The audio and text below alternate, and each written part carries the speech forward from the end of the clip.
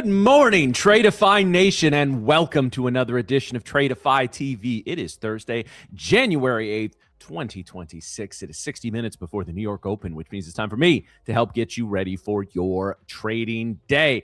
Guys, we've got an exciting show.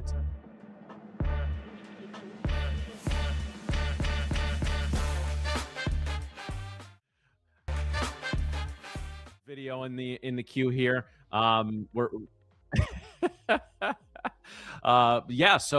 Anyway, it is Thursday, January 8th. As I said, we have Tyler joining us on the program. Tyler G will be joining us in a little bit. Really excited to I believe it's his first appearance on Tradeify TV. So we're gonna see what he's got cooking. We're gonna see what goes on in the markets today. Hopefully we get some really good movement. It's been a little scattershot the last few days. I feel like we've had some opportunities, but maybe not quite as many as we would like, and not quite as many as we would expect with the new calendar you're rolling around. But before we look at any of that, we have to wake up with the market wake up.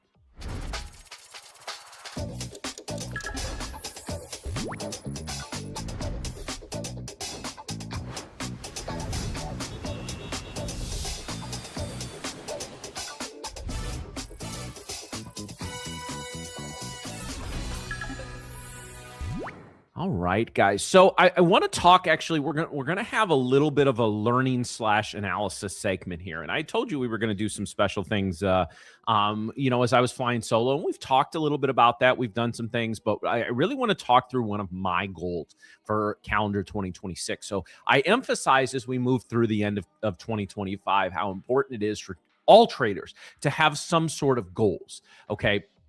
And I also expressed how with newer traders, I don't recommend monetary goals. I recommend process goals. I recommend learning goals. Okay. So for me, one of the big process goals, I would say it's actually a little bit of a hybrid process / learning goal, is to get a little better and spend a little more time on my higher time frame analysis, okay? And specifically getting into 1 hour and 4 hour charts to start my trading day to develop a bias, okay? So, and actually I had 4 hour charts pulled up here. So we're gonna go through each asset here on the 4 hour and the 1 hour. Now, one tool that I've used, guys, this little swing high, swing low, support and resistance. It's a free tool built in the Trading View. It's not proprietary. I didn't pay for it. It's built right in.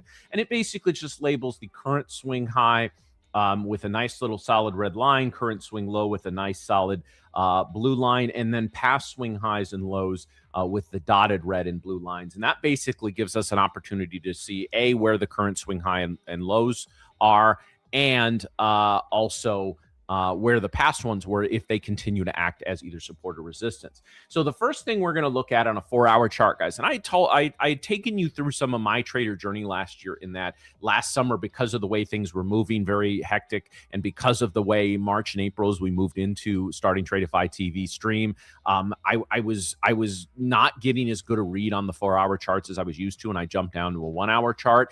And as I went into the calendar year, and obviously we still have a lot going on with Trump and tariffs, and now we have Venezuela, we got Greenland, we got the whole nine. So it's not like the news has slowed down at all, right?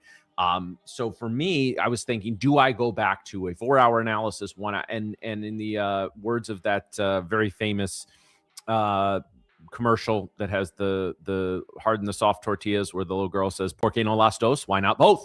I decided why not both when it comes to doing some of my analysis. And how am I going to use this? Okay, we're going to talk about that in a minute, but first I want to break down specifically the NQ, ES, GC, NCL on 4 hour and 1 hour time frames. And let's kind of see what we've got. So the first thing we're going to be looking at on any sort of 4 hour time frame is are we putting in higher highs, higher lows? Are we in an uptrend? Are we in a downtrend? Are we in a sort of neutral chop, et cetera, et cetera?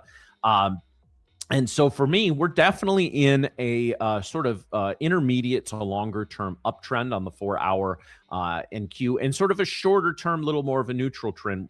We're moving up to this prior swing high. It's actually kind of a double swing high up here at right about at the 800. And guys, it shouldn't be shocking us that the 800 level is an important level on the charts, right? 25, 800.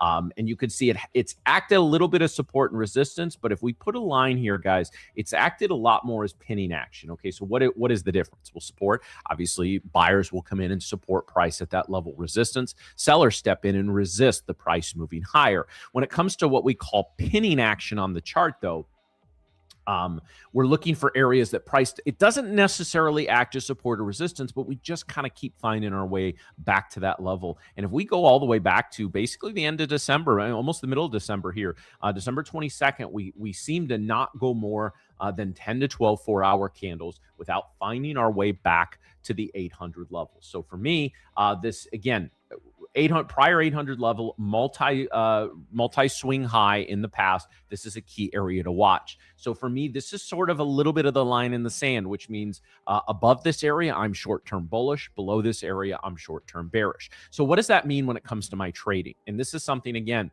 as I've gone through and I was doing some of my review the last couple of weeks of the year, and I'll be honest, guys, since the stream started, I've not kept as good a trading journal as I'm used to in the past. And I tell you guys to do that. So despite the fact that I'm a few years into this and I'm doing pretty well, there's no excuse for me to not practice what I preach. So that is one of the things that I'm going to get back to this calendar year as well. A little more of it's partially handwritten. I'm going to be getting a third-party journaling service at some point as well, whether it's TradeSync. I've used that. TraderSync, I've used that in the past, TradeZella, whatever.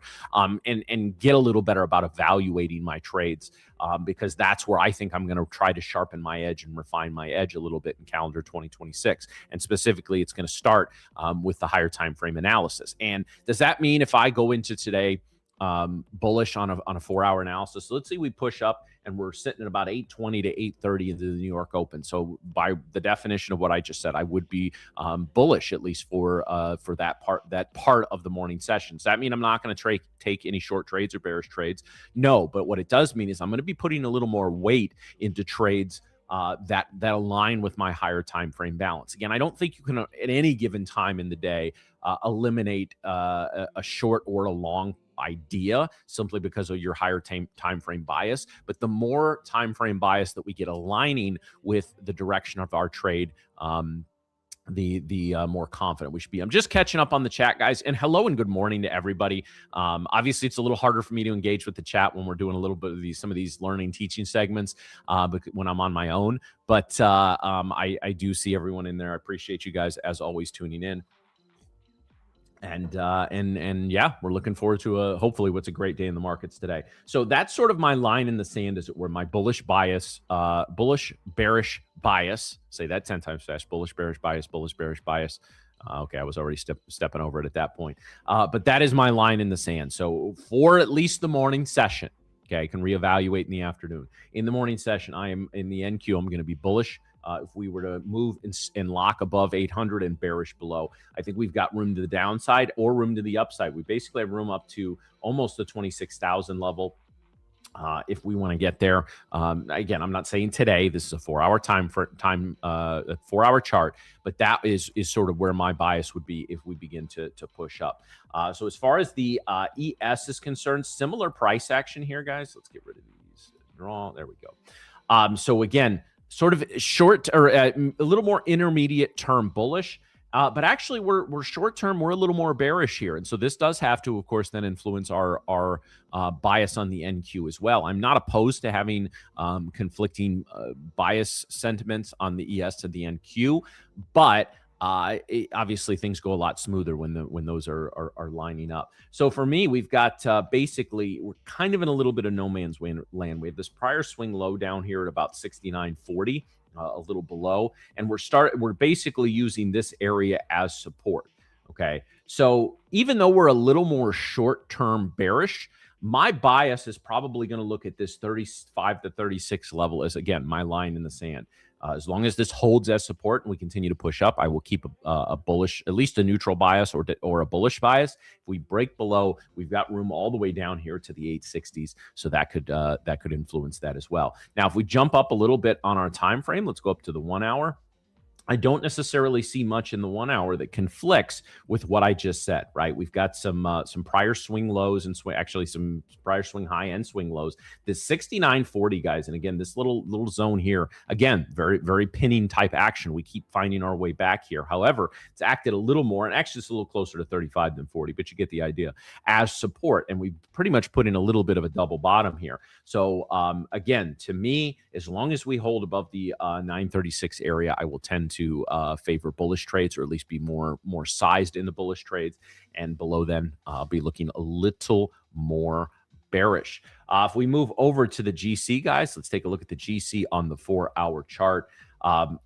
Again, we have a little bit of these, and this is again something I'm just, we've talked swing highs, swing lows in here before.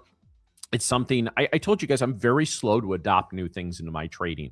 I think as you've gone through this year, you've seen our 3 morning hosts adopt some new strategies or ideas and implement them in our trading, whether it's stuff we learn from each other, whether it's stuff we learn from some of our guests, whether it's stuff we've just learned from our travels through the interwebs of trading, as it were. You've seen us implement things. To me, and I can consider this both one of my strengths and my weaknesses, I am very slow to implement new things. So I've been looking at some of the swing high, swing low stuff off stream and kind of on my own for the last 2 or 3 months. And now it's just in the testing phase of, do I want to use it? Right. So here at the prior swing low or swing high, excuse me, of 44.20, this would be probably our line in the sand, if we want to call it that. So above this area, I would probably tend to favor bullish trades. Below this area, I would tend to favor bearish trades. So again, we will see where we head into the open. We've got a multi-wick rejection of this 44.30 level, so that's something to watch as well. As far as CL is concerned as well, guys, big range on the CL. Let's get rid of all these drawing tools. We don't need these anymore. And again, our prior swing low is down here at 55.76. For me, I'm not sure I see necessarily a line in the sand on this chart. We've kind of got some stacking current and prior swing lows below 56.80, so it's tough for me to use any of those. We are at least short term bullish, however. So I think for me, I would like to see us maybe retest 57.40, but there's a lot of noise on the 4-hour chart. So can we get a little clarity as we move down to the 1 hour? Well, we can get a little clarity. We see a lot of this noise was back here. So again, now I believe, and again, this is why we do multi-time frame analysis, et cetera, et cetera. Guys, this HTF, right? Higher time frame analysis is this big buzz thing in futures right now, whether it comes from a variety of teachers and strategies and all that. It's this buzzword. But guys, really all that means is you're examining things on different time frames. It's multi-time frame analysis. That's been around, MTFA for you abbreviation nerds out there. This is, again, when it comes to candlesticks and charts, guys, there's not a lot new left. It's just us sort of redefining, re-explaining, and making adjustments to things that have already been there. So for me now, as I look at this chart, we have a very clear double top forming, potential double top forming on the 1 hour. So anything that we get above 57.20, I can be pretty much, I can look to be bullish all the way up to we'll say the 58.80 level. However, we break down from here, we've got a pretty clear path down to 56. So again, we're kind of at some pivot areas, at some key areas on a lot of the instruments that we look at. So it's going to have to line up with some of what we do. And I do want to get back, be a little better, guys, at going back to some of these hour and 4-hour charts throughout the session. It's something I meant to do a little bit in the last couple of days. Obviously, we had some great guests yesterday. We got Tyler today. Tank is going to be joining me tomorrow, in addition to another one of our funded traders. So I'm really excited to speak with him. Tank's been doing his own segment on Wednesdays now, so we haven't had a chance to talk with him on the morning stream for a little while. So I'm very excited to hear how things have been going with the funded live traders and what he's got in store to teach us tomorrow. Oh, all right, guys. Well, that was a lot. That was a lot to start the day. Let me catch up on the chat. Yeah, good morning, everybody. Really, really great to see everyone. Okay, returns had some good. I see some good trades already. About to drive 8 hours. Okay, well, that's a short drive here in the Midwest. Let's see. Good morning. Hey, Adam, nice to see you. Yes, this handsome bald guy is doing great. I appreciate you. We got a value low needed to be value. Okay, thank you, Robert. Thank you for that analysis. Where is Matt? Matt is right freaking here, man. What are you doing? Don't worry, guys. Nick and Miriam are going to be back next week. We'll see them then. But in the meantime, it's just the resident eye candy that's on the show this morning, as I always say. So appreciate you guys tuning in. So again, the price action has not been the best over the past few sessions, guys. But I do think, even as though it kind of came in fits and starts yesterday, I do think things were a little bit better, and hopefully we continue to see those get better. I am going to pull up my book map here. I did want to have that. I wanted to wait till we got the stream going to pull that up. How's everyone feeling today? Everyone ready to go? Everyone hasn't blown any accounts or too many accounts this week, I hope.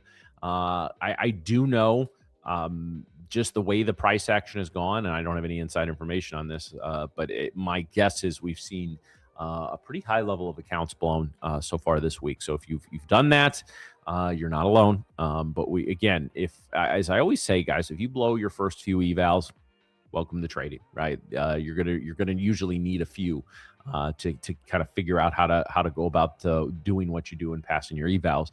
But once you get to 10, once you get to 15, 20, and I know a lot of you are much higher than that, and you've never been funded or especially never taken a payout, it is time to examine what you're doing wrong, and it is time to be very real with yourself in terms of where the issues are and to begin to break that down. So that's stuff we can get into today and tomorrow. I'm very eager to talk. Maybe we'll talk with that about Coach Tank, how to evaluate and assess your own trading, because ultimately, guys, you're the only one who can fix what's going on. So hopefully we can continue to provide you some of the tools to do that. All right. Rupesh, no, I'm sorry. You can't be late for the show. We locked the doors already. You're just going to have to watch from outside.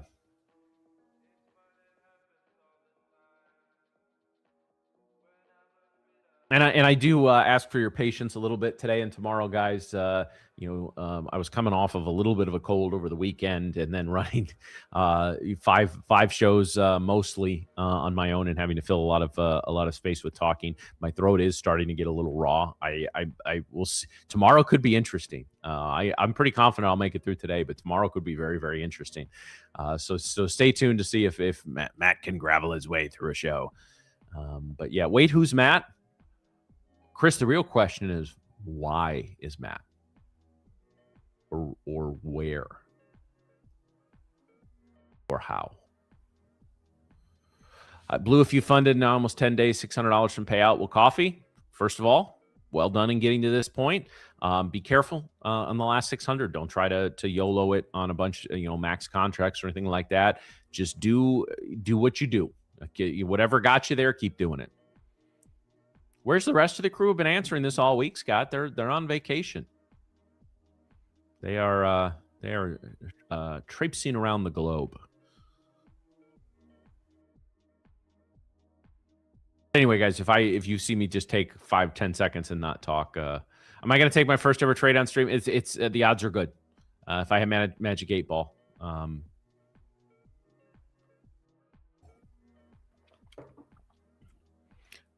Why aren't you? Will you just? I appreciate that, Scott. Yeah, I take time where I need it and do what I need to do. But yeah, I've got believe it or not, taking a day off next week. So next Friday I won't be here. So we'll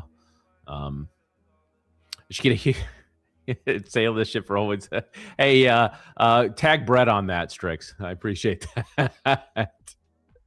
No, this is like I said, I'm one of those that's always in the mind. The show must go on to the best of our abilities, and this was just kind of a weird quirk of the calendar. But hey, I'm happy to spend a few hours with you guys. We got the best chat in the business. Honestly, I will tell you, and this is being truthful, and I've said this to multiple people in the company this week. I said had no qualms or nerves or anything like that about flying solo for a week. And the reason is because of you guys. I know you guys would ask good questions. You'd come in with some fun and funny comments, some roasts. I figured there'd be a few bald jokes. There's been a lot. And again, guys, that makes our jobs a lot easier. And this can be fun. I mean, it's work, it's a job, it's stressful trading and doing all this. But honestly, guys, if we didn't enjoy it, we would not be here. So yeah, everyone's back next week, guys.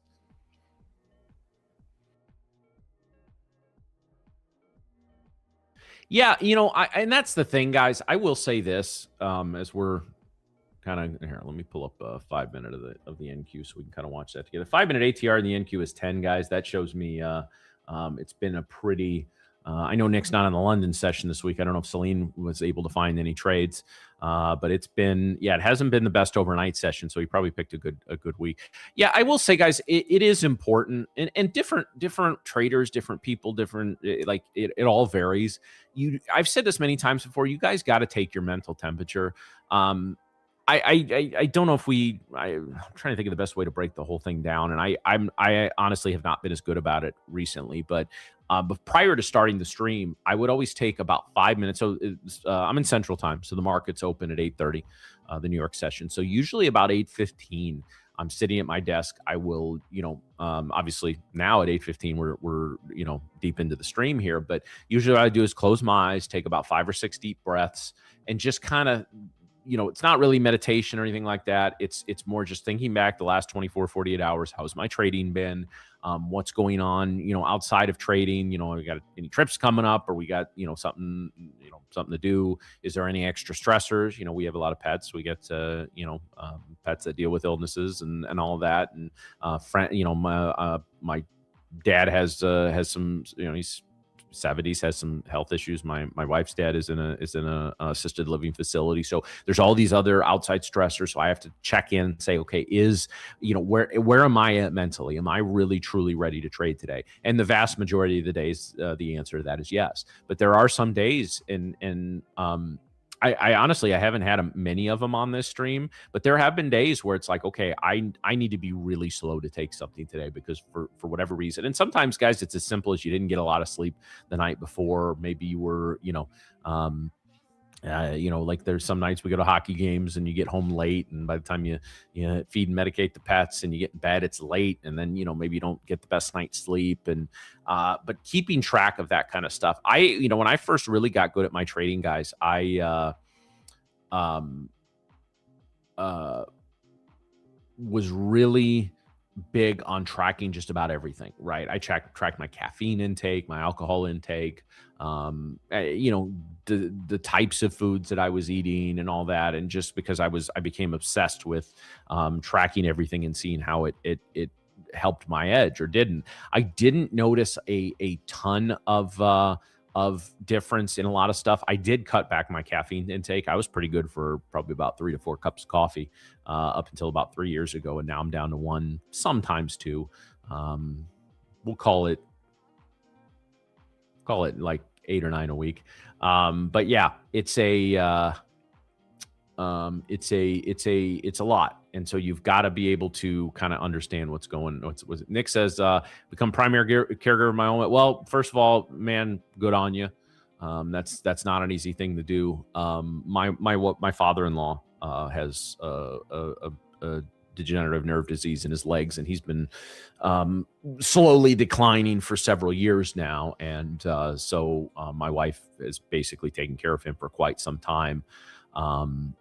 And until we were able to get him into a pretty good assisted living facility, and he's thriving there. So, but yeah, going through that whole process, I had I think we were talking the other day, and I've talked about it on this show, guys.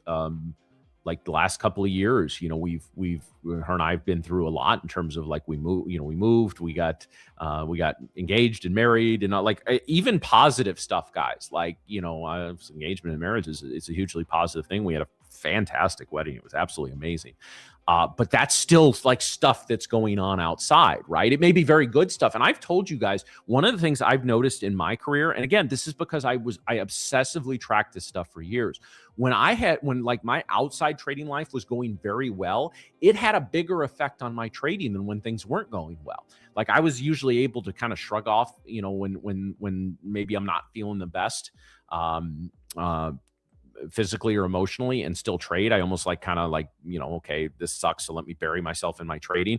But even though it's been busy, the last couple of years have been very, very good, and I found that to be more of a challenge, because when you see one of the worst feelings, or one of the worst, we should say it's a good feeling, one of the bad things that you can do is sit down in the morning feeling invincible, right? Like let's just say you're a younger guy, and maybe you went out some buddies, you met somebody the previous night, you really hit it off with her, you got her number, right? Like all that stuff when you're younger just puts you on freaking like, cloud nine, right? Have a heavenly day, by the way. But yeah, the positive stuff has a bigger effect for me than the negative.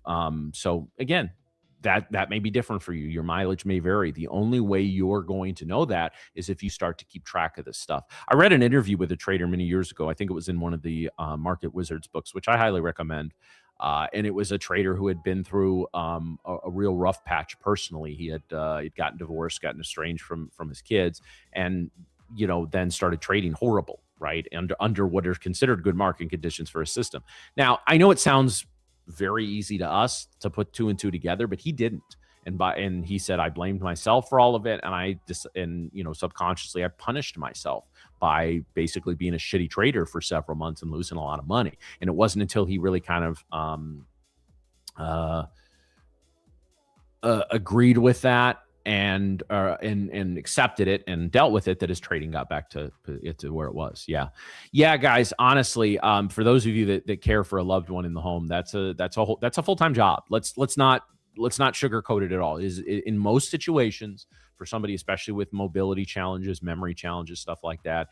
My dad had to take care of his mom. Sometimes she was living with my parents, and sometimes she was in. She fell and broke her hip. She was in a rehab place, and then she was in a memory care place for the last few months of her life. That I saw that take a toll. So any of you guys that are dealing with that, if you've never dealt with that, you don't know. You really don't know. While I haven't yet had to do it personally, I've watched a lot of people close to me, including my parents and my wife, deal with that. So it's a lot, guys. It's a lot. So understand when these things in your life are affecting your trading. And guys, things in your life almost always affect your trading, whether you realize it or not. But again, for me, the feeling invincible and having, really good, like I knew that, like, so when I got back, back in August after my wedding, and again, the wedding was fantastic. Just honestly, I was, so pleasantly surprised that we had virtually no hiccups, which when you have it wasn't a super complex wedding, but we had a lot of moving parts to it. The food was great. It was a great guest list because everyone we wanted to show up pretty much did for the most part. And the people you invite, because you kind of feel like they didn't show up. So it was like and we didn't invite that many. We said, we got married at 40s. If we don't want you there, we're not inviting you. We don't care at this point. Right. But yeah. Yeah, Parcel, no problem. But this is about trading, Parcel, right? Like this isn't, I understand, I can go off on some nice rants and this is a perfect week to do it. But this stuff relates to trading. This all, whether or not you realize it, all of this shit factors into your P&L. It really does. And there's a lot that on day-to-day life, if you've got kids and maybe one of your kids is God forbid, like a serious illness, but just has the flu. I remember Joey Morgan a few weeks ago was saying his little guy got the flu, and so he was more focusing on being a dad than a trader. And okay, that's understandable. So Mario, good morning, sir.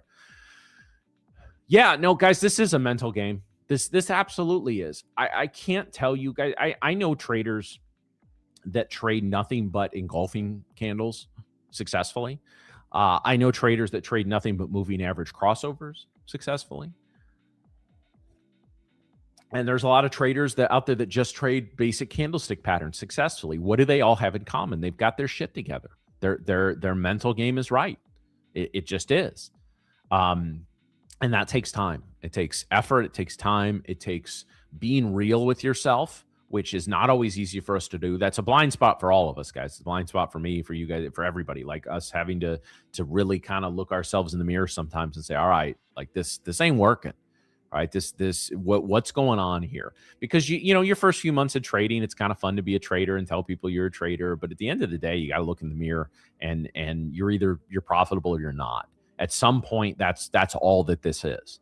And yes, it's 1,000, 10,000 little things that can go into whether you're profitable or not. And it's on you to control as much of those as you can control. So yeah, Mario, it is. And it's not sexy. Trading psychology and mental stuff, guys, is not sexy. And I know there are people that that tune out for that. I can tell you that specifically. I've told this story before.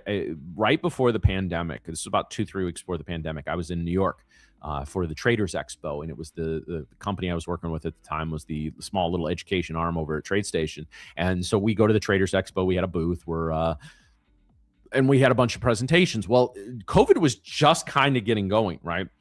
We didn't know what it was. It's a miracle none of us got it at this convention center. But a couple of people that were supposed to fly cross country at the last minute canceled. Now, TradeStation was one of the big sponsors, so the head of the event calls my boss and says to her, "Hey, I've got a 90-minute keynote spot tomorrow that just canceled on me. Can your guys fill it?"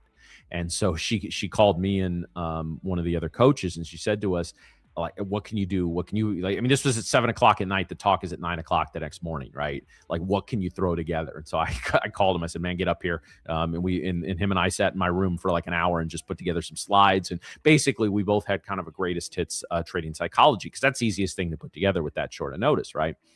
And we put it together, and I was so happy with the way it turned out. And so we go into this full conference room the next day, and we get into it, and it's a 90-minute talk. And man, in hindsight, and I rewatched it back a couple years later, I was like, that's one of the best talks I've ever given. And yet, about a third of the room left at some point. Okay, why? Because trading psychology in the mental game isn't sexy. It's just not. Now, later on that day, I had a session where I was talking about my 3 favorite candlestick patterns. So it was basically the byline was find out, favorite candlestick patterns, all that kind of stuff. So we're talking about technical stuff on the chart, stuff that leads directly to a trade. They were standing room only, and I was accumulating people as the thing went on. And I just remember thinking at the end of the day, and I even said to my fellow coach after our talk that morning, I said, I can guarantee nearly everybody that walked out of here probably needed to hear this talk more than the people that stayed. And honestly, guys, until you get that through your thick skulls, and it took a while to get through mine, and if it can get through my thick ass head, it can definitely get through your guys' head. Until you are really ready to commit to the mental side of trading, you're not going to see consistent profitability. Now, this is easier for some than others. Some of us, are really good at that. Some of us need again to get it through our heads that that's something that we need to do. But until then, we're just going to keep throwing good money after bad until we figure all that out. So, all right, end of rant, guys. So let's pop through the 5-minute charts here. NQ and ES looking very similar. GC kind of been bouncing between the VWAP and the -1 standard deviation. The oil on a nice little uptrend here. So again, oil is so this is sort of the 57.20 area, and oil is an area we want to watch. I'm trying to get a little better about setting alerts on areas of interest, guys. So we're gonna set an alert there at 57.20. And we shall go from there. All right. Chat, how we doing this morning? How's everybody feeling? Andrea, that's a lot. I'm feeling great. Thank you. Yes, I got just today and tomorrow. So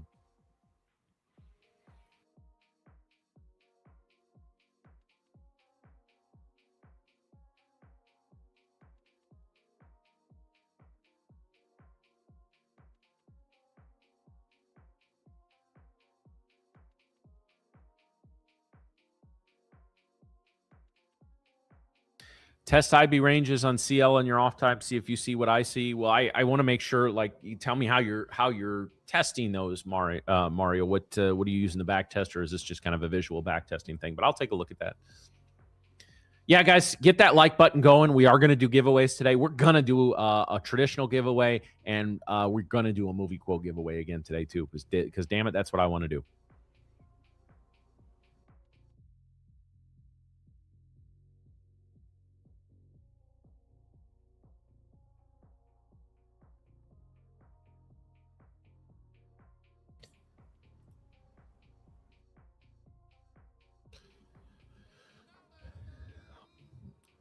Dudley, thank you. Yes, they are, damn it. It's not. I'm not doing any quotes from White Chicks as Ampic.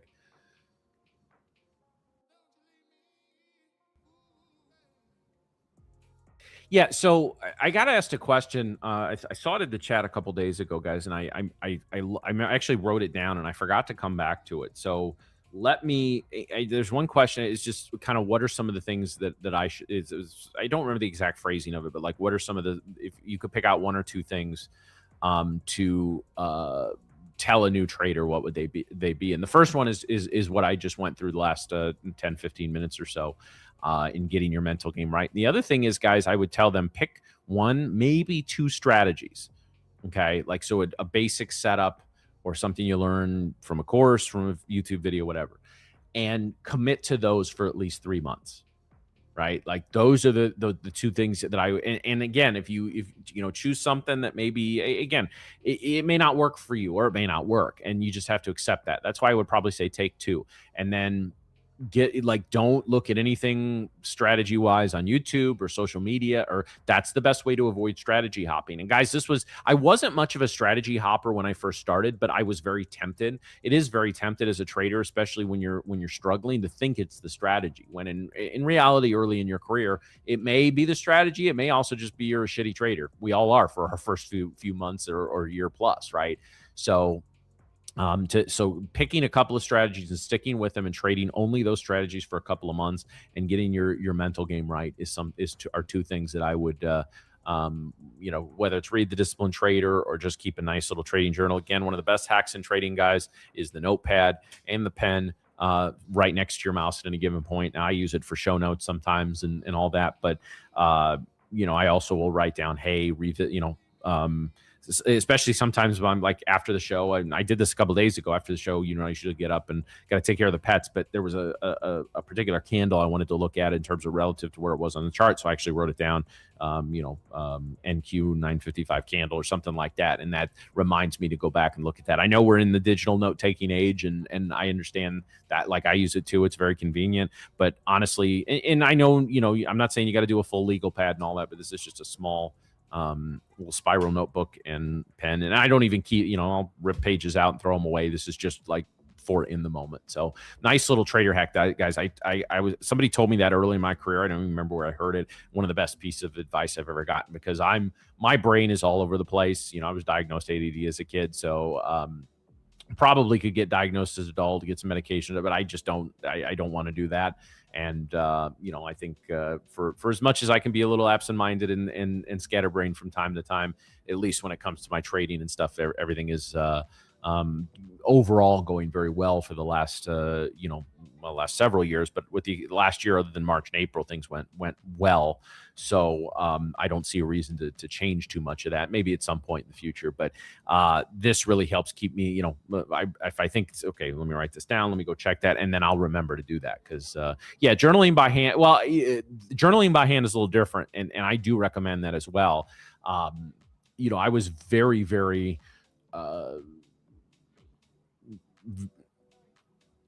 I was very committed early in my career. Again, I told you everything I was keeping track of handwriting a note, notes after the close. Especially as an options trader, there's no pre-market or post-market trading. At least for now, options only trade during the New York session. They're going to change that at some point. I would expect probably in the next year or two.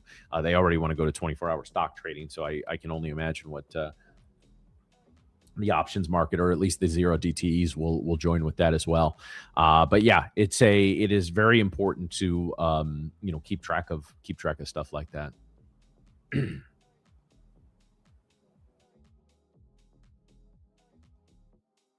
Sorry, guys. All right, so we are about 17 minutes from the New York Open. I know, again, Tyler G is going to be joining us here in, I believe, just a few minutes. So once I see him getting loaded up in the green room, we will bring him on. But in the meantime, guys, we are about 17 minutes from the New York Open. Not really trending a whole lot in either direction. I don't mean for that to be a 3-minute chart. Let's go back to a 5-minute. Very choppy 5-minute chart. Again, right around this level. I'm not going to send an alert on this because this is going to trigger like crazy. But at this 800 level, We've talked about how important that is. And you see how this is pinning action, even if we just scroll back on the 5-minute chart, how often we just seem to find our way back to this level. We saw a lot of this in the last quarter of last year, guys, especially in the indexes. Support and resistance, usually pretty easy to see on a chart. Like, it's not hard to see that the +1 standard deviation in this area just above 800 is acting as resistance. And at least right now, it's not hard to see the 790 level is acting as support. We've got these multi-wick rejections of both the highs and the lows. But to see like what's going on within that, and in this case, it's a nice little pinning action against 800. So again, as we build out our bias, we can look at, I'm still kind of at least expecting a trend day at some point. But if we see, for example, let's see if we break away from this level to the upside, but then we come back down and then we break down, maybe we're looking at mean reverting plays to VWAP or to 800. Let's say we push up at the open. If we were to see VWAP move up here and meet at about the 800, that could be a very strong place and a target for any mean reverting trade. So you see, this is all the things we're considering as we move into the New York Open. And we'll see how the first couple of candles go from there.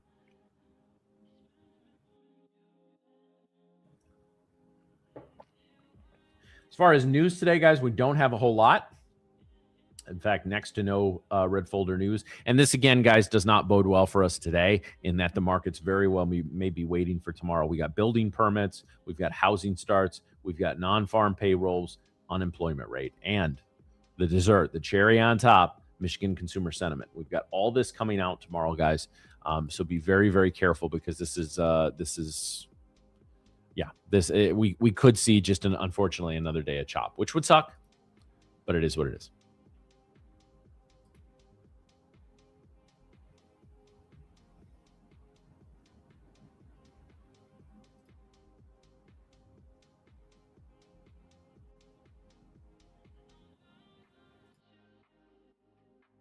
All right, guys. Sorry, just getting a couple things there. Yeah, honestly, Schrodinger, I'm not sweating the tariff thing. And I'll tell you why. Because really, there's two options, right? They overturn the tariffs or they don't. I don't think they're going to. I think there is a 1% chance that they do, and I don't think they will for two reasons. Again, this, not saying good or bad, whatever, but the Supreme Court has sided with the president almost every decision.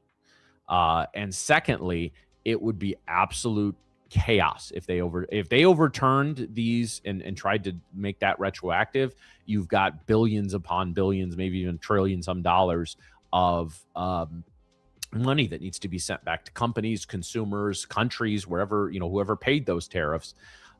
So that I don't think they're going to do that. I think they will find a way to uphold those if they maybe want to carve out some narrow exceptions. I don't think they're going to do it to the point where a bunch of money needs to go back. So I'm not, and again, I would expect the markets to be a lot more apprehensive if they thought that there was a chance of that happening. And again, this court case has been, what was it, heard, I think October, November. So it's been in the works for a little while. I think if the markets were truly concerned on it, they would have priced that in with a bigger downward move.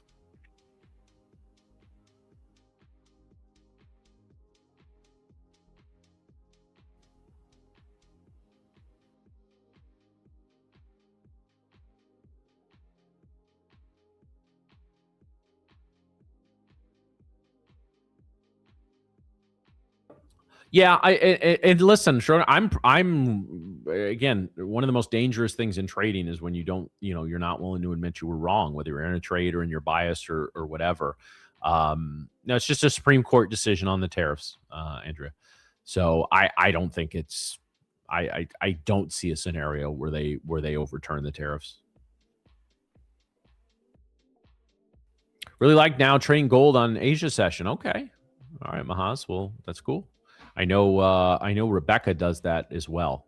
I know she talks about that sometimes during the afternoon stream. I know she, and it's something I wanted to look at that as well. I would love to do. I may take an eval and just do it as like set it, forget it overnight trades, either in gold or the NQ.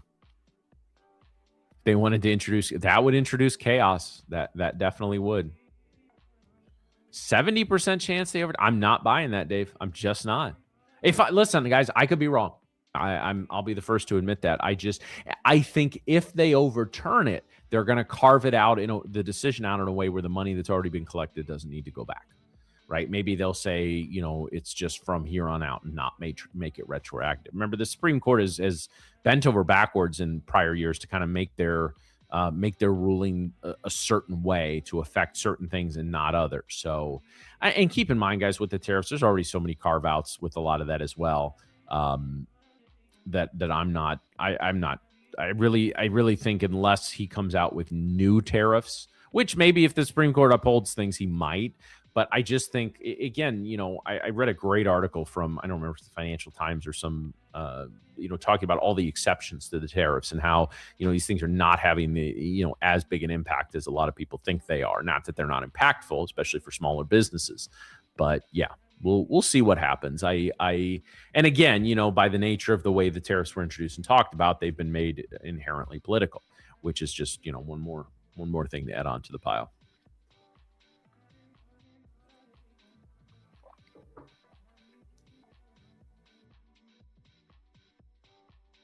All right, guys.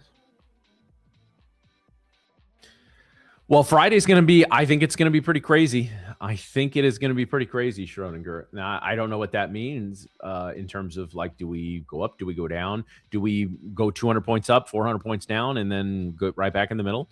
I mean, nothing's off the table after this week. It's been a very unusual week of price action. So I don't think there's anything that would shock me.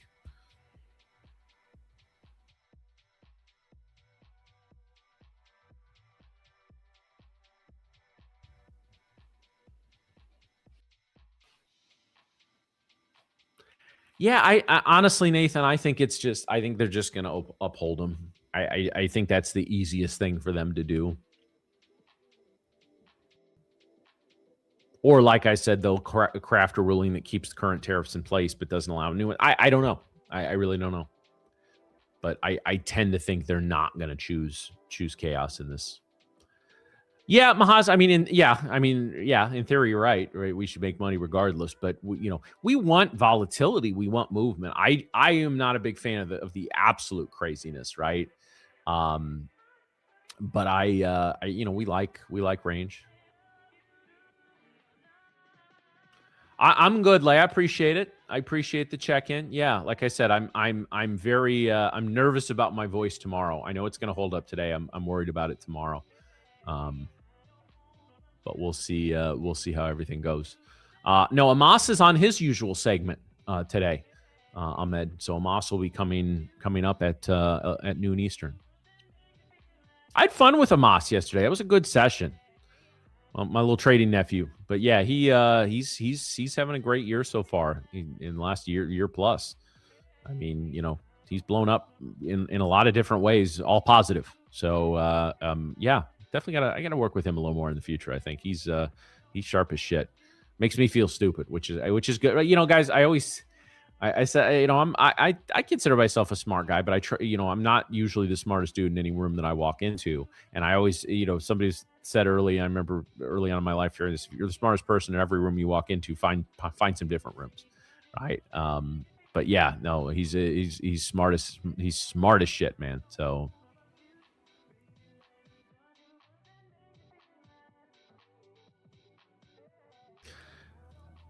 Yeah, we got some tea upstairs. Maybe I'll have some after the show. But I appreciate this. All the home remedies in the tea, Joe.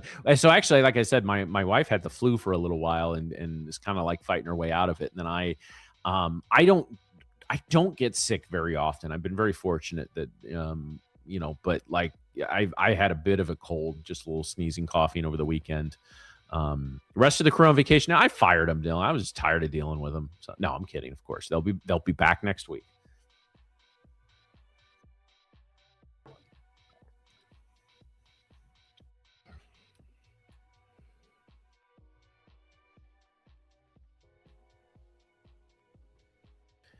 Doobie doobie doo.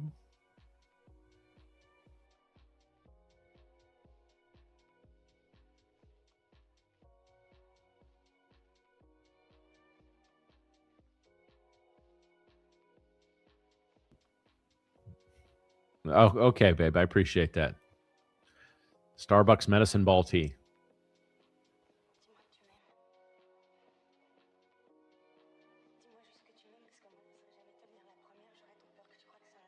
Or maybe I'll just warm up all the bourbon cream that we have and sip that for a while.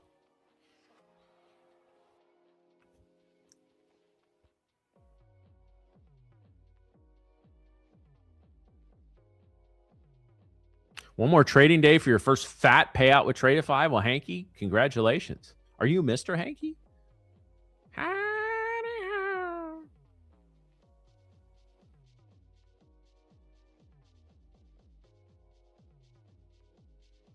Make some Irish coffee. Yeah, we'll see. I probably not before probably not before noon, Mario.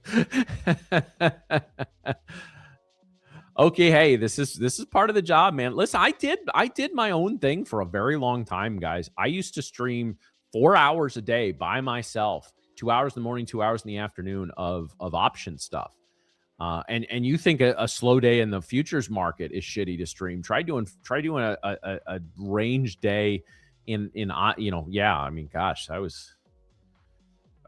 looking at the most obscure. I'm looking at tickers I'd never heard of at that point. Yeah. We did have that yesterday, Katie. We did have that. Drew had some of that stuff going on, but Christmas food comes. Yeah. But Oki, never doubt yourself. You too could do virtually 18 hours of solo streaming. I have no doubt. I believe in you. But no, I've done stuff like this my whole, like we're on a YouTube, we're on a live stream. I want to try to keep engaging and tell stories and things like that. And yeah, Monday and Tuesday, guys, I'll be honest, especially Monday with no guests, it was well, we had Dunk on in the morning, but yeah, that was tough. Like we're stretching at times there. And I know we're supposed to put on this brave front, but I always like to try to pull the curtain back a little bit for you guys in terms of what goes on behind the scenes and the preparation that goes into this. We have production meetings. We do all the same stuff that, I know we're a YouTube stream, but we're basically a TV show. So we need to stay on top of things. We're talking about a lot of different, ways to kind of maximize viewership and things. And that's what we want. And we want you guys here. We want you guys, join in the Tradeify family by picking up an account. And we want you to hopefully be able to make some money with us. I think I understand how this business works, guys, and how the loudest voices sometimes are featured, but we want to try to have you guys learn a lot as well. And so that's something that we're always trying to do.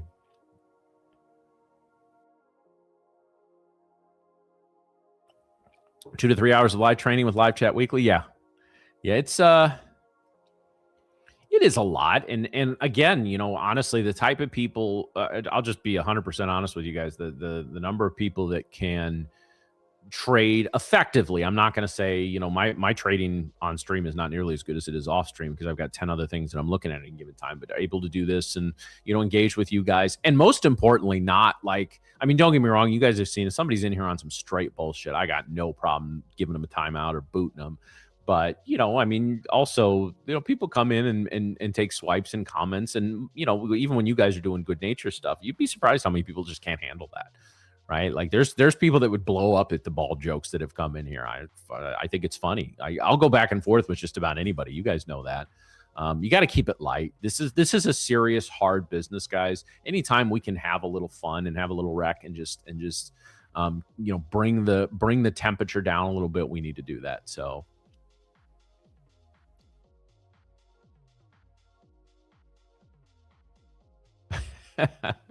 Oh, Sampic. Well, not from here, at least not yet. We'll give it time. All right, guys. But yeah, some days it can be a battle. Speaking of battles, it's time for the opening bell battle.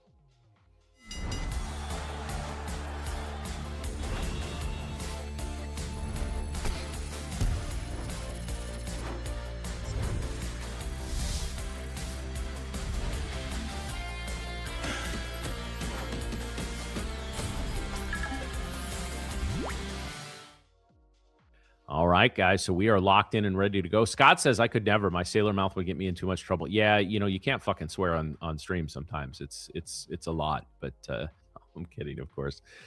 I'm sure if I went too far, I'd get commented. But no, they let it. Hey, like I said, they let us be us on this stream. Like they're not trying to, control too much of what we do or say. I've never been told not to say something or specifically to say something. Now we're here at Tradeify. We're going to talk about, sales and stuff that we got going on. But the fact that I think it's a big statement to our leadership that they have no problem with us coming on here and talking about, the ups and downs of the journey and things that, in the pluses and minuses of the prop firm industry. And most the minuses, of course, are with other companies, like, when their platform doesn't work, but that's a whole different thing. So, all right, guys. So we are getting ready. We are 30 seconds. So, guys, I'm taking blame for the markets being shit for the last 3 days because I don't think my market open declaration has been as energetic as it needs to be. So we're going to do an experiment today, guys. We are going to really go for some energy, and I want you to say it with me. Like as dumb as it's going to sound for anyone else in your house, I want you to say it with me, guys. It is time. It is ready to lock in. And 3, 2, 1. Ding, ding, motherfuckers. Let's get to work, guys.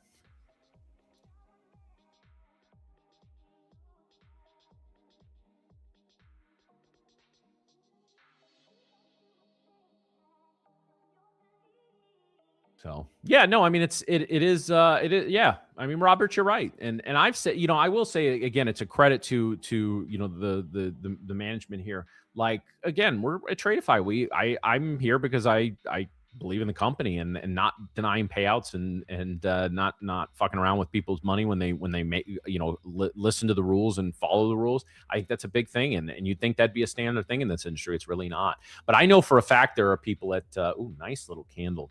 At other places that are specifically told to push the highest priced products. And we'll sit here and tell you that while I think our Lightning funded, if you're a consistently profitable trader, Lightning fundeds are where it's at, right? Like, and I highly recommend those. But they also have no problem with us saying if you're a newer trader, a growth or select account is probably where you want to start.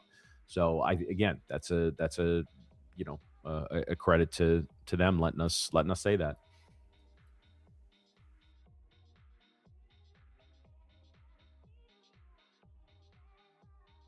Wow, really nice candle to start things off. Oh, if this candle closes back above VWAP, that's dirty as hell. Not a ton of liquidity yet on Bookmap. Good movement, or at least a good volume and movement to start the session. Now we have seen a lot of times, guys.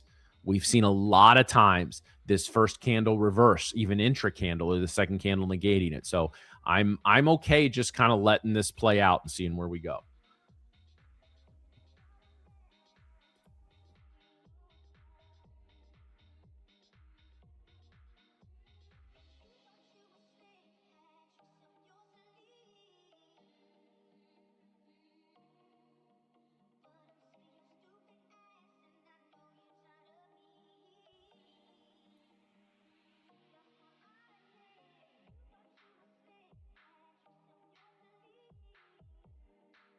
Yeah, I mean, honestly, Scott, a lot of people, I rarely take trades the first 15 minutes. I think I've done it 10 or 12 times over the past, since we've started the show, which is actually, it's a lot for me.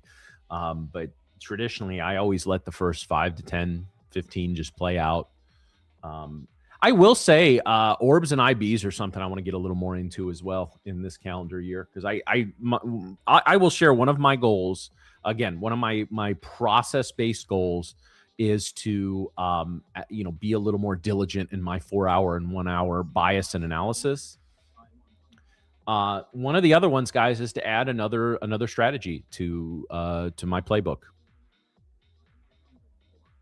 It looks like we got a little ice going on GC. Yep. Little buy ice that's still adding up here at about 57.20. So again, this is actually, I can tell you guys, strategies off these icebergs are something that I'm taking a good serious look at. And we're right up here. So this is buy ice up here at this pivot point. So Let's go ahead and label our chart.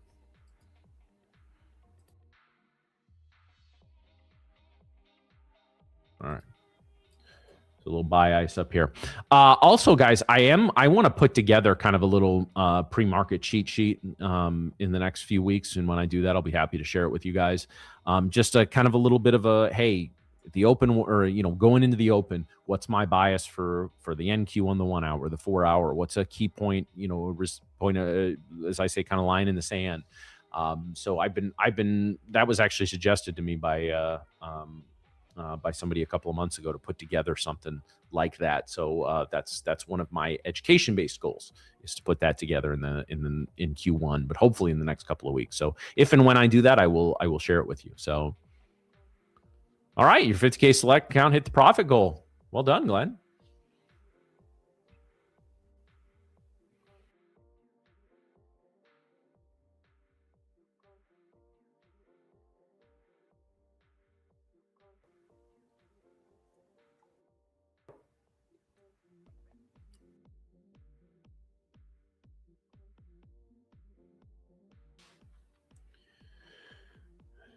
All right, we're about to close out this first 5-minute candle, and we are looking to close it at or near its lows.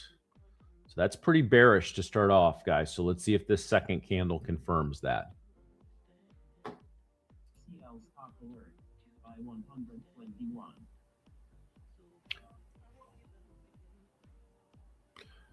right, CL has cracked through our little point of interest here, and there was a buy stop run up here too.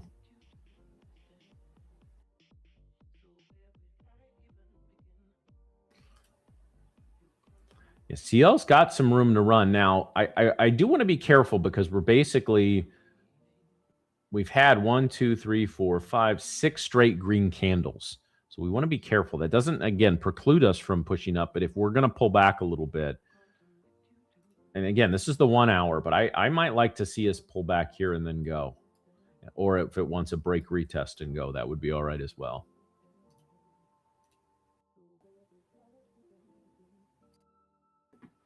NQ's got a big overhead order sitting up here at about 762, 500 contracts. That's a big order.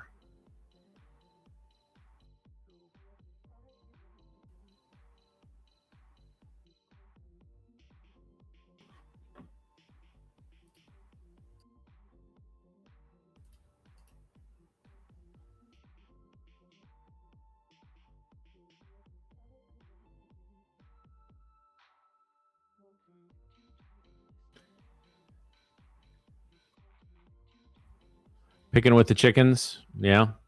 It might be. It might be. I might be very interested in a reversal play here, guys, with that big order overhead. It's been on the books a while, too. They haven't pulled it. Yeah, I can't. I don't think I can take a long right here. But if we get over 730 and that order's still hanging out at 760, that might be something to look at.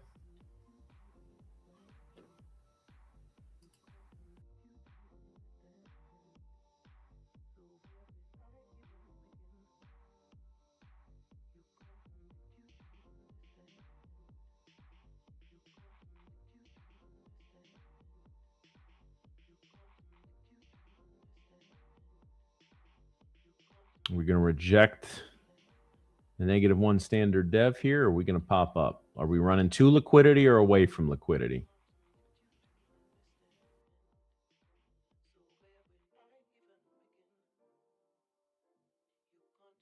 All right, Smith. Man, big clap.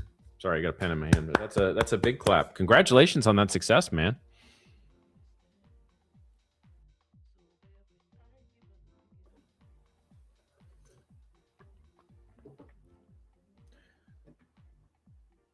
Yeah, NQ getting that second wave in. Ugh, those are ugly candles in the ES. Those just aren't very tradable. Gold, at least right now, rejecting VWAP. And CL running into some resistance up here.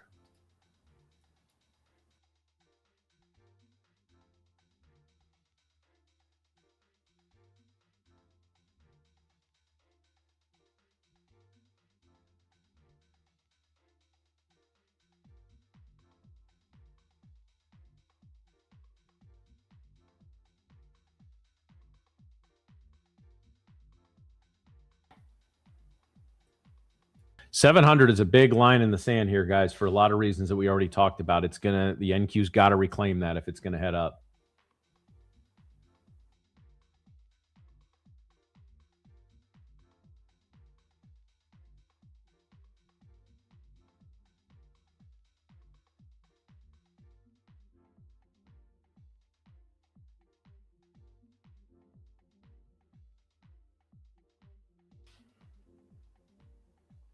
$40 seconds left in this 5-minute candle. Let's see, kind of see how we finish here.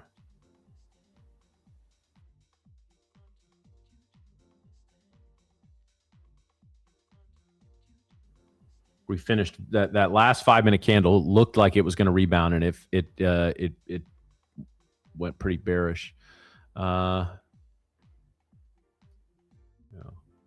don't see much on the news feed, guys.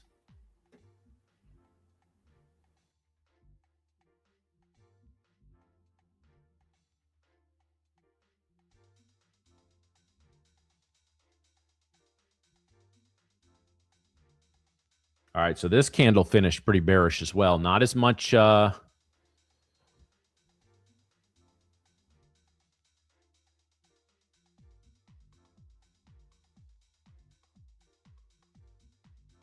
have to trade for another 2 days for my select account to pass? I hit profit. Well, I mean, there's a consistency rule in the select eval, Glenn. That's 40%, if I'm not mistaken. So if you just try to 1 day pass that, you got some more profit to do.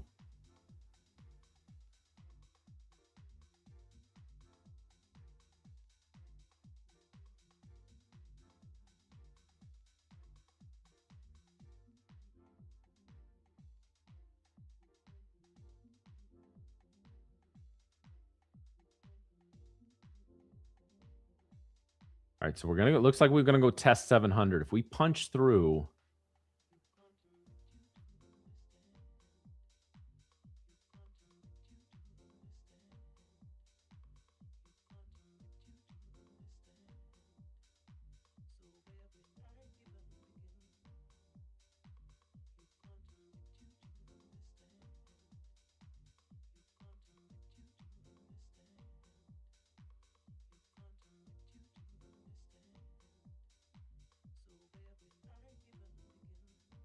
again, we'll look at our 1 hour here. So basically, kind of bounced off this swing low. How's our 4 hour looking? Okay, yeah, very similar. Multi-wick rejection up here on the 4 hour. On the 1 hour as well. So we're really just kind of headed to the lower end of this short-term range here.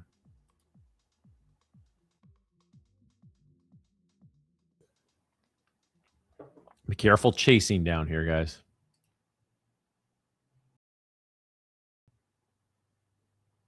Flux, well, I went through my bias to start the day.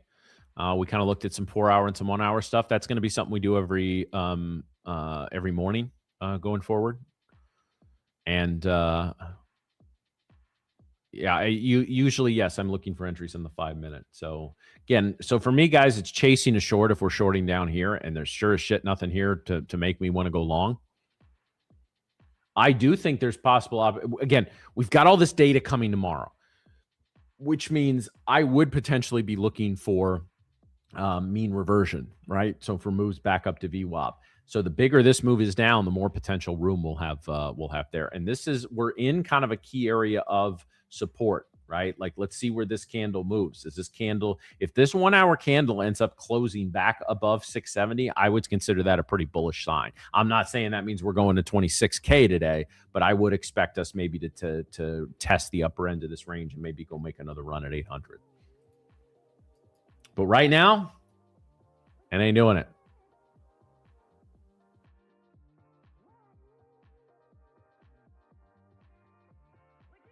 I have to look up, though, guys. I'm not I just know tomorrow is the Supreme Court decision day, or I don't know if they specifically said that they're gonna have an announcement.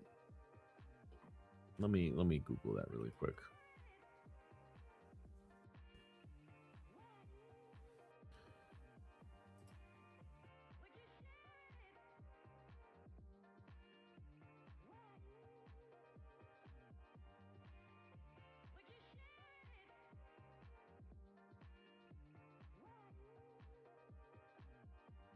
Boy, unless that decision leaked,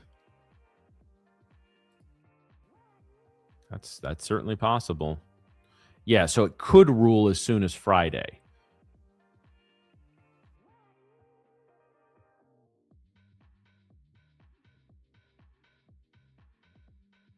So I guess that's the first day the ruling can come down, and I think most people are assuming it will come down, just because of the importance of it.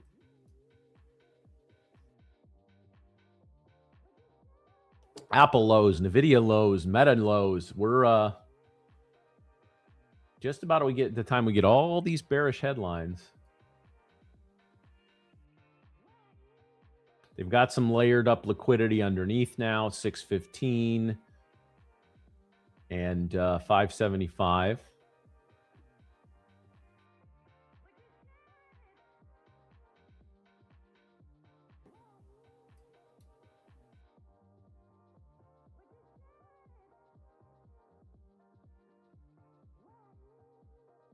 Going to be a hell of an orb today, guys. That's basically, what do we got? Almost a 200-point orb. All right, can the Bulls win at 600?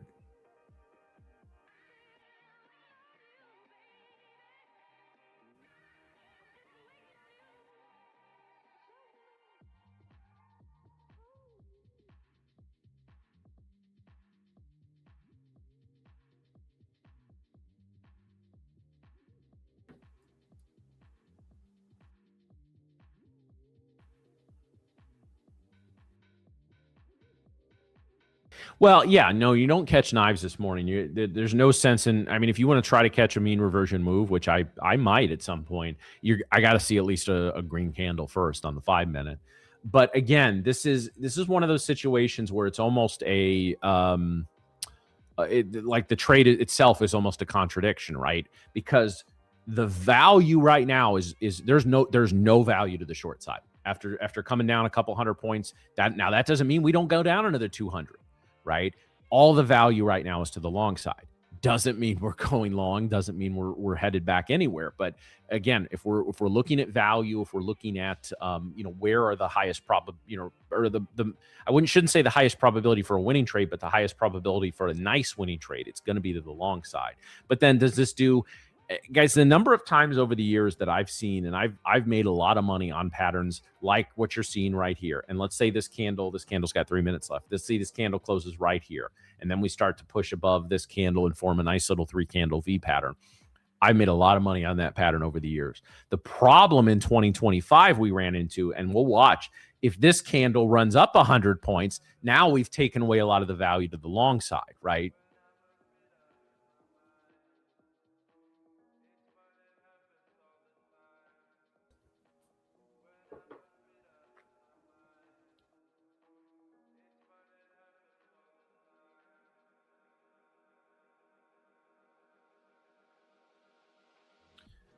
Coming up here to -1 standard dev. This would be the first area I would look for a rejection here at 680.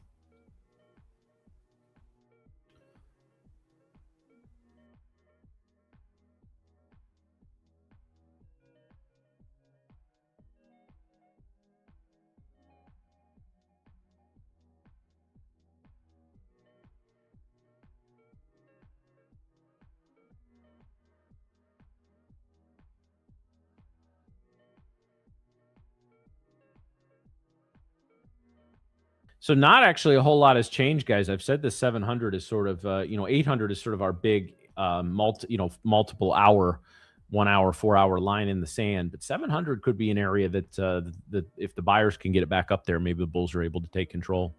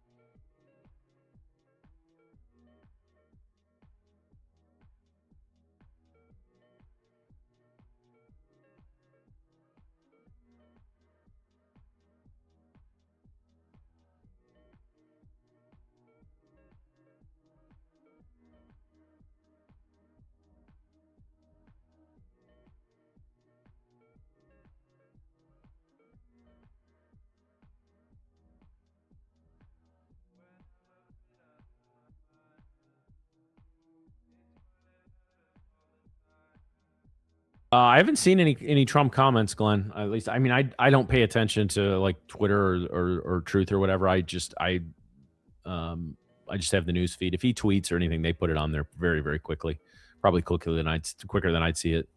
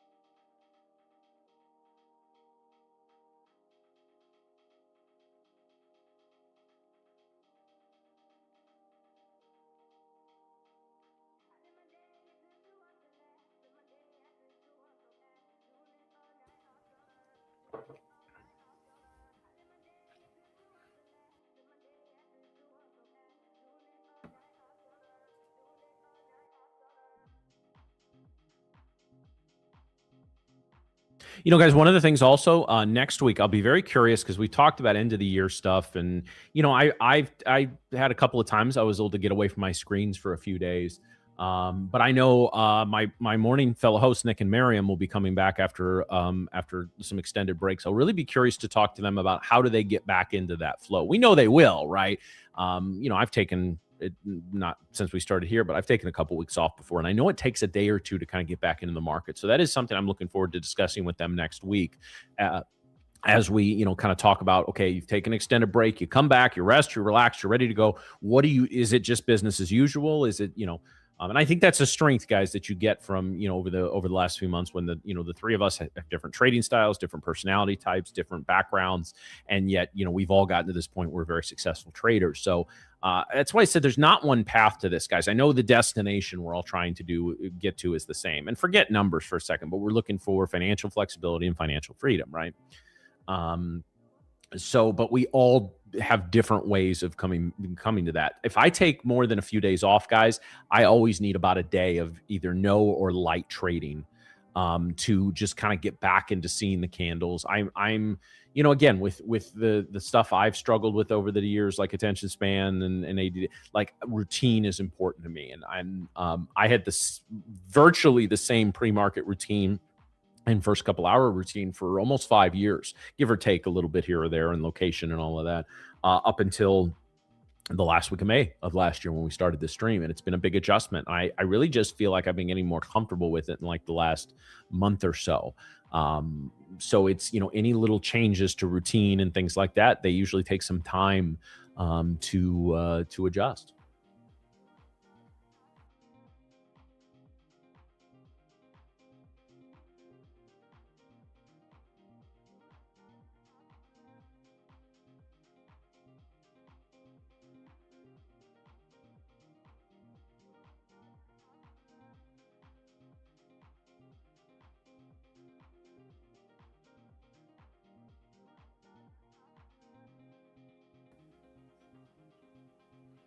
So yeah, so guys, above 680 might be an area I'm interested in for a long. Now, I think I'm going to be very upfront, guys. This could be a very risky trade because that's 680 to 700 is a potential rejection area for a move back to lows.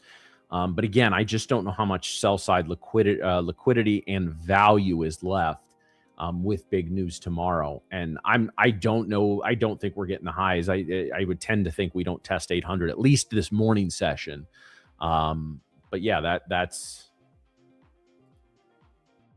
Yeah, because if we get because guys, this candle's got 6 minutes left. If this candle closes back above 670, that's, to me, that's a pretty short-term bullish sentiment there. Same for this. Yeah, the 1 hour and the 4 hour charts both hold up very well for some moves up if we are able to finish. So it'll be this 5 minute candle that we're about to open is the one we want to see push up a little bit.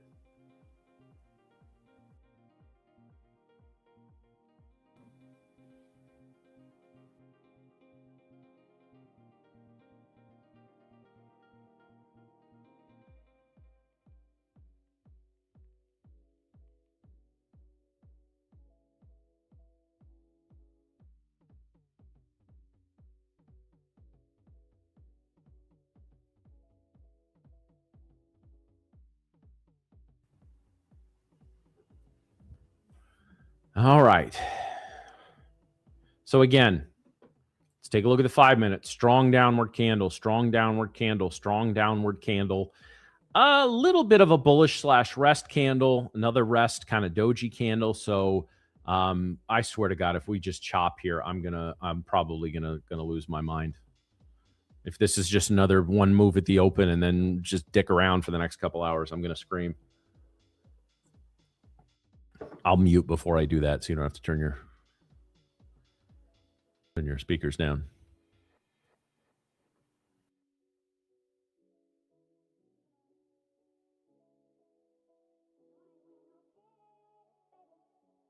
It's going to do that, isn't it? It's going to chop us to shit for the next hour or so.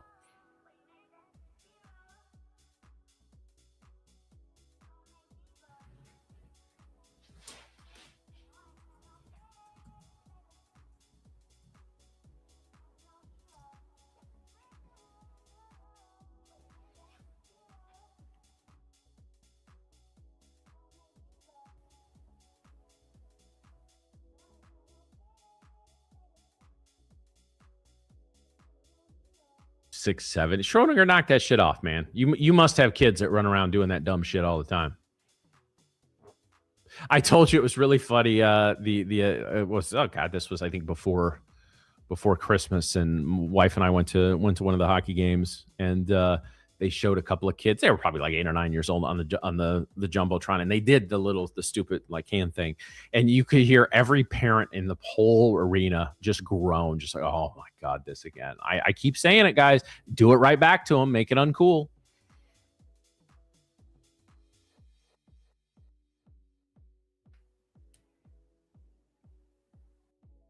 Obayat, it's not just you, man. I mean, as far as A+ trades. Wait, what? It just is it CL? So we had some sell stops run in CL.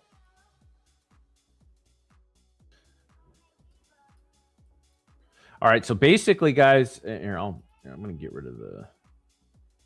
Actually, hold on. Let's get rid of the drawings. Let's put in a couple of lines here. So we basically have our range, guys. We'll kind of put it in here. We're going to set the range from 600 up to about 675.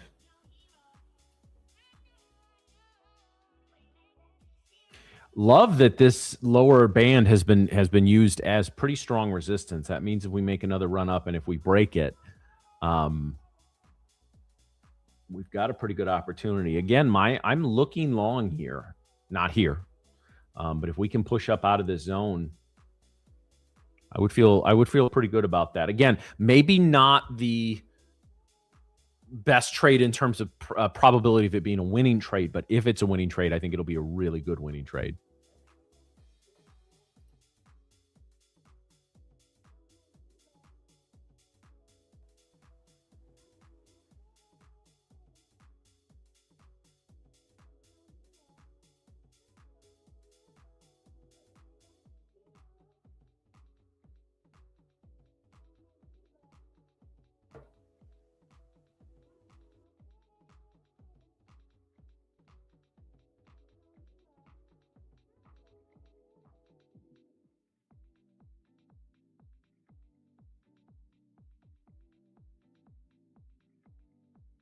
BK, who told you got to pay for live data at Tradeify?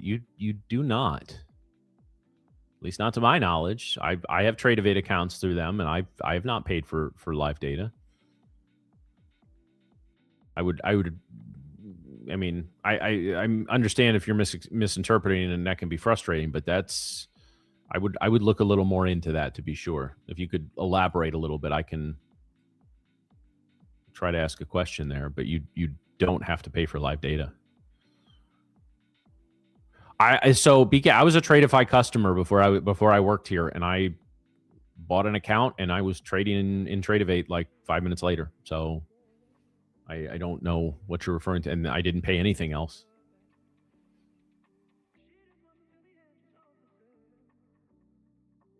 Yeah, well, possibly level 2 data, but again, if you want that, I would go outside the firms for that. I wouldn't rely on a firm for level 2 data. You can get your own rhythmic feed. You can get your own like Bookmap has their own feed now. You can can get your own trading feed. All right, breaking down to the lows here, guys. Wow, big sell bubble. Look at that sucker. That's a big sucker right there. I'd love for them to sweep that and then run right back into the zone.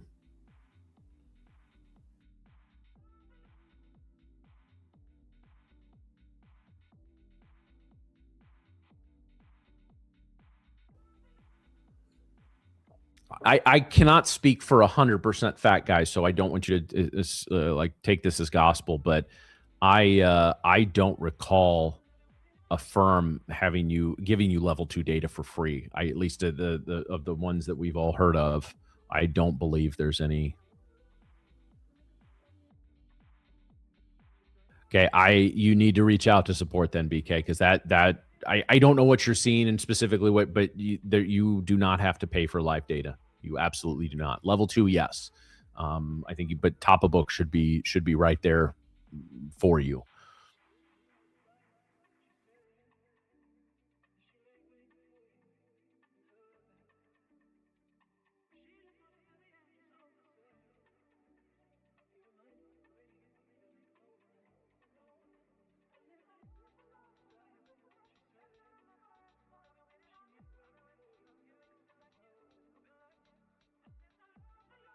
Yeah, so this is a pretty bearish breakdown here, guys. Fortunately, we've got a lot of areas here that a lot of noise on the chart, but we're definitely going to set up a new swing low coming here.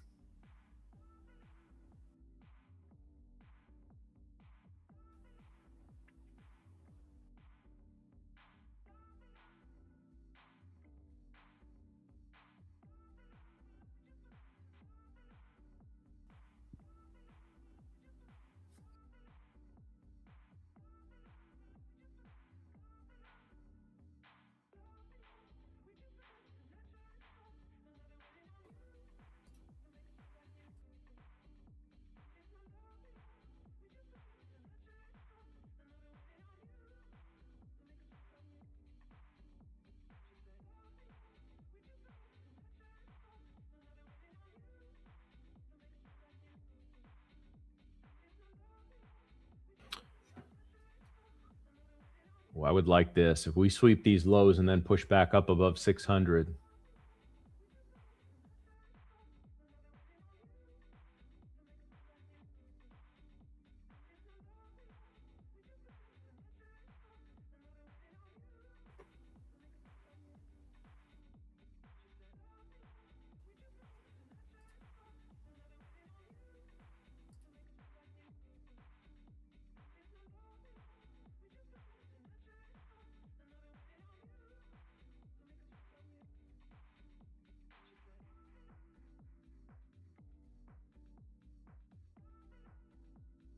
Yeah, guys, if you have actual accounts with places, like I have a Webull account, I don't pay a ton for data there. I think it's just a few bucks. You know, if you actually have money with a firm, they're either going to give you free or very heavily discounted level 2 data.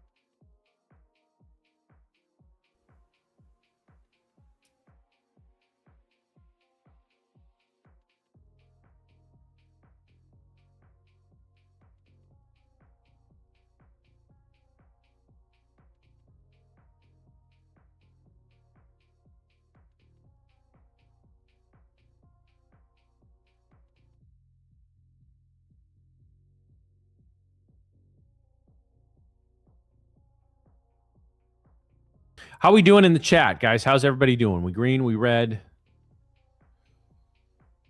Oh, DL, there's plenty good thing about Tradeify. Come on. Don't be on some bullshit.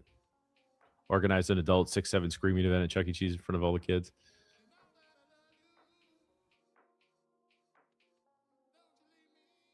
I will say, Andrew, my mom was a teacher for many, many years. She was teacher, administrator, all that. She was in special education for a long time.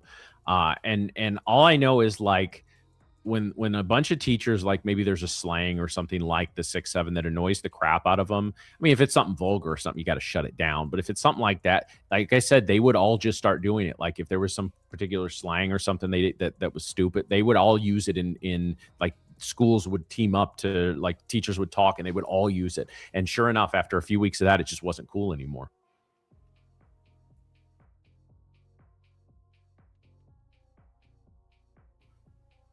All right, nice little push up here back into the zone.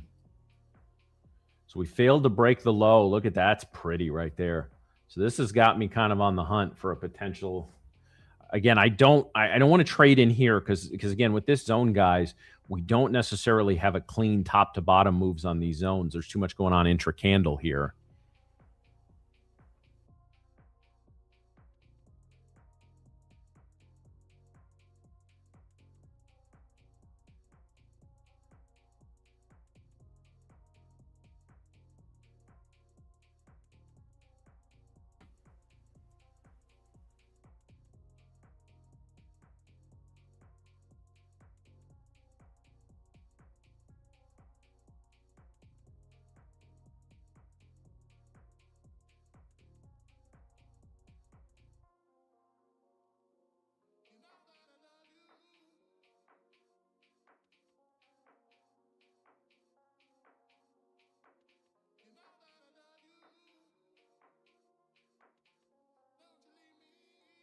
Now we got a rejection of this -1 standard dev band. 3 minutes left in this candle, though.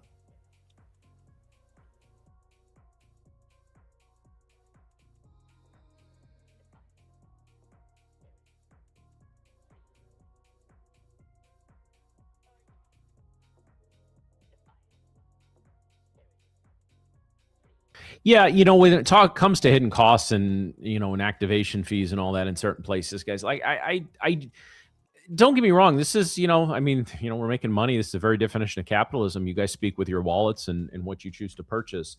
Um, but like the costs are not wildly different firm to firm, to be 100% honest. And I mean, some are more expensive, and I think Tradeify's price are really competitive. But so again, if you're not going to choose on that, choose a. I mean, it infuriates me when I see, and you don't always know the truth of these things, guys, but when you see something on social media where somebody follows all the rules, puts in a payout, first of all, it takes 3 days to review, and then they deny it on a technicality or on something in hindsight, right? That to me is abhorrent. Like, no firm that does that bullshit should get a dime of your money. And at Tradeify, we don't fuck around with that. They take the money out right away. They prove the payout. It gets to your bank account sometimes within hours. But I mean, at least once the approval is done and the money is taken out of your funded account, you can get right back to trading. So, all right, guys, this is looking juicy here. Looking a little juicy.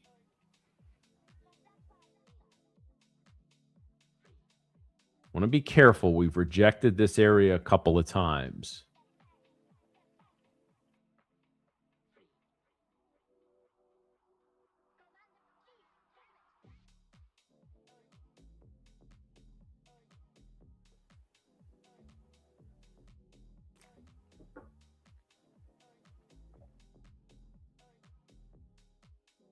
All right. Yeah, see, this is what I didn't want to see. I didn't want to see all this ground made up in one candle because it increases the chances of a failed. I was hoping for just a nice bullish candle in here and then the next one to push up. And you see, let's see what happens. 40 seconds left in this candle. Always be cautious, guys, especially on the 5 minute. The last 10 to 15 seconds of one candle and the first 10 to 15 seconds of another can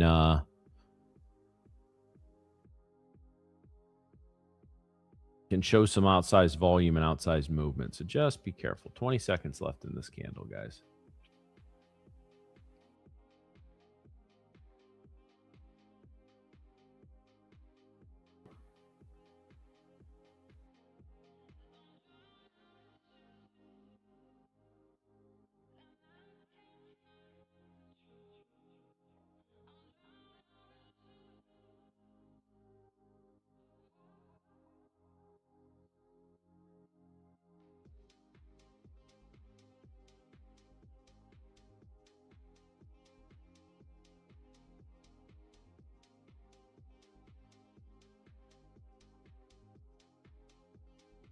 All right, so I may be very interested in a long up here at about 682, 683 here, guys. Go make a new little short-term high up here. Oh, hold on, I got to log into my my account. Apologies.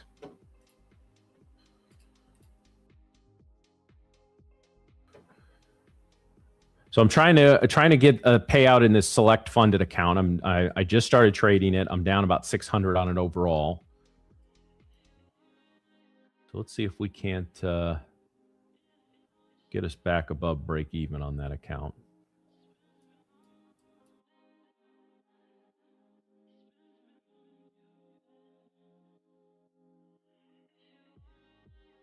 All right, so at least right now we're rejecting the top of this zone too.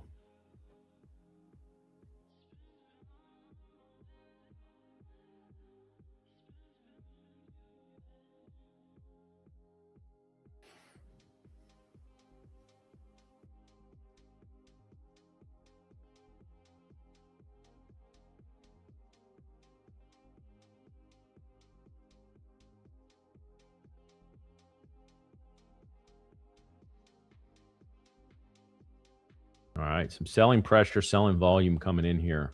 I actually like this. I like to see a little bit of a pullback from here. That would be yet another confirmation.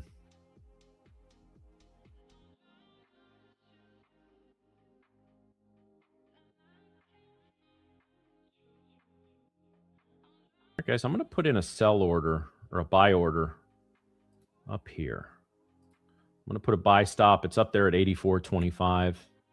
Again, I want to caution. This is a trade that I think may not have the highest probability of working, but I think if it goes, it will go.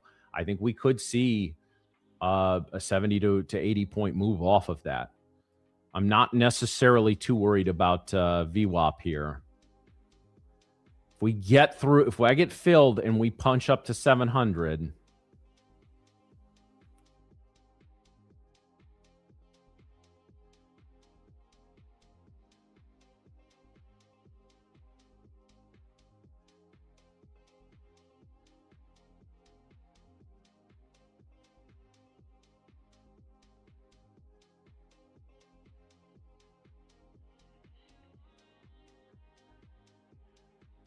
wouldn't mind getting a little buy ice coming in here on the NQ.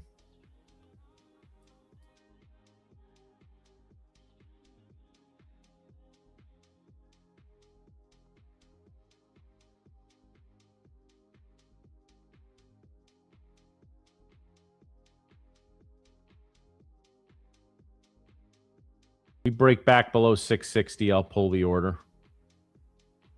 That tells me we just wouldn't have the weight to get up there yet. And yes, there's a risk of getting wicked into this trade and it immediately reversing. Again, I want to be upfront about that. I'm setting up what I think is a pretty risky trade here. But I'm we don't swing for the fences, we don't swing for home runs, but I'm trying to put one in the gap here.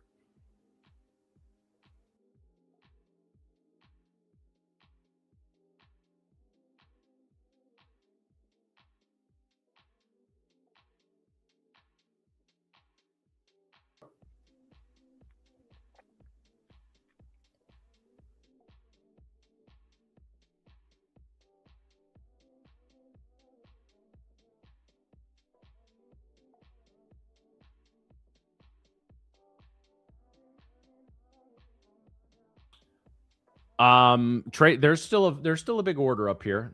It's far enough away. I don't think that'll start acting too much as a magnet unless we get above probably about 725. But that big order's still up there. That's not really factoring into. That's too far to factor into my decision making here.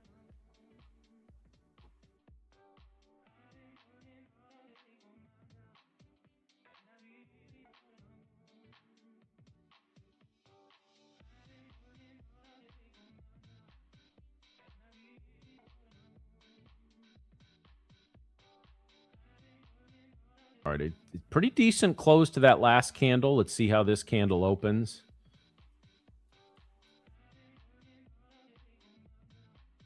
Again, 660 is my line in the sand to pull this order if we hit that.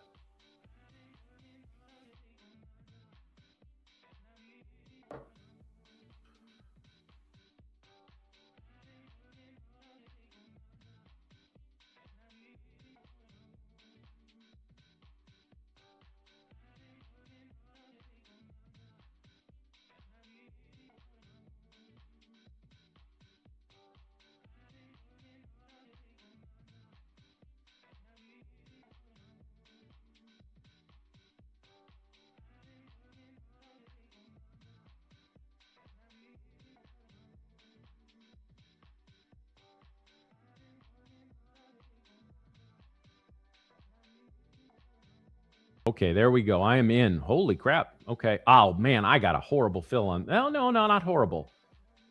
Oh, no, I did. I got about four handles of slippage there, guys. So just be aware of that. Not a fan of that at all. Something came in there. That was middle of a candle, kind of a weird. That was a big volume spike. There was a big buy order that came in here, guys.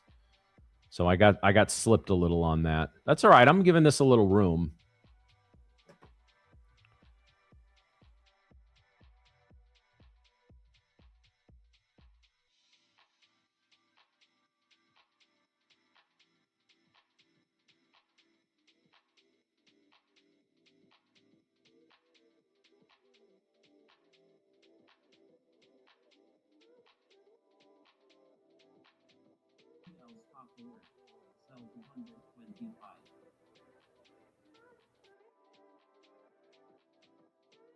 Yeah, there's been there was a big volume spike in there. I'm waiting to hear if there's some news or something, guys. It's nothing catastrophic, but it was just a weird time for a volume spike. There was a big buy order, and now we're getting some movement. We're getting some volatility. Love to see a nice breakout here. Not going to let this thing get much below 660. If we run down to 660, I'll just take the L there.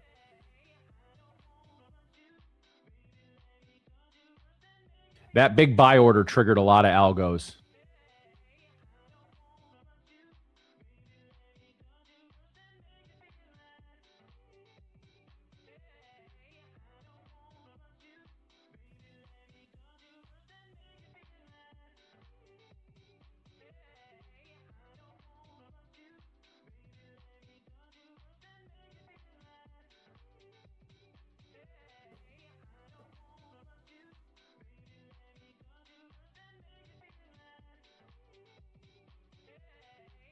Yeah, the big order dropped off. I wonder if they got impatient and just jumped in, because that was a big buy order, and it was not on the books, which means somebody just bid a big market buy order. It doesn't mean they're in a little bit of a drawdown like we are, but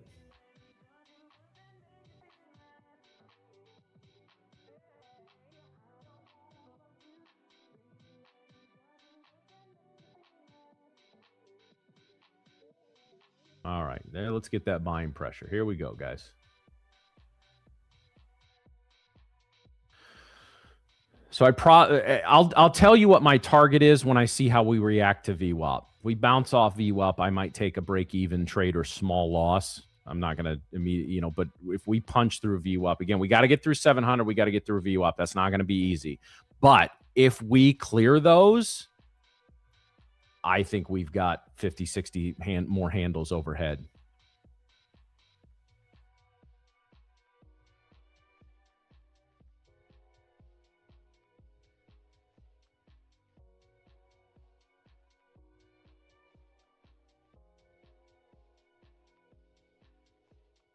I'll take a good V right here. A little V-shaped recovery. We'll take it.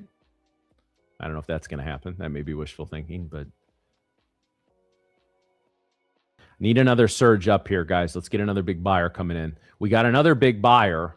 So again, it was right here that triggered me in on a big buy. And then this big buy came in as well. Now, so the sellers are fighting it. I don't know that either side has strong control. I'd give a slight edge to the bulls here. 700. I cannot tell you how important 700 is, guys. It's a balance zone. It's 700 and it's VWAP basically. So if we get through that, we're looking really good. We could ride this for quite some time if we get above there. I think so. I'm in two minis, guys. I think I would probably take the first one off at about 740 if we get up there, and then let's see how high the next one can go.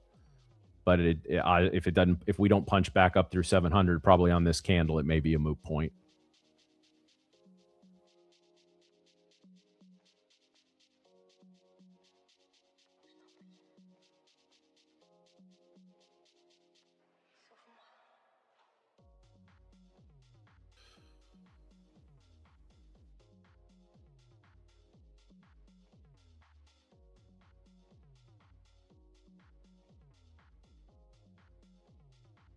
If we got 346 on this candle, if we break the high of the previous candle, I think we're looking pretty good. We banged our head on 700, so it would be a very strong bullish move to retest. So 700, we pulled back a little bit. I won't say we rejected it because we didn't go that far back. But if we run right back to that level, we've got a pretty good chance of punching through it. We need it. We need another buyer on the board. We need some more liquidity up there. But let's see what happens. There's not really a huge edge one way or another on Bookmap. If I'm still in this trade when this candle closes and we've got a wick here, I'm probably going to play defense on it. I'm not going to give it a lot more room there. We got above this zone, but we need that secondary movement.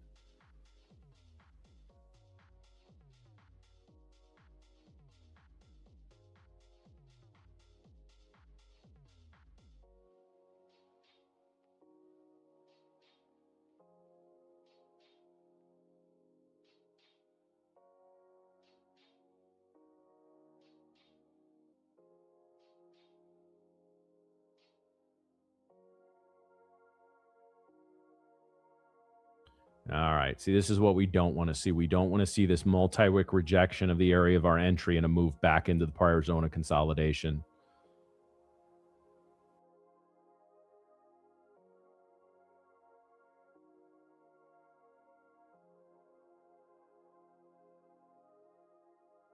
Small order on the board at 65. They may want to clear that. After that determines kind of how we're gonna approach the rest of this trade.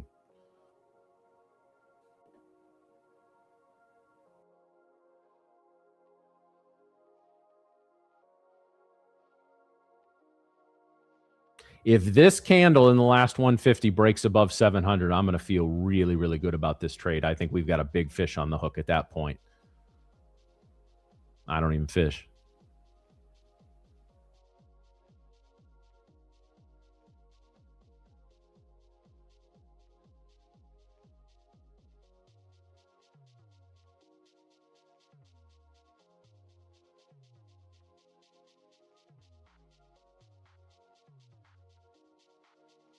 Good Lord, Nathan. 400 milligrams of caffeine and 2 scoops of creatine? I wouldn't worry about your stomach. I'd worry about your back end at that point. Good Lord. RIP your toilet.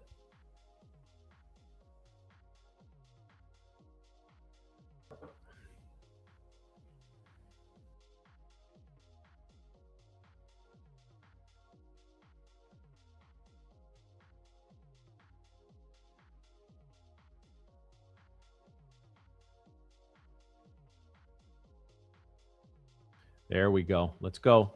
Come on. Got to get above VWAP here, boys. All right. I may adjust this, but right now my first target will be at 740.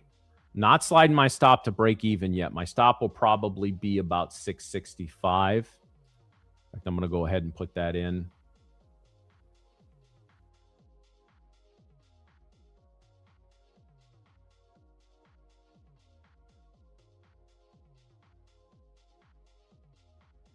Ten seconds on this candle. Need a strong finish. I don't want to see a big wick up here.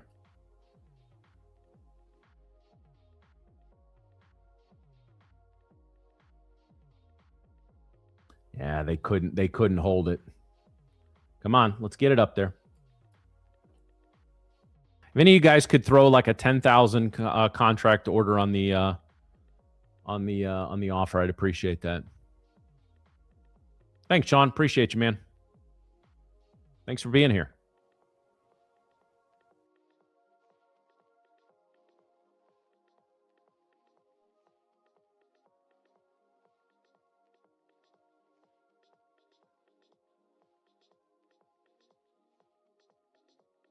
I kind of feel like this has to be the candle, guys. I kind of feel like if we don't get above 700 on this candle, that that we're going to see a rounded top, and that the bears are going to be able to move in and take over. They keep throwing in small orders underneath, trying to entice the price action back down. Listen, I appreciate that, guys. Yeah, appreciate that. Yeah, if we could get about 30,000 contracts up about 720. Actually, no, put it underneath. That much weight will scare the price action the other direction. I felt really good on this trade on this surge up here. Now I don't know.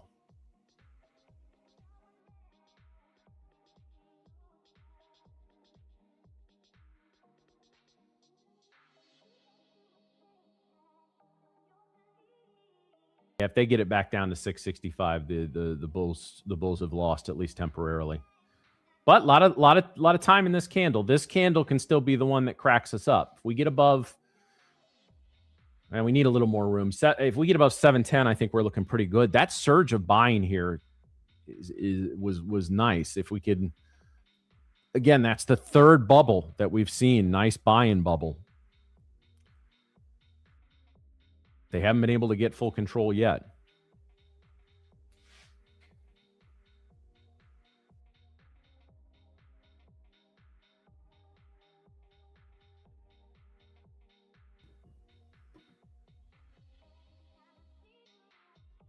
They're battling. Speaking of it, no, we did that already. Close your long. No, Schrodinger, triple down on it. Triple down. DCA your entire. No, I'm kidding. I'm just kidding.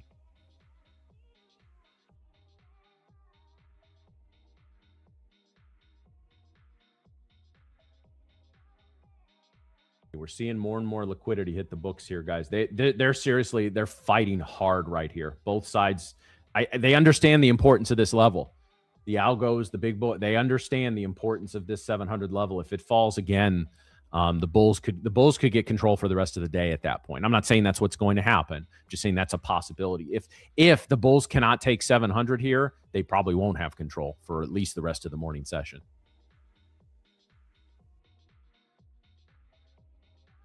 We got a little slippage on our entry, but I like our entry. I think we had a really good entry here. All right, back at 700. Let's see if we can get that push. There we go. There we go.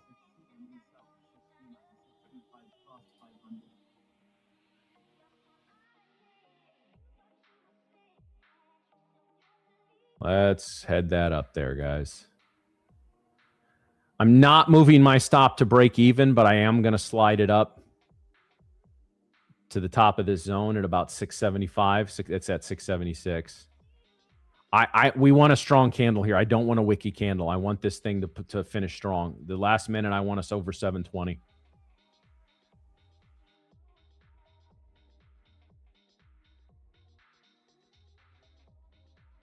They're moving these orders up. They're sliding these orders up to try to entice the price back down, and it's been working. That's their trick. They've been doing it for the last 10 minutes or so.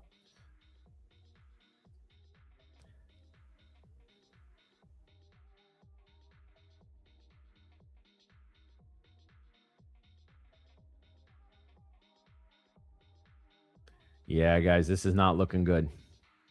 The good news is we protected our capital here. We've tightened up our stop, but a third rejection of this in this trade is done. I'm not going to adjust anything. I'm not going to take it off for a small win, but I don't, unless we get this last 10-second surge, and it doesn't look like it's coming in. Again, I'm playing a little defense right now because we've had 2 chances to surge above 700 and we haven't. So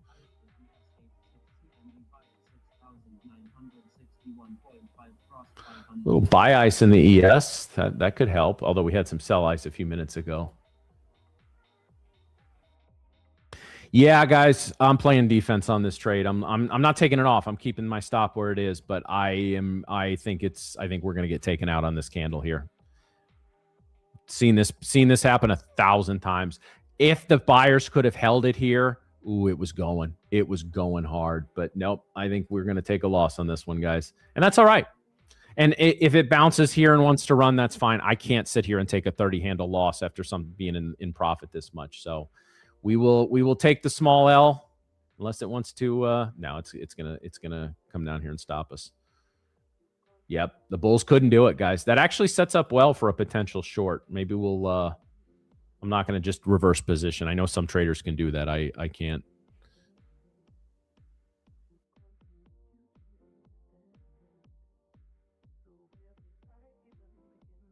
I guess I need to keep shit talking it. There's no way that this trade finishes in the green. There's no chance. Not a the buyers are wimps. They can't do it.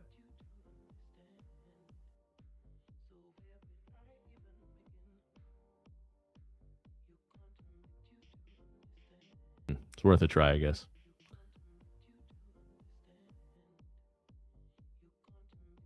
Why take a partial? Because I'm basically, I mean, assuming this stops out, I'm looking at like a 300 some dollar loss. That's not big in this account, and it still has the opportunity to run. I don't think that it will, but I'm still giving this room to breathe. So no, I'm not going to take partial profit.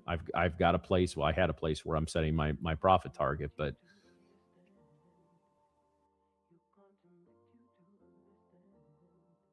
again, what's your thesis going into a trade? If you're trying to get a few $100 to pass an account, you take that when it's there. If it's I'm trying to to get a nice $2,000 to $3,000 winner on this one. So yeah, look at these wimp buyers. Come on, guys, you don't have it in you. There's no chance you hold this price action above 700. You ain't got the stones for it.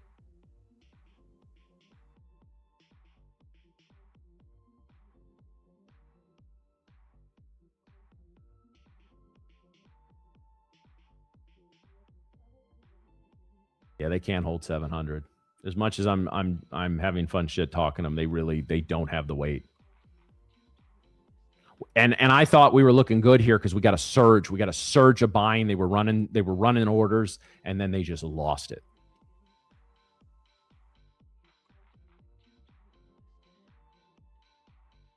I'm not confident in the trade anymore, but that doesn't mean I'm changing my thesis and I'm changing what I'm doing. If you bail out for a couple $100, a $300 to $400 loss means virtually nothing in this account. This is it's not a break-even trade, but it's close to a break-even trade at this point. So I'm not going to let it get that back down into the 60s. And no, this is how you manage trades. I'm not going to puss out and just book the smallest amount of money. That doesn't help me get where I'm trying to get in this account.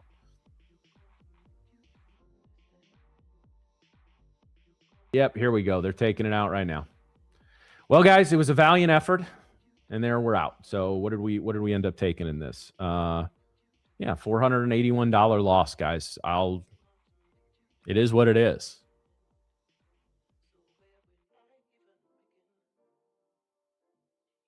I love everyone second guessing every single little decision that we make in here.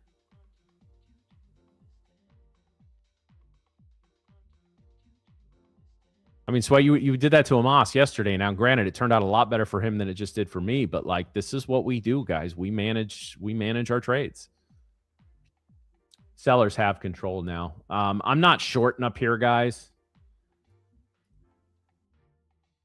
I thought we had it when we broke 710 on that. I thought we had it.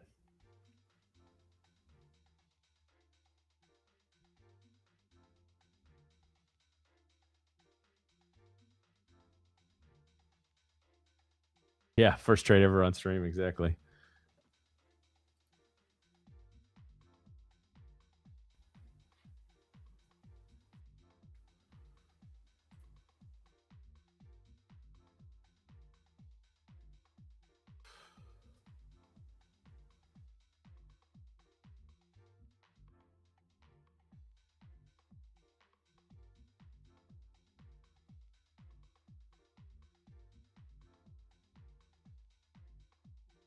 Yeah, sellers have full control now. Boy, they punked the bulls up there, just absolutely punked them.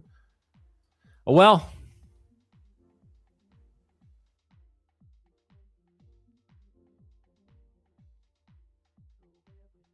so I understand what you're saying, but taking partial profits or smaller losses is over managing trades. I did that for my first 6 months of a futures trader, and I lost my ass on it.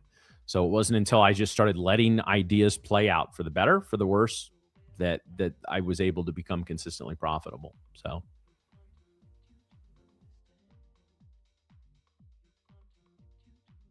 the time held rule for trades, I don't know. Are you talking about like the micro scalping or not holding overnight, or I need a little more information there?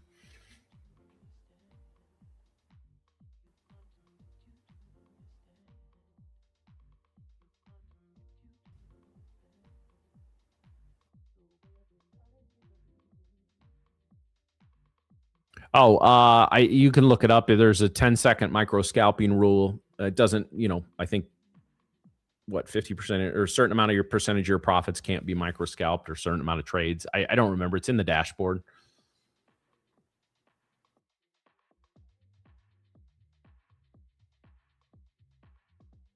Wow. Yeah, they just gave it up. Bulls just gave up.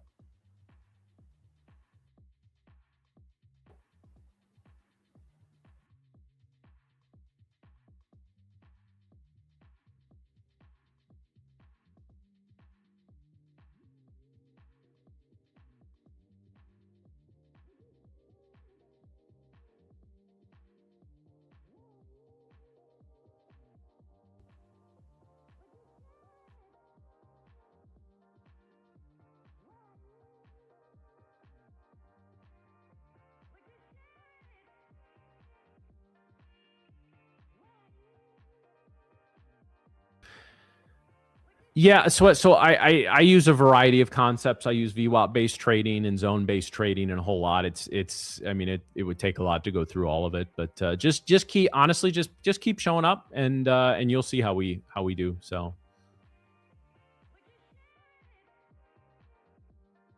oh, Schrodinger, if that cleared, we were going up to 800. We were going to clear 800, and that was my thesis for that exact because the shorts just loaded up so big on the way down, and I know that big candle at 905 frightened them. And I thought they had it. They had one more. They had one more mortar in the in the cannon there, and they were able to get that off, and that took them down. So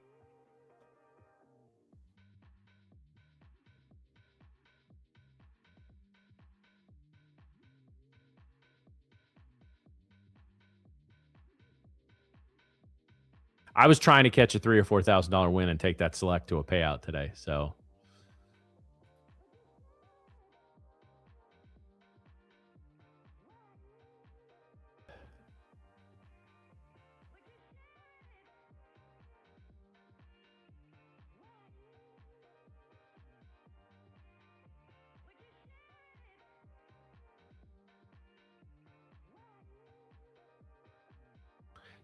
hey, it's Tank in the chat. Yeah, Tank will be joining us early tomorrow, guys. So yeah, save those questions.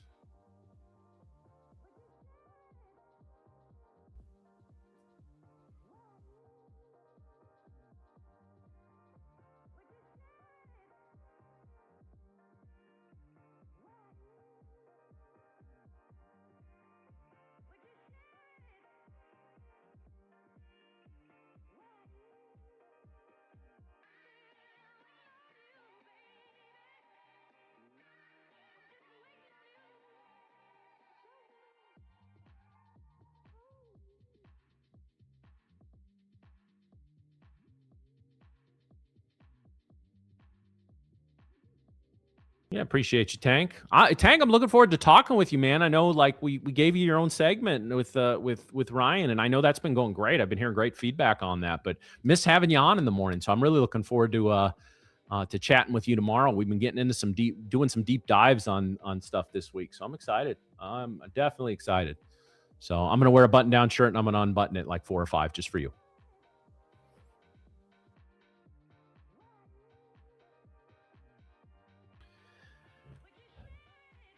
So, Sweat, yeah.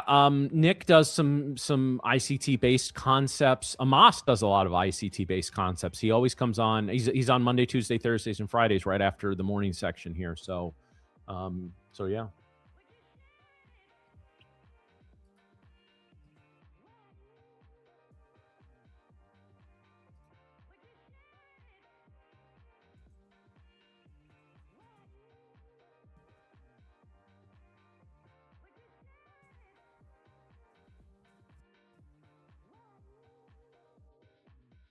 What time is the Tradeify TV Asian session? Well, Ruth, right now there is not one, but stay tuned. Never know what we've got cooking here at Tradeify and Tradeify TV.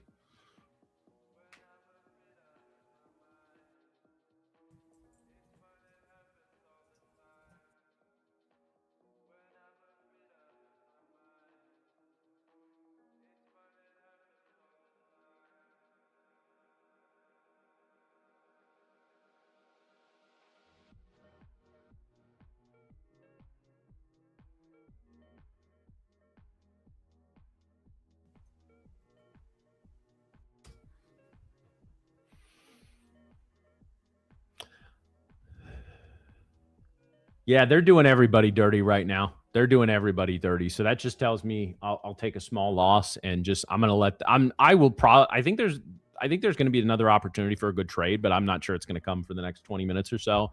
So I'm going to let these couple of candles kind of play out, and we'll go from there.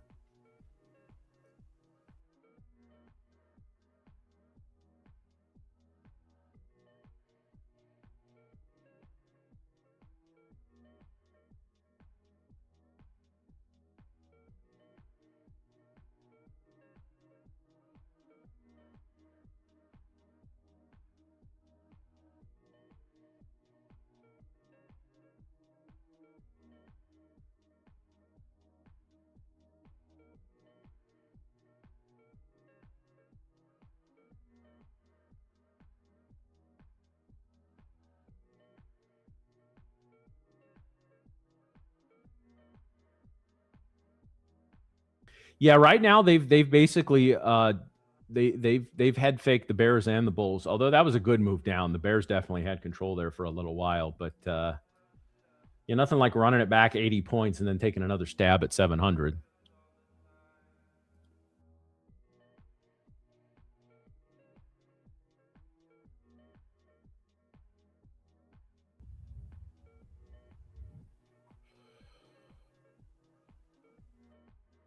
And then they're just going to go bounce their head right off 700 again.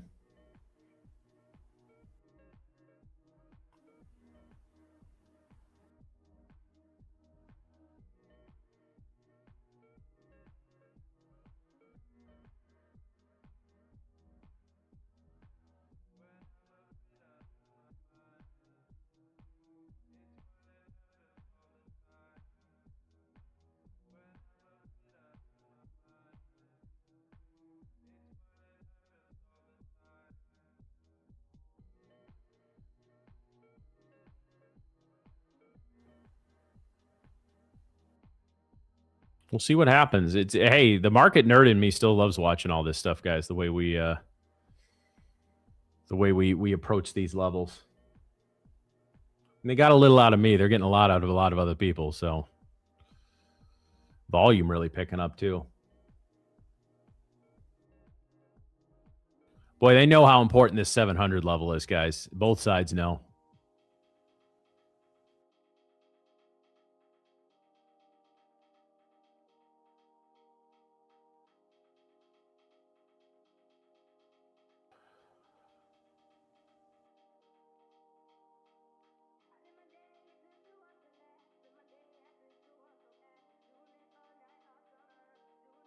Both sides know. All right, how's everyone doing? How's everyone handling all this? We okay? We're not panicking. We're not tilting. We're not revenge trading. Made some capital. You're made some money. You're protecting your capital.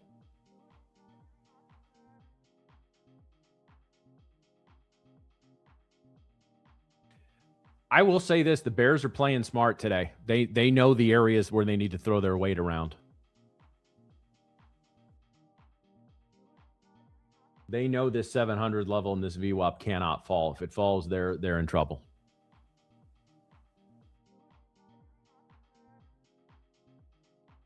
All right, place with fire. That's nice. Be careful. Don't YOLO just to make that. So, boy, yeah. Every time we sniff 700, they throw orders on the book there. Can only play that game for so long, though. The more times you knock on a door, the bigger chance it has of or kick a door, the better chance you have of it going in. But yeah, right now the Bulls just get fucking neutered up there at 700 every time we go up there.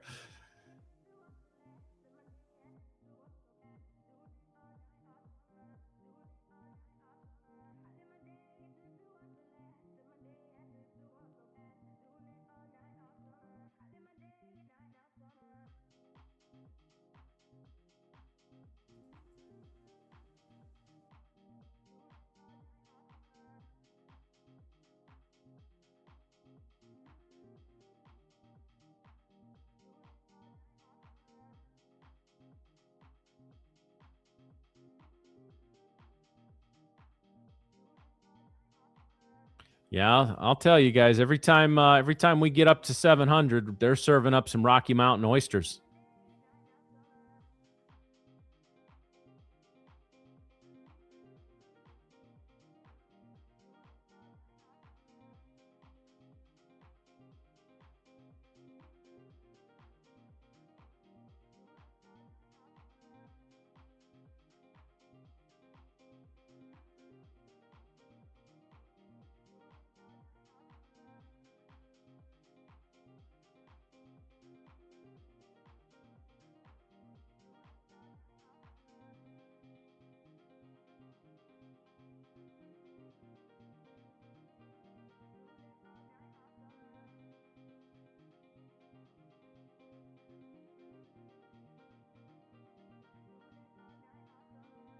Yeah, they may chop for a little while, guys, although it looks like they got the orders to take us down to 620 something.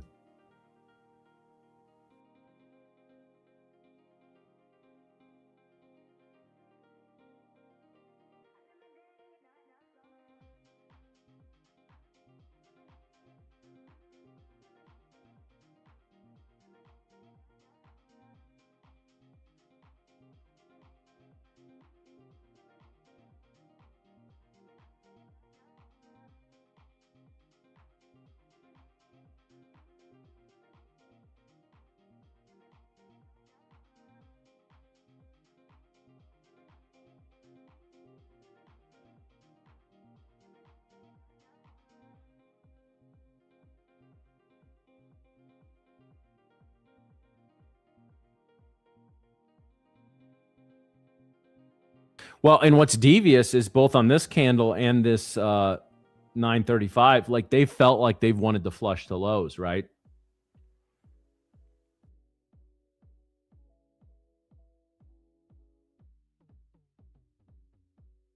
Like both times I'm thinking we're headed down below 600 again, and then again the buyers, I don't know if the buyers step in. I think the sellers are just exhausted. The sellers are exhausted from fighting up there at 700.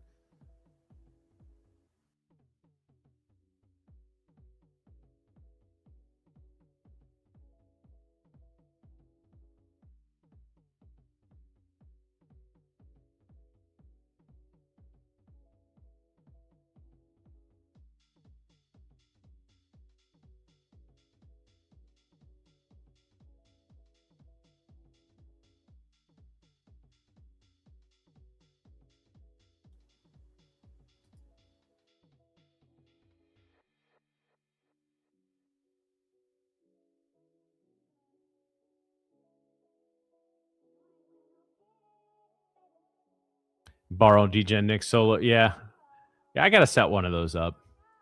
I don't know, a little gimmicky for me, but that's all right.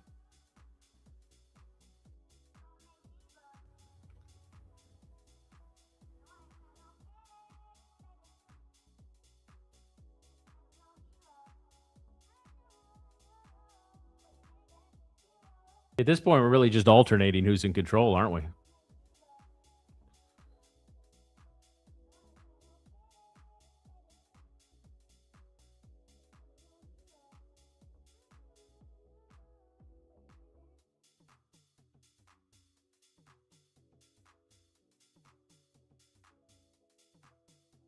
So the price action on NQ makes a lot of sense. I've been talking all the way through it, catch up, just because it doesn't do exactly what we want it to do doesn't mean it doesn't make any sense. Now you're right. The ES is a smoother moving, at times a little more easy to predict asset, but and it's what I recommend newer traders start with. But again, it's one of those that, there's, if you really know what you're doing and you're able to manage your risk, the NQ can be very lucrative, not for beginners and not for the faint of heart. There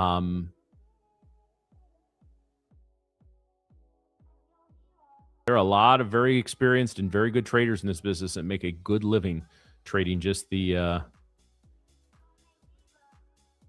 ES.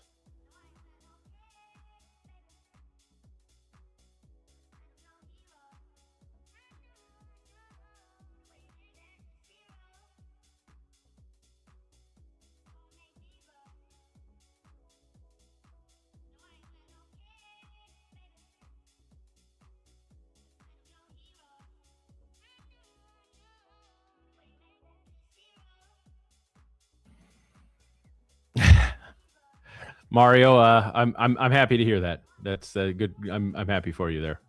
I'm a YM whore. That's a gold star comment of the day. I got to get back into the YM. I traded the YM a lot just because I was so familiar with the Dow. But all right, can we take that next leg down? Can we get below 630?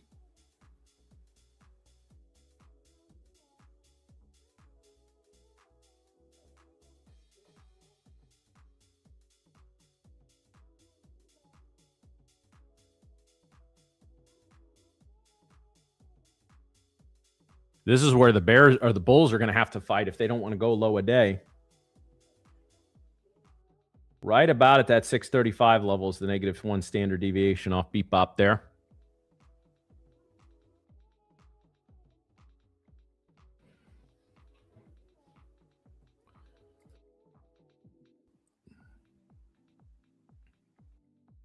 Yeah, if they can't take it lower here, guys, if they can't take it down towards 600 on this or the next candle, especially if one of the next two candles doesn't break this candle low here, then we're just going to chop. We're going to be rangy for a little while.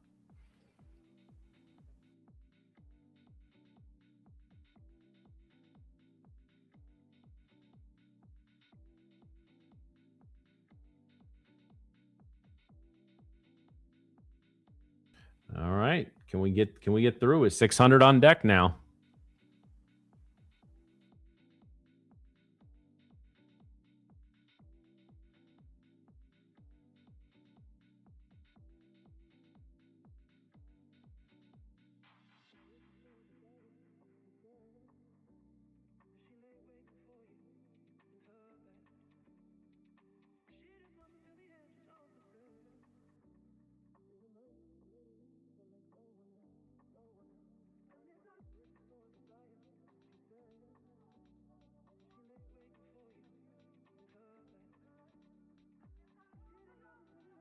Big area, both within in this candle and in the context of the overall pattern. If we can get this candle to maybe to close below the highway band down here, I think I don't know if we're going to go all the way down to low a day, but we definitely have like 600 on deck at that point.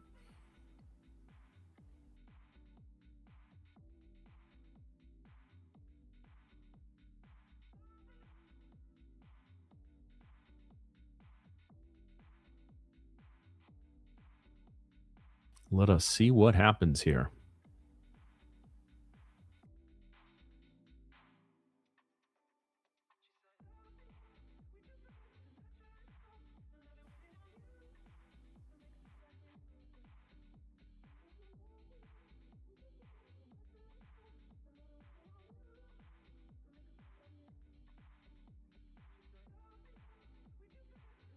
Feels like we're definitely at least going to go test 600 down here.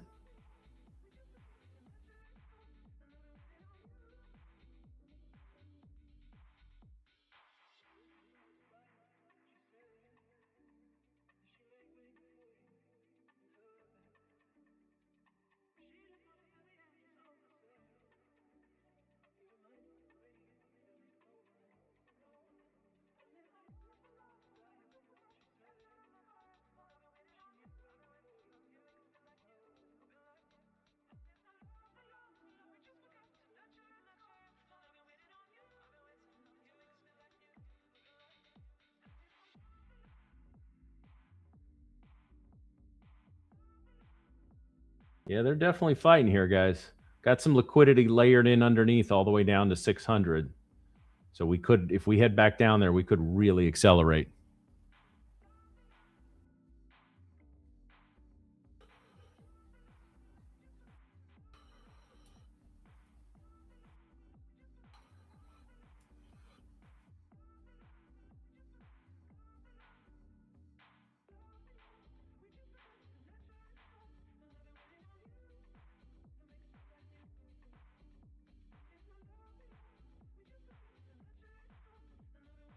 Yeah, paper account may not be the worst idea in the world right here, Ruth. This is some fun but nasty price action here.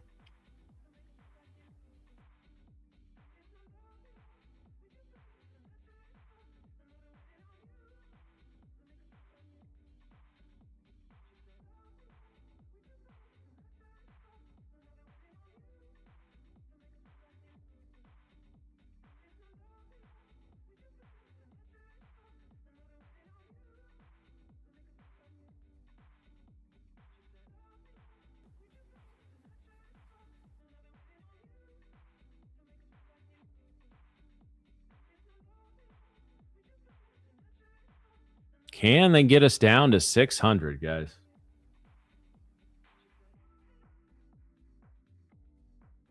All right, guys. So in just a couple of minutes, we're gonna take our break for the day, and then when we come back, we're gonna do not one but two giveaways of 50K growth accounts, and we're gonna have some fun with it. We're gonna do a traditional one, and then we're going to do a movie quote one as well. So just stay tuned for that. We're gonna give away two 50K growth accounts coming out of the other end of the break, and then I'm going to be with you for another hour. We're going to take some questions. We're going to watch this market action. And we're going to go from there. Again, reminder of the rest of the day's schedule. Amos will be on for the Lunch and Learn segment coming up at noon Eastern. And then we will have Lumi, and then Rebecca and Lil D-Gen himself will be coming back. So the break is approximately 5 minutes, Ruth. It depends on the commercial length and how quickly I can get another cup of coffee. So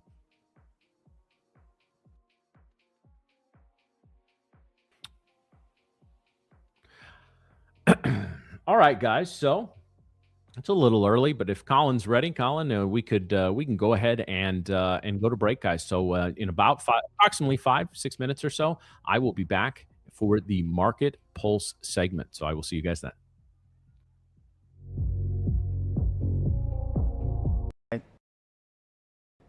Financial institution visited my university and they were looking for physicists. As a scientist, speaks German, I managed to get a decent job at a bank. I actually started on a foreign exchange desk, so my first ever trade was dollar South African rand because I spent some time in South Africa playing rugby. My favourite markets to trade generally the London session, so European indices. I very much like to cook. That's actually probably my meditation from trading. Pre-trading, I'll always make sure I have already had a cup of tea. My earliest mistake was to assume that I could trade financial markets simply on the back of mathematics and not take a holistic approach. I'd say my trading style is calculated. I like to apply analysis in a decision made. It's calm. I'm always making sure I'm not too overexcited and consistent. I think a consistent application is key.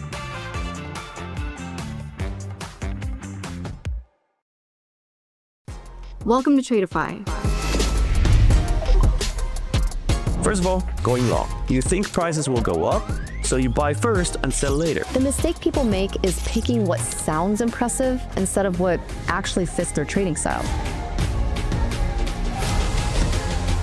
Let's start with the basics. What type of account am I actually trading? Do you want to learn more about trading but scared to risk your own money? Let's talk about the 3 most important numbers you need to watch in Tradeify.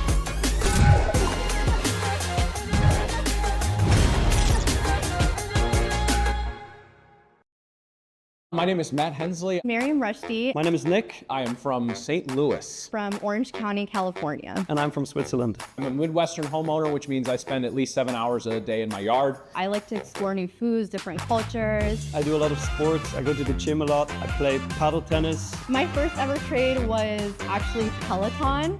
I got into trading originally, honestly, through a Facebook ad. I bought 10 shares of Apple stock. Read some hype article about it and decided to just go all in. My first trade was a Tesla call option from a Signals group. After COVID hit, they just skyrocketed. And I sold it a couple days later and I made $37 and I felt like the shit. Beginner's luck. Probably about 75% of my trades are in the NQ futures contract. NQ it is? I'm a NASDAQ junkie. Other than that, I just trade oil and gold, CL and GC. I just love trading NASDAQ just because of the volatility, the chaos. Why? Because I love simplicity. Like just sticking to one thing, focusing on that, and really becoming an expert at it. Trading has really taught me a lot about myself. Have a protein shake, I eat some beef jerky, and then I start trading. I sit down and I get to business. I'm ready to hopefully make some smart trading decisions.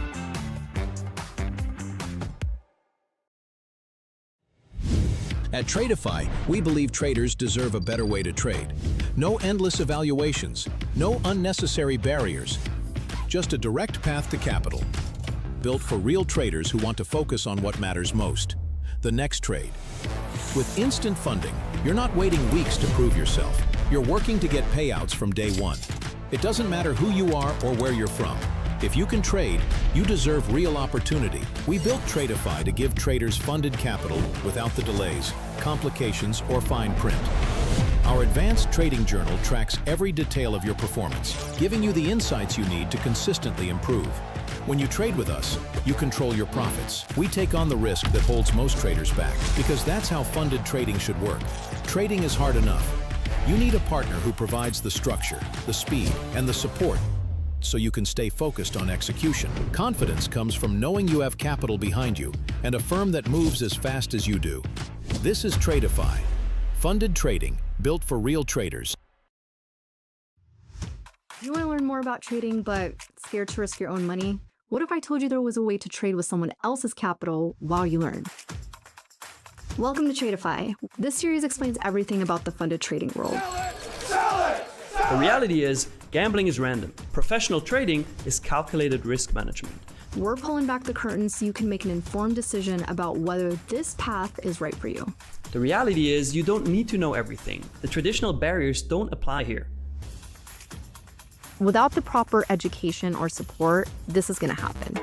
But this is exactly why Tradeify exists. And that is exactly why programs like ours exist, to give you structure We provide the structure and capital while you develop your skills. without risking your own money while you learn. You don't need to know everything. You need to start with the basics and keep learning. Whether it's concert tickets, sneakers, if you've ever bought something and sold it for more money, congratulations, you're already a trader. Once you understand this language, trading becomes 10 times clearer. This series will show you everything that you need to know. Check out the whole Futures Foundation series over on our YouTube to learn more. My name is Asanka Wiratunga and I'm from London, UK. A financial institution visited my university and they were looking for physicists. As a scientist, speaks German and managed to get a decent job at a bank. I actually started on a foreign exchange desk, so my first ever trade was dollar South African rand because I spent some time in South Africa playing rugby. My favourite markets to trade generally the London session, so European indices. I very much like to cook. That's actually probably my meditation from trading. Pre-trading, I always make sure I have already had a cup of tea. My earliest mistake was to assume that I could trade financial markets simply on the back of mathematics and not take a holistic approach. I'd say my trading style is calculated. I like to apply analysis in a decision made. It's calm. I'm always making sure I'm not too overexcited and consistent. I think a consistent application is key.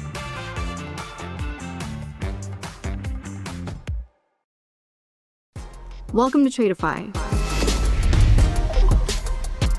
First of all, going long. You think prices will go up, so you buy first and sell later. The mistake people make is picking what sounds impressive instead of what actually fits their trading style. Let's start with the basics. What type of account am I actually trading? Do you want to learn more about trading but scared to risk your own money? Let's talk about the 3 most important numbers you need to watch in Tradeify.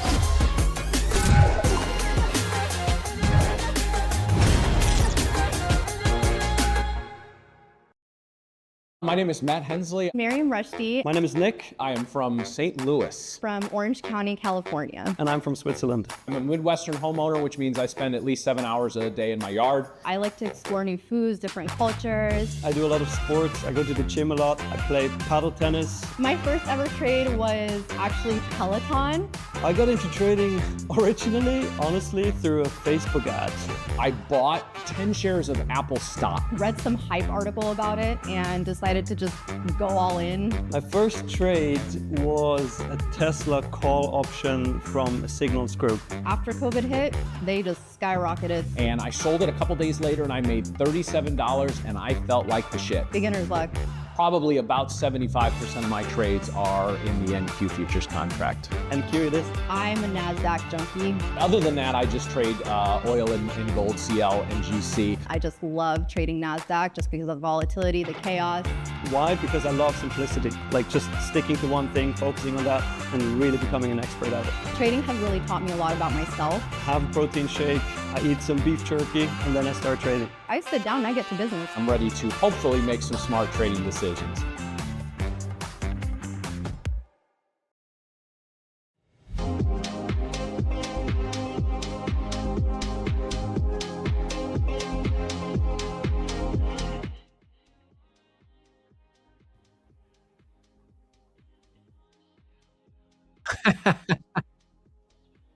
I'm back on. Okay. All right. It's good thing I didn't swear.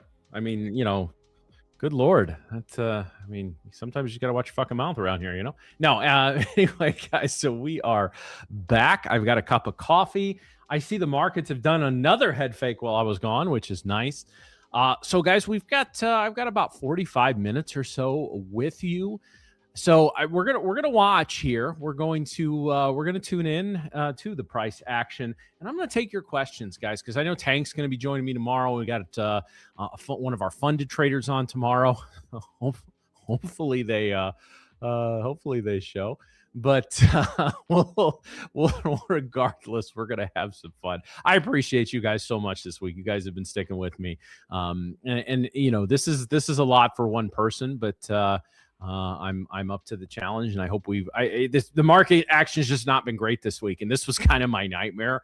But it's definitely been good to see in terms of everybody showing up here and nasty dump in the afternoon. Well, I mean, listen, I'm thinking Taco Bell for lunch, so it's very, very. No, I'm kidding.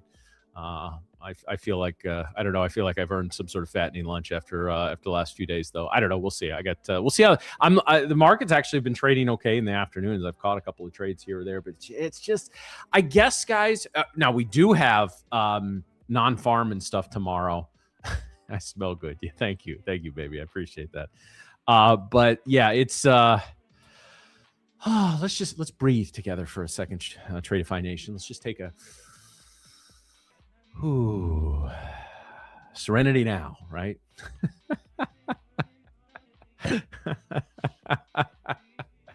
We're gonna have some fun this last hour, guys. We're gonna get some, because I'm usually so reserved. I think we're gonna see like Matt Unplugged for the last hour or so. How does she know I smell good? Well, she should know. She sleeps next to me every night. So yeah, woos. Serenity now, insanity later. Unfortunately, most of this chat is way too way too young for Seinfeld references. Yeah, serenity now, insanity later. Yep. Boy, they are just head faking and deking every single. I keep telling myself every time we get either to the top, oh, we're breaking out, or we get to the bottom, oh, we're breaking down, and yet we just now this is a nice range, 100 points or so, and there's I guess there's some trades to be had here, but this has not necessarily been kind of the smooth ride that I would envision. But I would say I would agree it favors it favors a move lower. And probably cracking through 600. But again, it's a big range, and it's been some erratic price action, and our volume is pretty good. But it shouldn't be all that surprising in terms of the lack of conviction in terms of our total direction. Because again, we've got. Let's look at it, guys. We have this huge area of or huge area. Still thinking of the charts. Tomorrow we have month over month and what year over year. Anyway, we've got building permits, housing starts, non-farm payrolls, and the unemployment rate. And then we follow it. And those all come out right about the time we get on the air. In fact, I will try to be on maybe right at 8:30 Eastern when these release. And then at 9 o'clock Central Time, so 30 minutes after the New York Open, we will get our Michigan consumer sentiment. Yes, that is true. Schrodinger, I can guarantee this chart is going to move to the right. Hey, Lots, I told you it would get taken care of.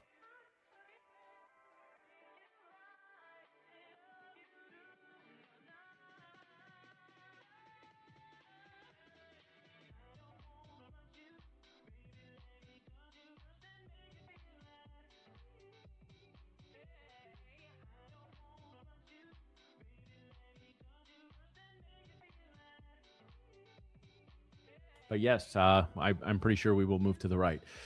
All right, guys. So any questions do you have? Anything you want to take a look at? So the 1 hour, and I said I wanted to be a little more diligent about looking at the 1 hour and the 4 hour charts. Not a little bit of clarity on the 4 hour, although we've run right back up. 1 hour looks a little cleaner for a potential breakdown. Again, it's sort of a break, retest, and do we get a go now, right? And I want to talk about this concept because I've talked about it on the show before. And let's ignore this for a second. Let's just look at this yellow line and don't worry about what the price action is, or it's just, let's just say this is an area of resistance. Okay. So there's basically, if we're going to break this, there's three ways we can do it. We can just charge right through it, which we do from time to time. No Not a whole lot of rhyme or reason there. We can have a rejection. So we test, reject, and then go. Or we can have my favorite, which is a break, retest, and go. Or if you want to get really combine these two, we can test, reject, break, retest, go. That's actually a very strong pattern, but you just don't see that often. So what we're seeing on the downside here is a potential break, retest, and now go. Now, again, we still got to do the go. We're not there yet, but this is a really, really nice potential setup for a breakdown pattern as we move into the afternoon. So I do agree that's what it favors. At the same time, you're asking me to take a strong position on a market that's just been not the most tradable market this week. That's tough to do. Hold on. So basically, if we go back to Monday at the New York Open, this has been the majority of the really good price action has either came yesterday at the Open or in the overnight session.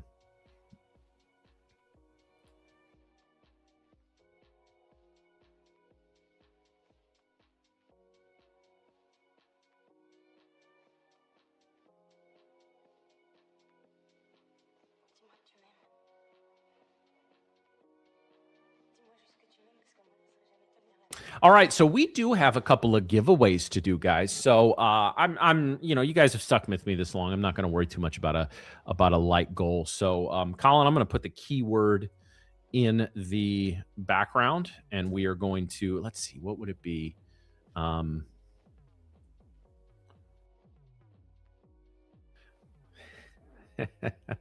right, I got a keyword there.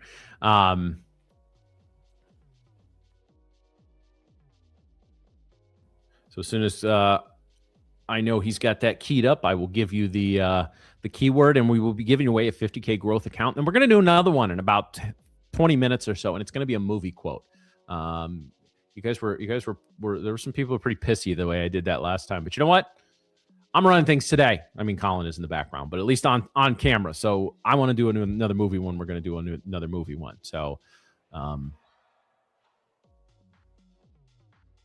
Should be set. All right. So, guys, we've been chopping a lot this week. We've chopped up. We've chopped down. Well, you know what I say to the market? Chop these. That's our keyword. It's just because I want to see everyone type that in the chat. Watched League of Their Own last night. Full port. Great. Yeah.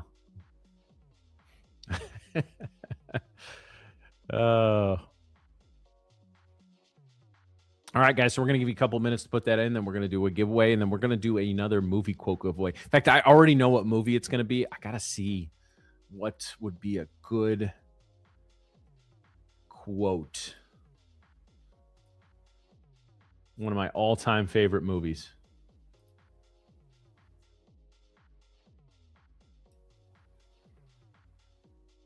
Oh, no, I already know. I already know what it's going to be. Although I will look at some other quotes just in case.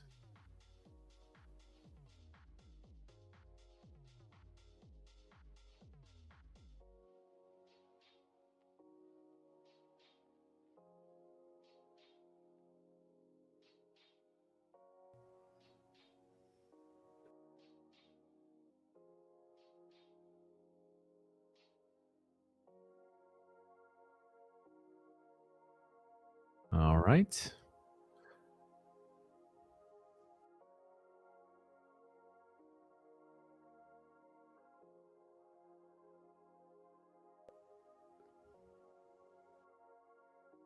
Okay. Yeah, we got a little issue in the background with the bot, guys. So just give us a second, but we should have a winner momentarily. If we can't figure that out, we will do 2 movie quote giveaways.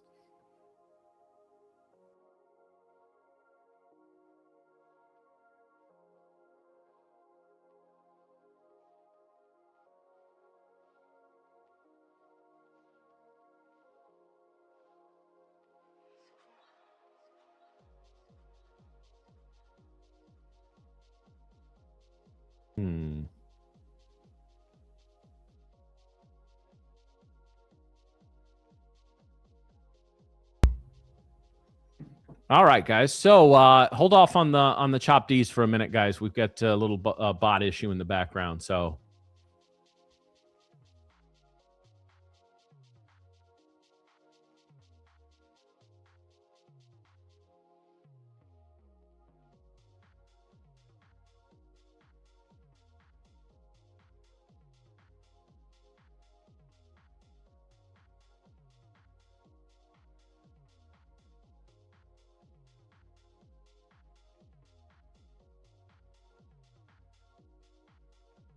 are we good here, Colin, or did the bot shit the bed?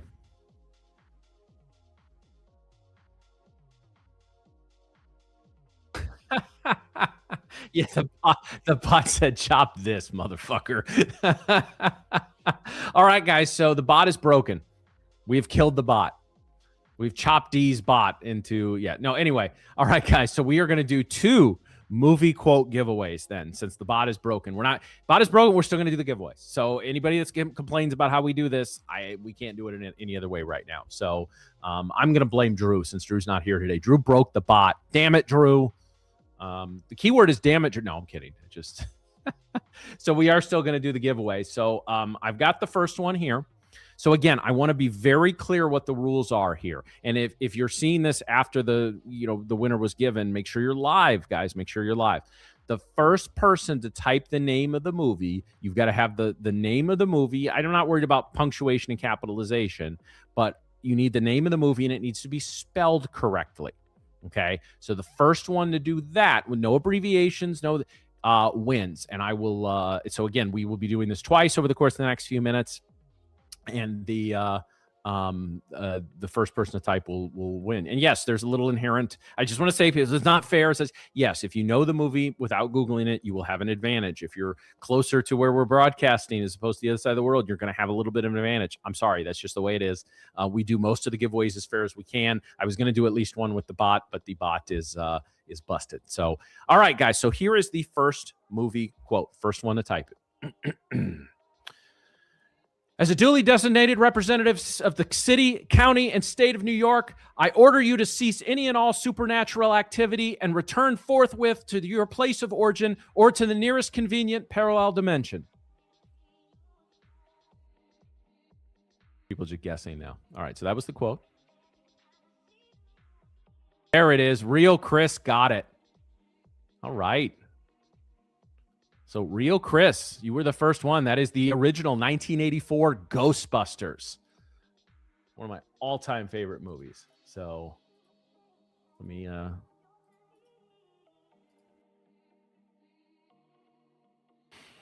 All right, Chris, congratulations, man. So you have won a 50K growth account. We will get you all set up. I will notify there was no winner of Chop D's. That's a great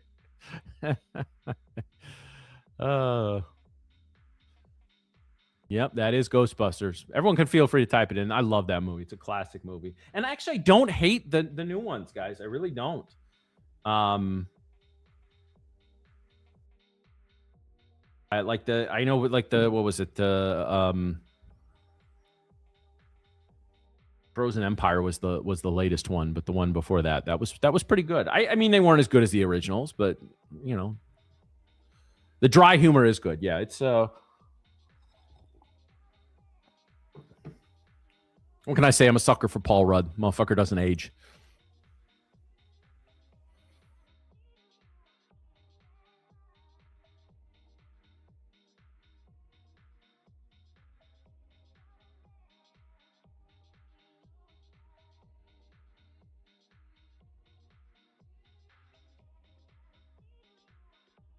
No, Megan, it was I just went up and double checked. It was Chris B got in there first. So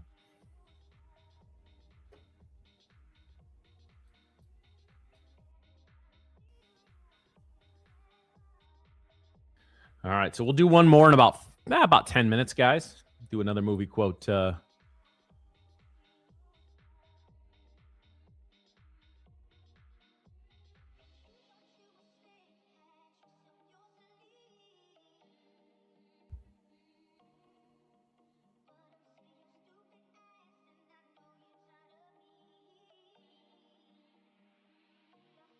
Okay. I already got the next one ready.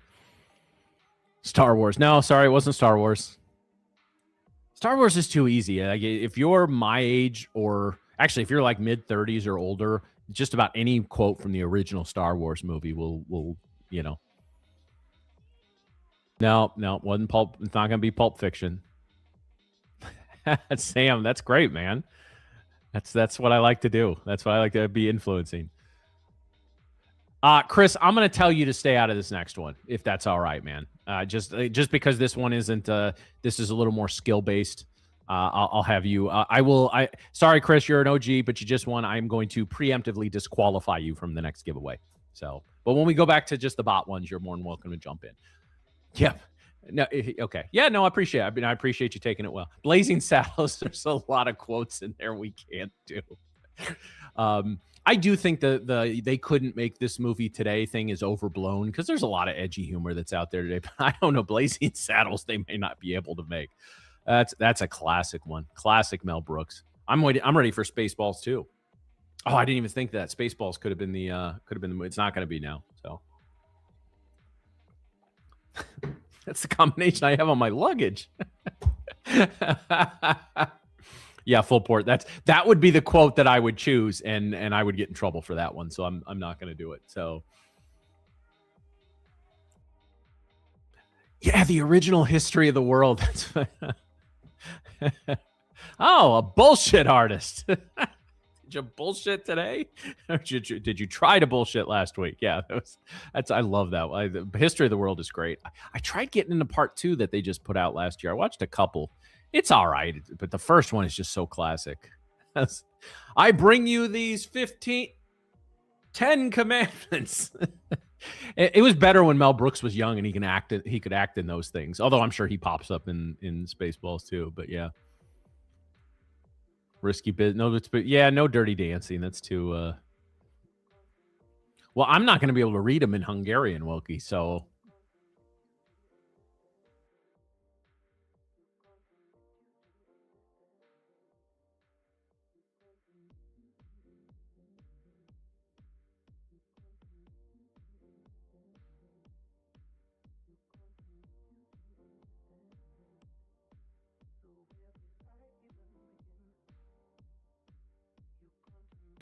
Yeah, in fact, for the next movie quote, I'm actually going to read it in the voice of the character. So you guys should that should be fun. We'll do, yeah, like I said, we'll do that about 10 minutes. We'll do that 10:35 Central. In the meantime, guys, let's get back to the charts real quick. We are heading down towards 600 here in the NQ. Feels like we want to break this. We've got some orders stacked up there.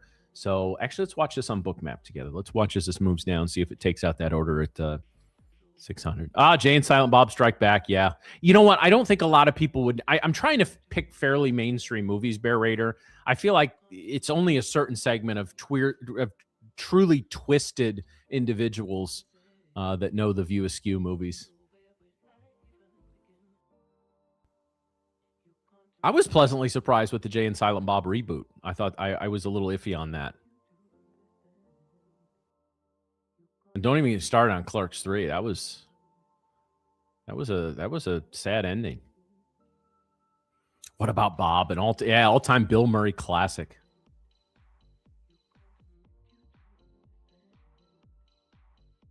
Yeah, Bill Murray had some great ones that in that time. Groundhog Day is another one I could watch. Again and again and again. Freddy Got Fingered. I wasn't a huge Tom Green fan. I thought he was okay in like supporting roles. Like he was good in Road Trip, but when he has to carry the show. Yeah.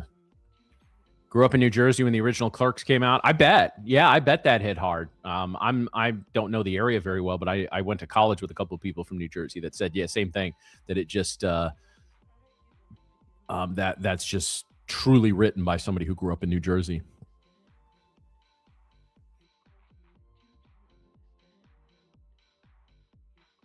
John Travolta, yeah. Now John Travolta lost me when he's doing that Grease song as Fat Santa to a freaking car commercial or some shit. Come on, man. That's don't whore out your stuff like that.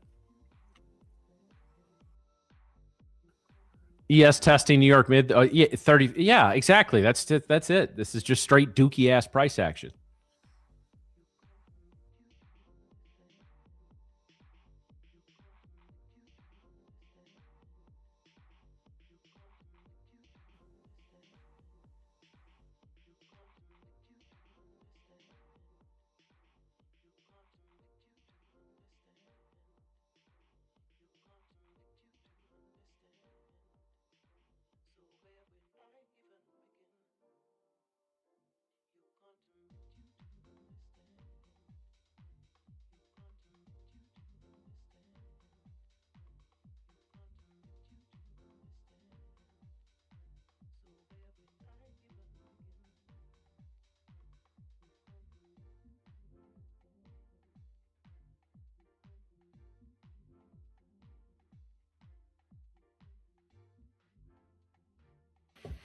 Yeah, no problem, Wayne. Thanks for being here, man. Again, I'm sorry, guys. My voice is just it's really raw, so I want to be careful and just kind of ease in this last half hour because still got another show to do tomorrow. But thankfully, Tank will be with us tomorrow, and like I said, I'm pretty confident on him showing up. So, and then we got another live trader, one of our live traders. So we'll maybe we'll put him on with Tank at the same time, make him coach him live.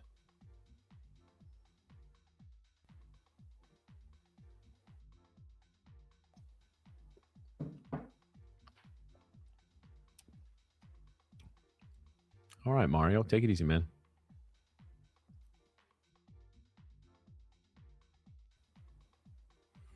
Leia, sorry to hear that. I would, yeah. I mean, I without kind of knowing your thesis going in, it's hard for me to break that down. But I would, just reevaluate that. I mean, I can't say you did the right or wrong thing without really knowing, but.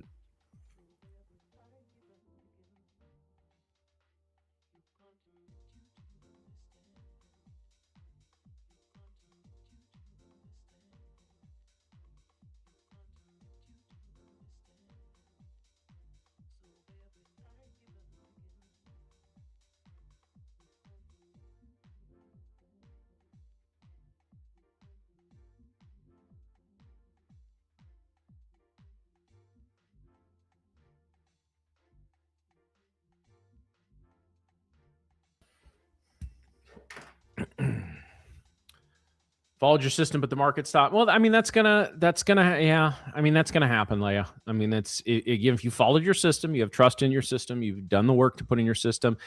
There's not a system in the world that's not gonna f you out of a trade every now. It's just, it is what it is. What does it mean? So Tiresias Trading was the company I had for a little while. It still exists in purely LLC form.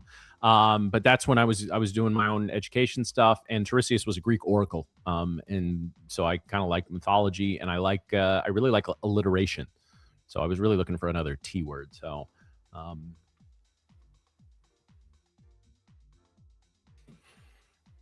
but yes, that was kind of what I did on my own for a little while between working for TradeStation and coming to work here at Tradeify.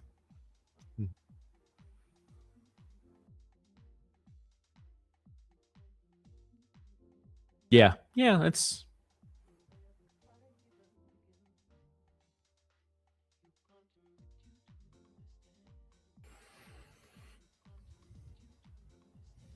Cassandra Trading. There you go. There you go.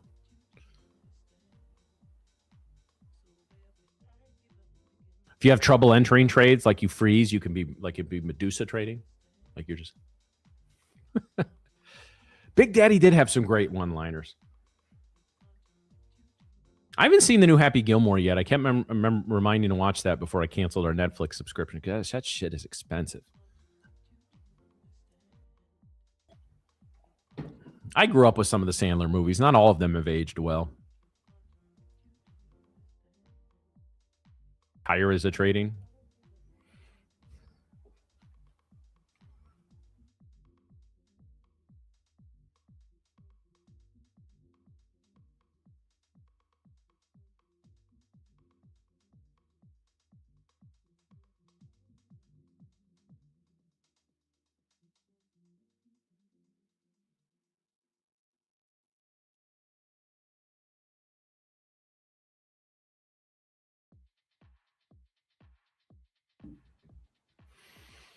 Was assumed it was a car thing. I'm not a huge car guy. Oh, brother, we're out there. Hell yes. I'm a Dapper Dan man. That's a great one. That's my favorite George Clooney movie. I'm not the biggest Clooney fan. I thought he was good in the Oceans movies. He was a shitty Batman. But yeah, he was so good in that. Him and John Turturro and God, who's the third one that was part of that? John Goodman in that role as the Cyclops. That's such a well done movie, especially if you know the Odyssey. I'll take that version of the Odyssey over whatever Nolan's about to put out, although I'm sure that'll be good too. But yeah, and once you understand the mythology behind that, I mean, you know, the Cyclops, the sirens, all of that, it's so well done. I really like Oh Brother, Where Art Thou?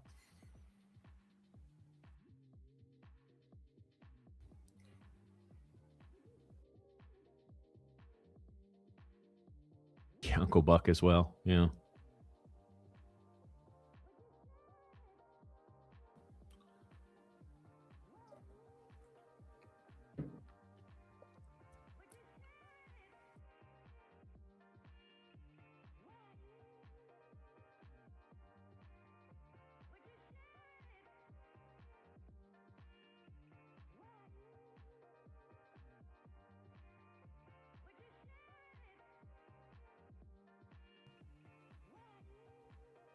All right, guys. So yeah, we just can't crack that 600. They're just look at this. Now we're throwing up competing candle wicks. So this is a bigger range than I would expect, but this is basically the type of price action I expected going into all the data that's coming out tomorrow. So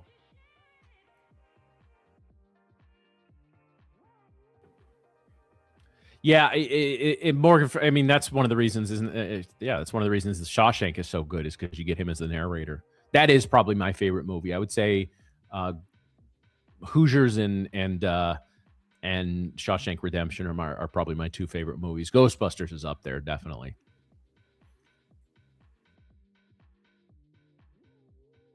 But speaking of movies, guys, I think we're ready for our next movie quote. All right, let's see. Hold on, let me try out the voice real quick. I got this one. Okay. So here is the quote. I see you're drinking 1%. Is that because you think you're fat? Because you're not. You could be drinking whole if you wanted.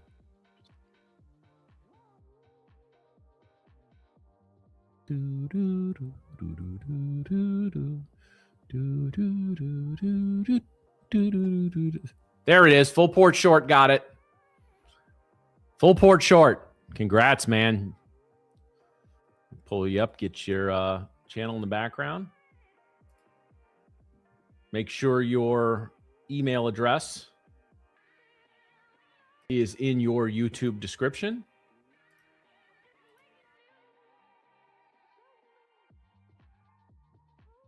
Napoleon Dynamite. That is the movie, yes.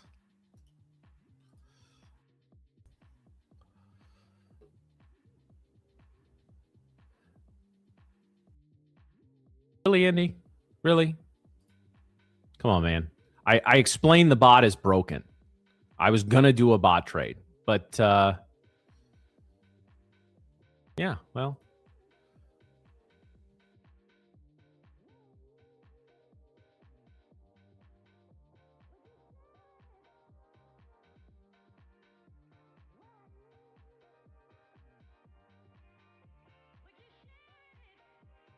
No, the first one was full port short, guys. I've got the I'm looking at it in real time as it comes in. So, and I confirm it.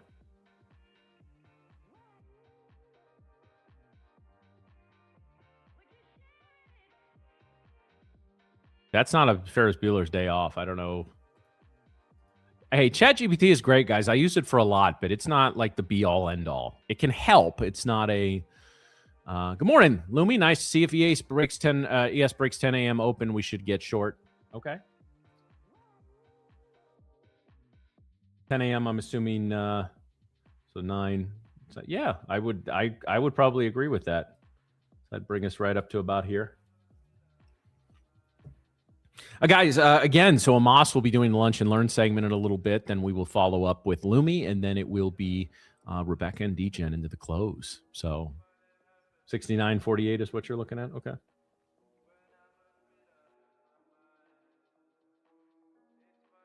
Oh, the open of the 10. Okay. I'm sorry. I misunderstood what you were saying there. My bad.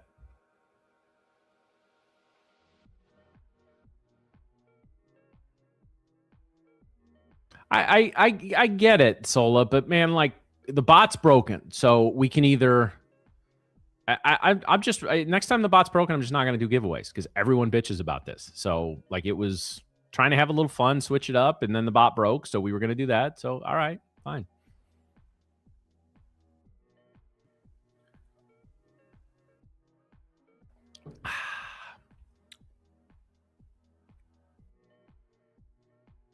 Thank you, Lutz. I appreciate that. I've worked on that one. Gosh.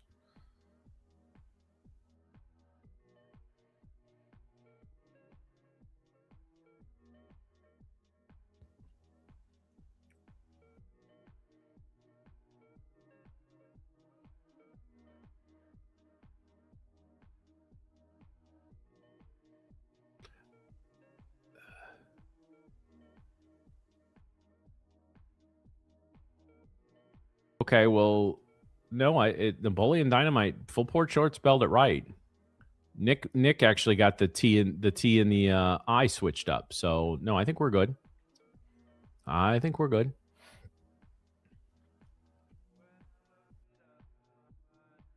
John Wick in full power. Yeah, that's it. I only saw John Wick once, and I only saw the first one. It was years ago when it first came out. Otherwise, I would have had a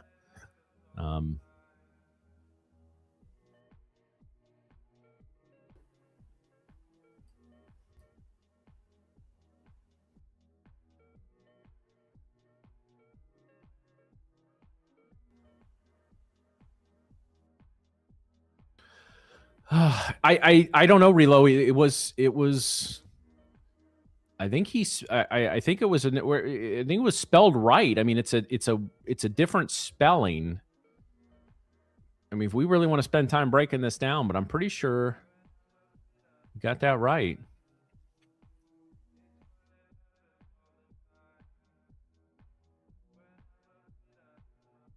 So, no, you guys were quick. I get it. Like I said, I just trying to give some people some damn accounts. So, Constantine, that's God. I only saw a little bit of that one. I'm going to be honest. I didn't like that one. I normally like Keanu too. Loved Keanu in The Matrix and in Bill and Ted.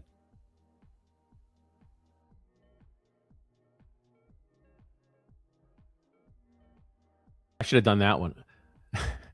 I'm Bill S. Preston Esquire, and this is Ted Theodore Logan. We are Wild Stallions.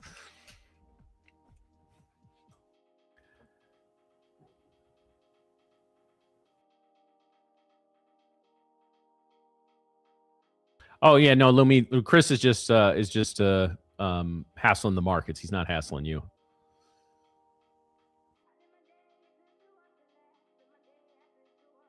Yeah, the arrogant. Oh yeah, I actually never watched the third one that came out recently. I probably need to. I don't know. I just don't want to like shatter my because in all reality, the two Bill and Ted movies are like they're bad movies. They really are. I enjoy them, both of them, but they're just not great movies. The first one's pretty good. The second one's just shit, but I enjoy it anyway.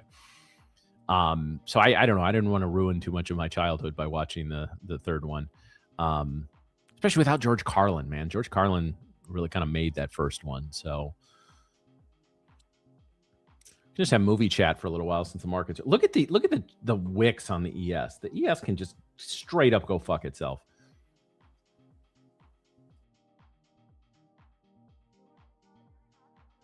Yeah, I mean it is what it is, guys. I've third one is forgettable, not offensive, doesn't have any charm. Oh yeah, okay. Maybe I'll catch it at some point, but I think it's on Hulu or something. I'll catch it at some point, but yeah.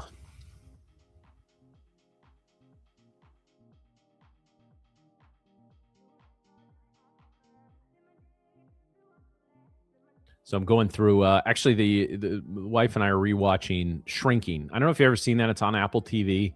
It's Third season comes out, I think, at the end of this month. So we were catching up and rewatching it. Shrinking is Apple has some fantastic shows. Severance is excellent. I know we've talked about that on the show. I want to watch Silo because I read the first book. I want to catch that at some point. I just saw the trailer for that Pluribus. I don't know if any of you guys have seen it. I've heard it's fantastic and it looks so freaking bizarre. So maybe we'll queue that up and at least try to watch the pilot of that later. What do we got here? We got a little sell ice. Yeah. Ooh, big sell ice here on the ES. It's still going too. 1,500, 1,600. Wow. 1,800 sell ice there. Right at about 62. That's a big order, guys.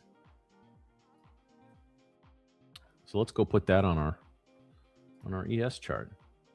So right about here, we got some sell ice. So this will be, I'm going to be curious to watch this one just because of how big it was.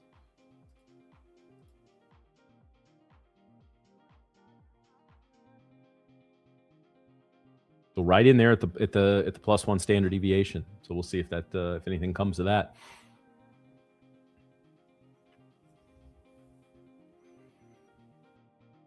Movie night with Matt and Angie. Yeah, that's a possibility. Well, you get into copyright. It's like you can stream like us watching a movie, but you can't stream the movie.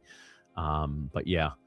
Let's see what else I was talking about. So yeah, Shrinking is really good, guys, and it's a kind of a comedy. I won't call it a dark comedy because it's really not. It's a little more like hopeful comedy, but it's the whole premise is it is a comedy. It's but it's a Jason Segel, who's a comedic actor. He plays a guy who his wife is killed in a car accident, and this is like a year after that. He's a therapist, and he's a train wreck. I mean, the opening, I'm not spoiling it, but the opening scene is him in being yelled at by his neighbor because it's him and doing drugs by his pool with a couple of hookers in the pool with him. So it's he basically showing this guy has hit rock bottom, and then it's like him going through the process. And I love Harrison Ford is great in this. It's a old cranky Harrison Ford as his mentor and boss at the place where he's a therapist. Jessica Williams is in it as well, the former Daily Show anchor. Krista Miller, who was on the Drew Carey Show, is on there as well. I'm trying to think. There's a couple other actors, but that's not, I hadn't heard of him. The daughter and the army guy who's in there, I hadn't heard of before that show, but it's really good. Really, really good. Will, yes, you can use Bookmap for everything. You need different data feeds for it, but you can use futures, crypto, all that stuff. I have gold on here. So you can put gold on there. I'm assuming silver as well. Alex, you should have gotten that. I remember you winning. So let me check this out real quick. Hold on. I'll go ahead and.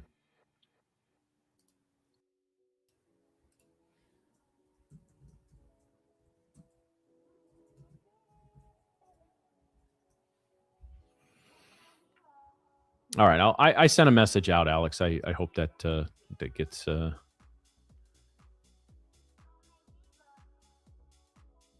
yeah, no, like I said that Apple TV's got some really, really good stuff. Oh, you didn't get yours, Oki?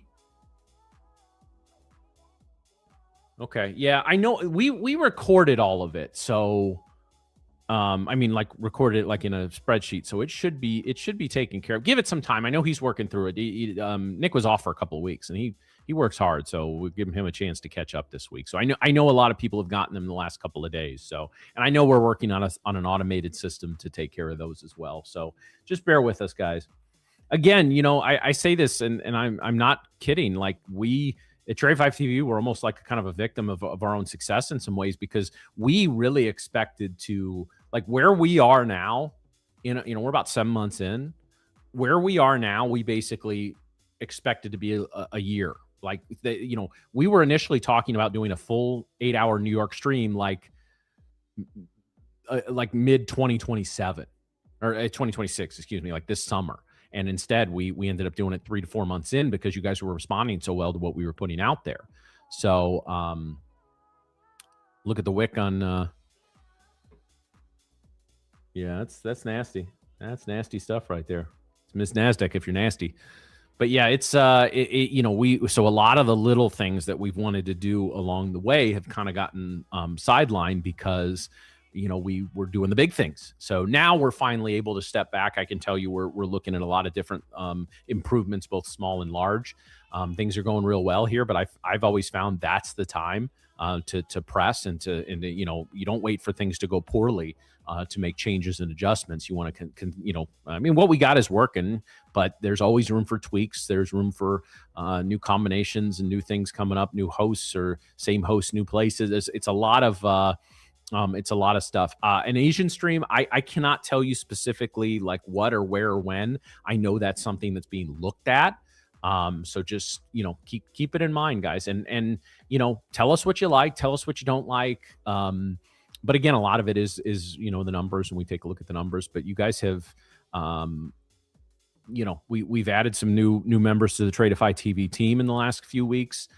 Some that you'll never know. They're just the behind the scenes people, but really excited. We just brought in a whole wealth of experience into the stream. So I'm really excited for the next couple of months and what's coming.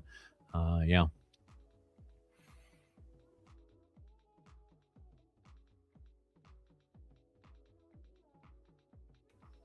All right. Well, then I will tell you this when we put it out there, y'all better watch it.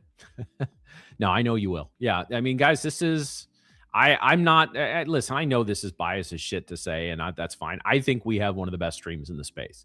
And so it's a matter of getting it in front of as many people as possible. And that's what we're working on. But we don't bullshit you here. You guys know that. I mean, listen, we take trades, and it's great when we can all trade and make money together, or occasionally we get stopped out together like we did today. But honestly, just being handed trades, like, I know that's why a lot of you are here. Like, I know, like, I get it, but just being handed trades is not, that's not what we want to do. We want to, when a day we can learn something and make some money together, that's outstanding. But ideally, this is just about trying to teach you guys and get you guys to be successful, right? And that's what I mean. I know people say, "Oh, Tradeify wants you doing this. They want you buying this." No, actually, Tradeify wants you in a live account and making a lot of money, right? Because then they make some money. Because when the business interests of this place interact and are in perfect alignment with your business interest, which is to be trading profitably and making a lot of money, that's a beautiful thing, man. So, and again, don't let somebody or something or a company or whatever, don't listen to them when they tell you what's important. Watch what they do to show you what's important. And so like I said, in the past few months, we've added multiple coaches to the live trading session. I can tell you they're looking at how to really work with the live traders to maximize their profits and new analysts. I mean, guys, there's so much stuff coming in that program. And because that's what's important. That's I mean, there's a lot of important things, but that's something. Look where companies are sitting there, are putting their resources, and you're going to know what's important to them. And here at Tradeify, we want you in a live account. We want you trading well, trading profitably, making a lot of money, and going from there. So.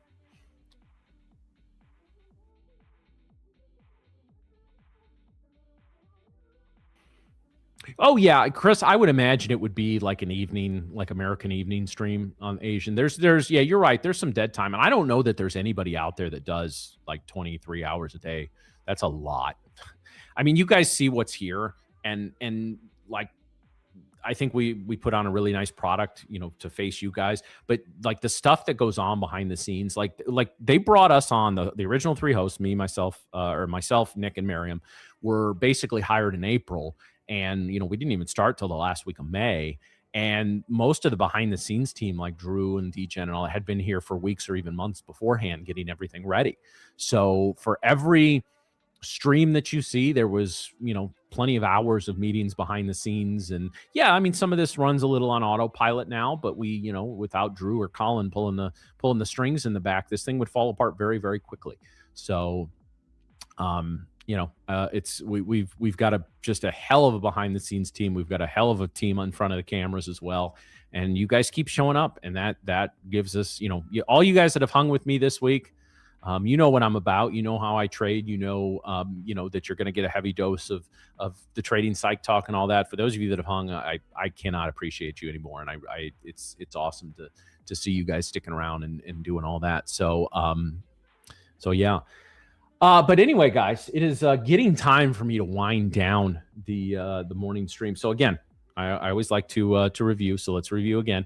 Amos will be on at the top of the hour for the Lunch and Learn segment.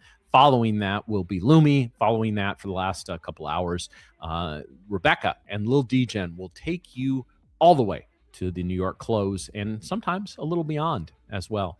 I can tell you I probably will be sliding in at the New York close tomorrow because I got to talk some shit to Lil Degen. We got our Bears Packers round 3 in the playoffs coming this weekend, so I got to shit talk them a little bit.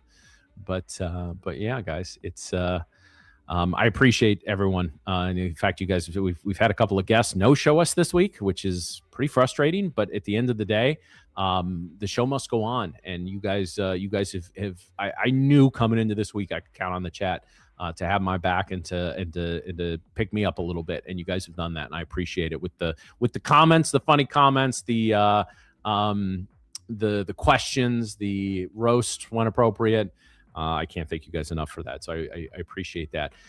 So tomorrow, Tank will be joining me, and scheduled, we have another one of our live traders as well. So I'm really looking forward to digging in with Tank because I can tell you guys, some, like I said earlier, this like trading psych mindset stuff, it's not sexy. It doesn't sell courses. It doesn't get eyeballs. And I can tell you for a fucking fact, it is 10 times more important than any strategy, any pattern, or anything else you will learn in this business. Do you need profitable strategies with an edge? Yes, you do.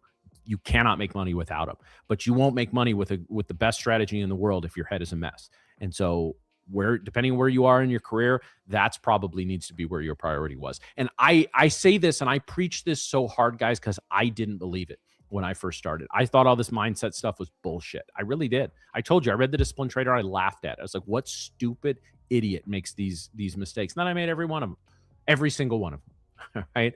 So it is what it is, guys. And hopefully you guys are learning a little something. There's nothing that I can tell you over the years. I've been in this business long enough. I'll randomly get emails occasionally from people that something I said 5 years ago has helped them. And I can tell you that is the ultimate dopamine rush for me as a trading educator and an influencer streamer, whatever the fuck you want to call me at this point.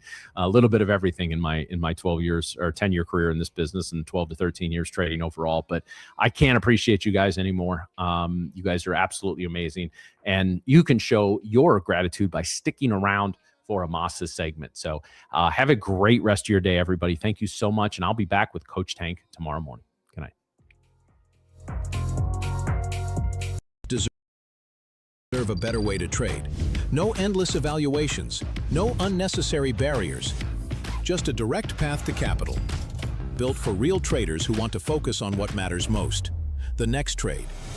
With instant funding, you're not waiting weeks to prove yourself. You're working to get payouts from day one. It doesn't matter who you are or where you're from. If you can trade, you deserve real opportunity. We built Tradeify to give traders funded capital without the delays, complications, or fine print. Our advanced trading journal tracks every detail of your performance, giving you the insights you need to consistently improve. When you trade with us, you control your profits. We take on the risk that holds most traders back, because that's how funded trading should work. Trading is hard enough. You need a partner who provides the structure, the speed, and the support so you can stay focused on execution. Confidence comes from knowing you have capital behind you and a firm that moves as fast as you do. This is Tradeify, funded trading built for real traders. You want to learn more about trading but scared to risk your own money? What if I told you there was a way to trade with someone else's capital while you learn? Welcome to Tradeify. This series explains everything about the funded trading world. The reality is, gambling is random. Professional trading is calculated risk management. We're pulling back the curtain so you can make an informed decision about whether this path is right for you. The reality is, you don't need to know everything. The traditional barriers don't apply here. Without the proper education or support, this is going to happen. But this is exactly why Tradeify exists. And that is exactly why programs like ours exist, to give you structure We provide the structure and capital while you develop your skills. without risking your own money while you learn. You don't need to know everything. You need to start with the basics and keep learning.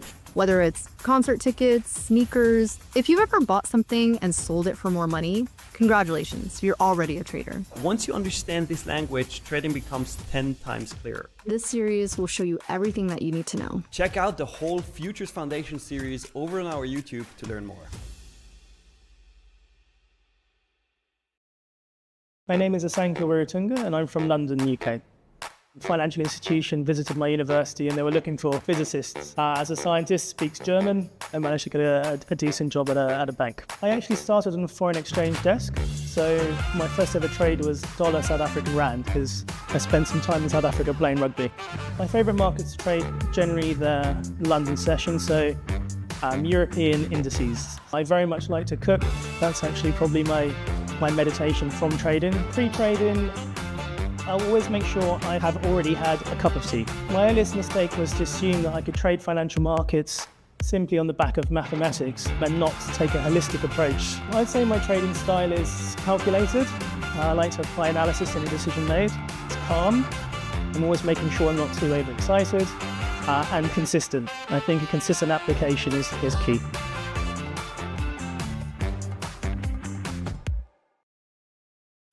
Welcome to Tradeify. First of all, going long. You think prices will go up, so you buy first and sell later. The mistake people make is picking what sounds impressive instead of what actually fits their trading style. Let's start with the basics. What type of account am I actually trading? Do you want to learn more about trading but scared to risk your own money? Let's talk about the 3 most important numbers you need to watch in Tradeify.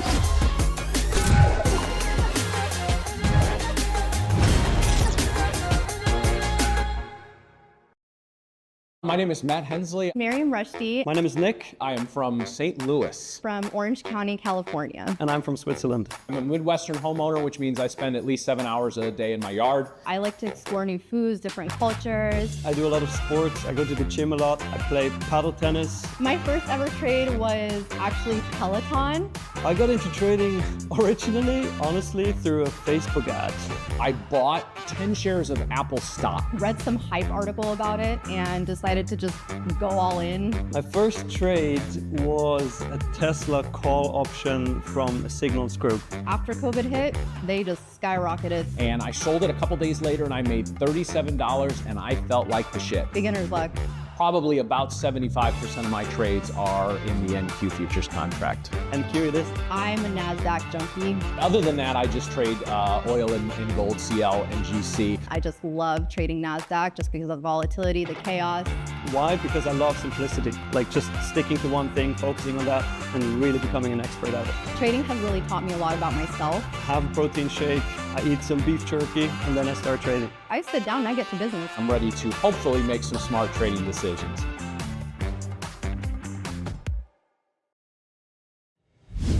At Tradeify, we believe traders deserve a better way to trade. No endless evaluations, no unnecessary barriers, just a direct path to capital. Built for real traders who want to focus on what matters most, the next trade. With instant funding, you're not waiting weeks to prove yourself. You're working to get payouts from day one. It doesn't matter who you are or where you're from. If you can trade, you deserve real opportunity. We built Tradeify to give traders funded capital without the delays, complications, or fine print. Our advanced trading journal tracks every detail of your performance, giving you the insights you need to consistently improve. When you trade with us, you control your profits. We take on the risk that holds most traders back, because that's how funded trading should work.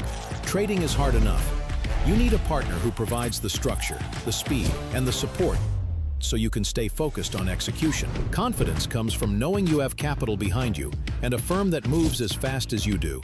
This is Tradeify, funded trading built for real traders.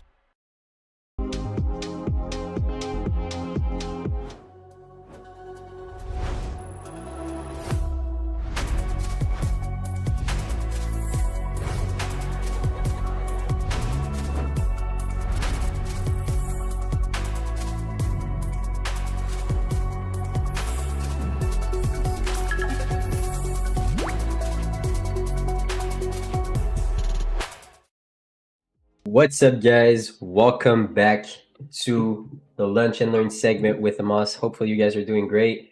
Today, what the hell was that price action, guys? Can someone explain to me what happened this morning? I don't know if you made money this morning. I don't know how you did it. If your take profit is above a swing high or below a swing low, it was really hard for you to make money.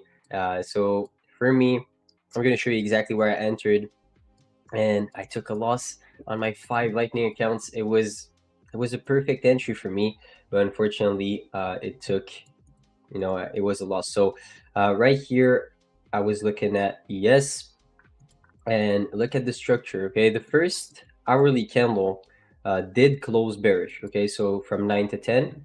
So right there, the only way I could potentially fade that is if we're aggressively displacing above the 10 a.m. open and the 9 a.m. open. So let's say here, this is the 9 a.m. open, this is the 10 a.m. open, and look at where we were. We were displacing really aggressively above those two levels. So at this time, a 30-minute candle is going to close, brand new one's going to open. So there's like some sort of influx of volatility that I want to catch, which is exactly the play that I tried to enter on. And also here, if I take a look at the daily chart, this candle was getting extremely wicky, and this was the daily open. So I had the daily open as one of my targets.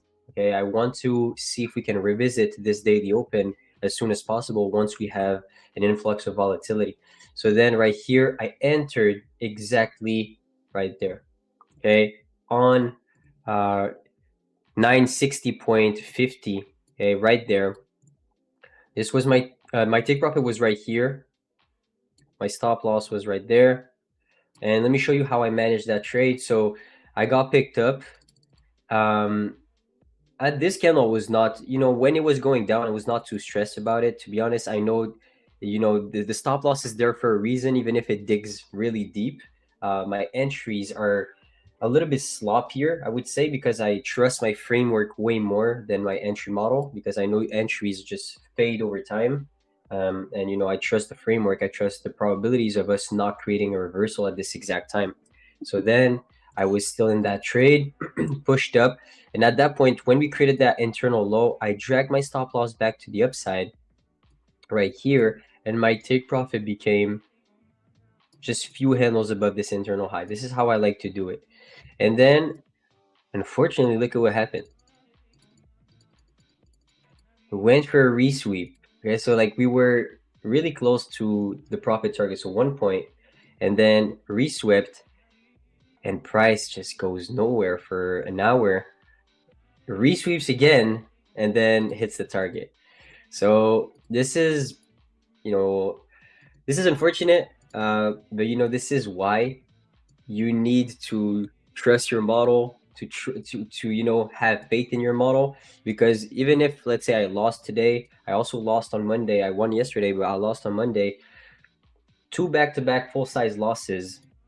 Of course, you're going to feel some sort of way regarding that. But for me, I play with the long-term statistic of that edge. I play with the fact that, okay, I'm playing the continuation rather than a reversal. I know that if I play the reversal at this exact time, I'm going to lose over the long run. So I prefer sticking to my strategy, even if I'm in a drawdown streak or price action is acting a little bit weird in the beginning of the year.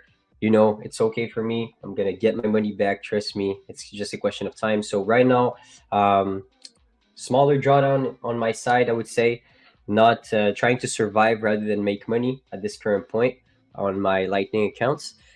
On my select accounts, I'm 1 trade away on multiple accounts to pass those accounts. So it will be fun during those live sessions with y'all in the lunch hour. I will try to pass them. You guys know I'm really aggressive with those select accounts, so we'll have fun.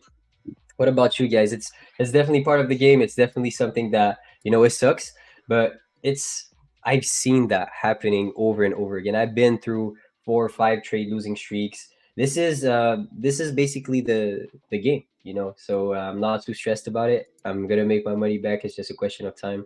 And yeah, Can we keep 5 select and 5 lightning accounts? Yes, you can. The only thing is you're gonna get rebuild on your select accounts. You can't have 5 select funded. You can only have 5 select evals, if it makes sense. So you can try to pass them on the side, which is exactly what I do, but you will get rebuild. So let's say you need to pass them in 1 month. So today took 1 trade, 1 loss, you know, and right now back to trading evals on the PM session on NQ. So, you know, it's I'm not gonna lie, just look at this action right here. Okay, whatever you tried to do this morning, most likely, because I consider myself having a wide stop. I consider myself being, you know, a extremely low risk to reward trader. I trade really close to a 1-to-1. Really close to 1-to-1, either 1.1-to-1 or either like my initial entry will be like 0.9 and I'll drag my stop to 1-to-1. So like knowing that most traders don't even have that big of a stop, I don't know how you could have made money this morning, to be honest. Potentially like on retest and let's say this drop or this push, but for me, let's say I always put my take profit above a high or below a low. So it was unfortunate. Definitely unfortunate. What can we blame? Can we blame NFP week? That's always what people do. As soon as there's bad price action, oh guys, it's NFP week. We shouldn't have traded today. But to be honest, I don't really care about if it's NFP week or the only thing I care about is if my setup happens, because when I'm backtesting, I don't look at the news too much. I look at when the news you know, drop.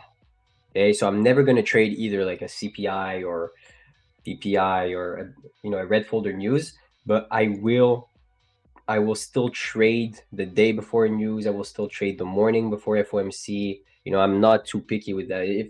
If I shrink the amount of trades that I have just because of the fact that there's a news, it has to have a real advantage on the statistics. You know, I need to find out and figure out that, okay, the days where I'm trading the morning of FOMC, I'm losing, you know.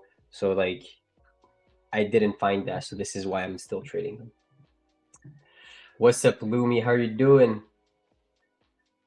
I will short ES below the 10 a.m. open to London low. Wait, right now? Where's the 10 a.m. open? Right here. Yeah, that looks like that will look like a good trade, not gonna lie. Do you think it's gonna happen though? That's a pretty big drop. We are consolidating like crazy right now. It's insane. But yeah, so right now I'm definitely gonna look for a trade on NQ. Or you know, guys, I've looked at silver and I was like, holy shit! Even in Asia session, it's trading like crazy. Let's just say I wanted to enter like, let's say like 2 contracts, sell, let's say above this high. Look, I have like my stop loss is here. In terms of structure, it's not too big of a stop loss, and it's 3K. Let's look, okay? This is my take profit. It's like few handles. It's just a structure on the 1-minute chart, and it's $5,100. Imagine if I enter like 12 contracts, which is what I can enter on 150K. 18,000, 30,000 on a 1-minute move. This is not. I'm never gonna trade silver. Is anyone here trading silver on like a select account trying to, I don't know, maybe have a big day? I know some people like to do that. I'm seeing like more and more like traction over like the big days on one account. I don't know. I don't know what to think about that, to be honest.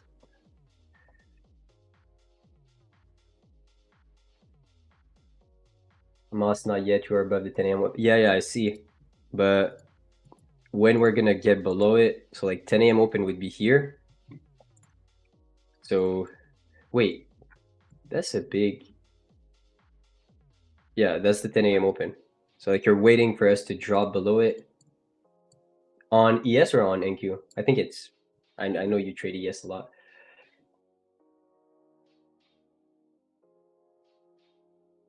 But yeah, that would be a really good trade in my opinion, for sure. Right now, I don't see any good opportunities on ES or NQ. I would say like this long was not bad at 11.45 off of that inverse, because NQ made a higher low while ES made a lower low. Right here. What is this low? 10.56. Okay, no, it's literally the same kind of structure. No, it's this low. It would have been a good SMT here though. Yeah, right now the price action is really choppy, so we're gonna try to find a good opportunity, blatant opportunity. Right now there's nothing really clean for me, or that is really standing out. So let's wait. I made almost $800 yesterday trading 1 micro on silver. You can trade micro silver? Because I tried to enter on a micro silver and it said like, yo, you can't. You see, order rejected.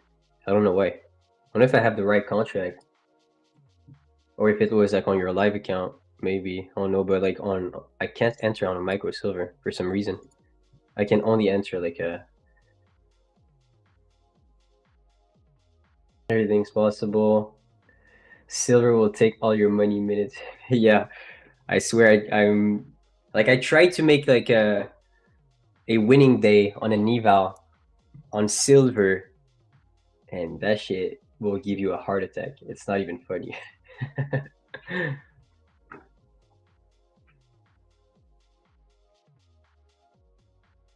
Funny because I saw lots of trades posted on X showing execution on silver, not micros but minis, and I was like, demo traders woke up. I mean, like if you enter with more than 1 contract on silver, or like 2 maybe, you're blowing your account in like a minute. Maybe in Asia you could survive, but even that, it's pretty volatile at any time. But does anyone know like the reason why it got so volatile like this? Is it like a CME kind of thing, or is this something related to CME? I saw they posted something, or just maybe a fundamental reason.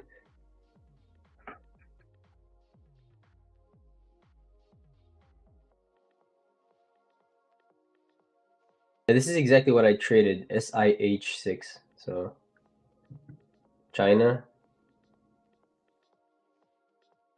Everything is because of China. Literally.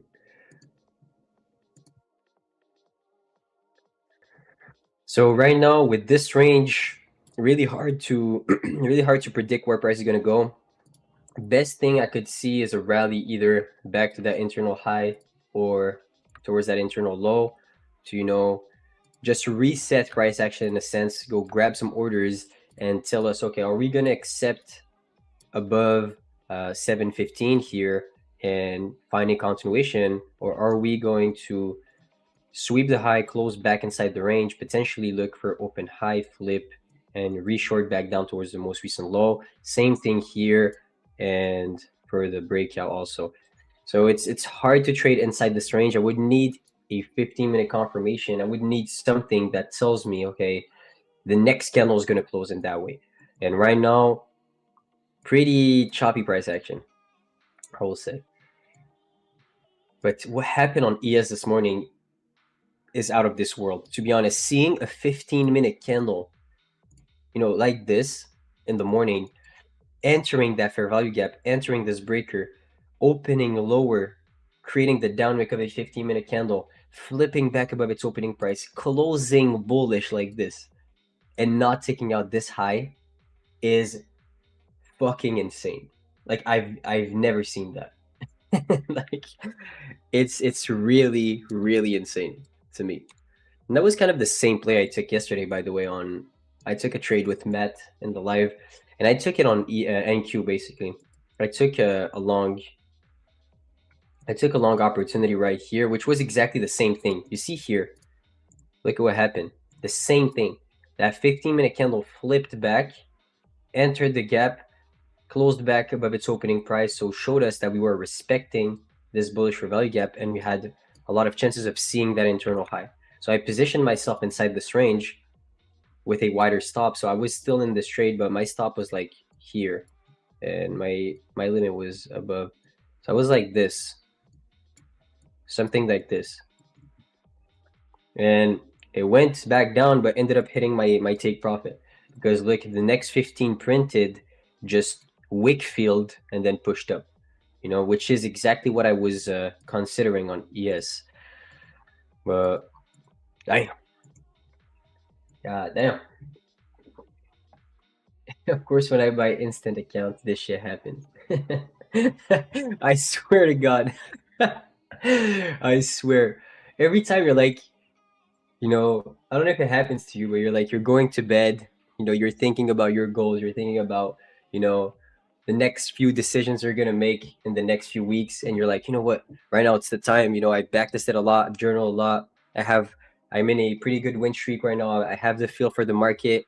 You know, I'm gonna step up. I'm gonna buy 5 lightning accounts, and then the weirdest market conditions happen for like the next 3-4 days, and then it comes back to normal. But it really tests you. Timing thing. And I really feel you, Lauren. This is just welcome to trading at this point. So this is why you need to, you know, take it slow, not every time. Literally every time I'm on a, let's say I'm at like 156, and there's like 3K left for me to request a payout on my lightning account, and I'm like, you know what, really good right now. I'm just gonna stick with my normal size. I'm gonna risk 1,800 to make 1,800 in 2 trades. I should be able to get the payout, have a little bit more buffer for the next payout. 3 back-to-back loss sends me back to the gulag, and hello. No, it happens. It happens. It happens.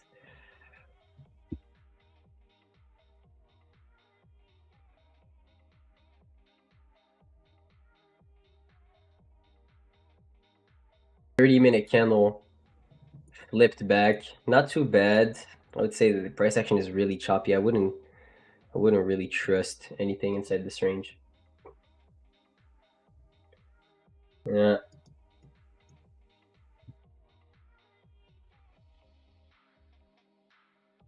Did you guys take any trades this morning? If yes, let me know what kind of trades you took, and if it was on ES or NQ.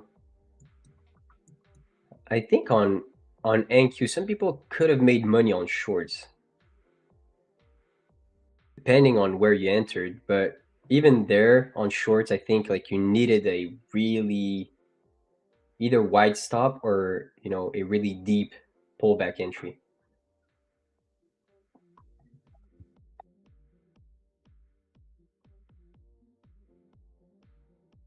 It's a 1 micro day today. Buy at the bottom and sell the top. Yeah.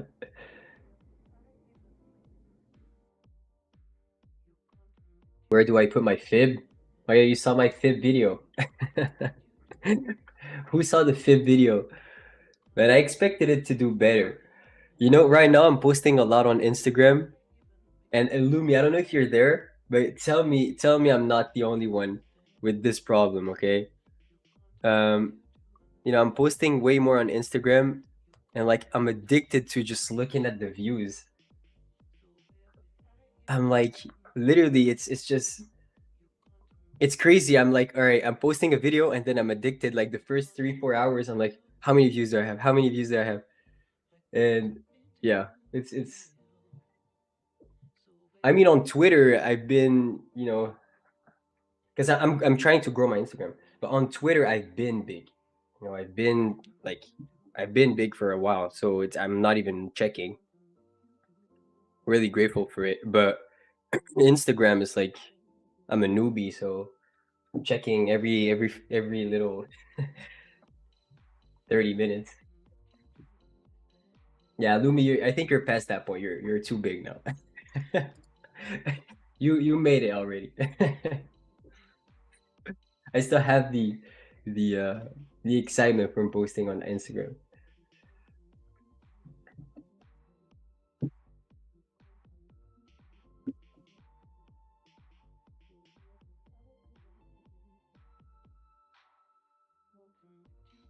Had a few successful scalps on one account, blew the other account, but I started the day with barely any drawdown.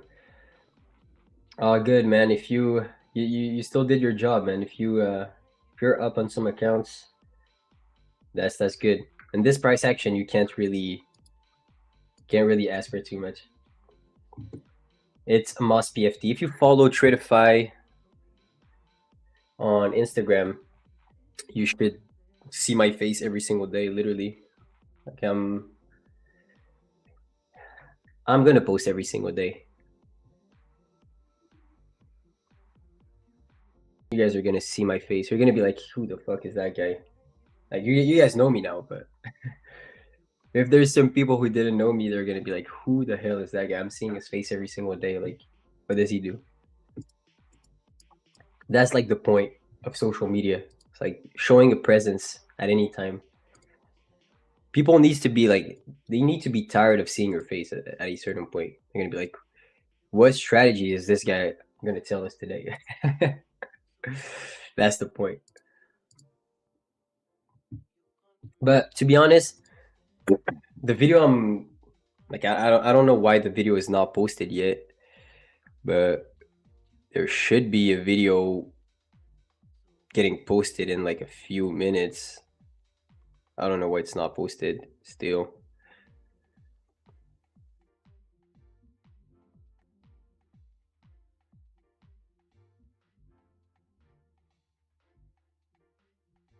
But I'm really trying my hardest, literally. And I took your, it's not, you didn't give me the advice, Lumi, but talking to you in Miami, after you told me that you were making your own edits, I was like, you know what? The amount of time I'm speaking to my editor, just asking him to change this and that. You know what? Let me freaking do it, cause like, it's too much. There's like few videos that have been doing very well, but like the video I'm gonna post today is gonna be very good. Like I have like 2 videos that did above 50,000, and like having an educational video making above 50 is like, it's pretty insane. I'm not gonna lie. But like basically the format I chose to do is like a quick 30-second I'm spinning bars after bars, okay? And you would think that it's like, it doesn't take me time, but I swear to God, it takes me more time than a 10-minute video on YouTube, like by far. It's taking me like,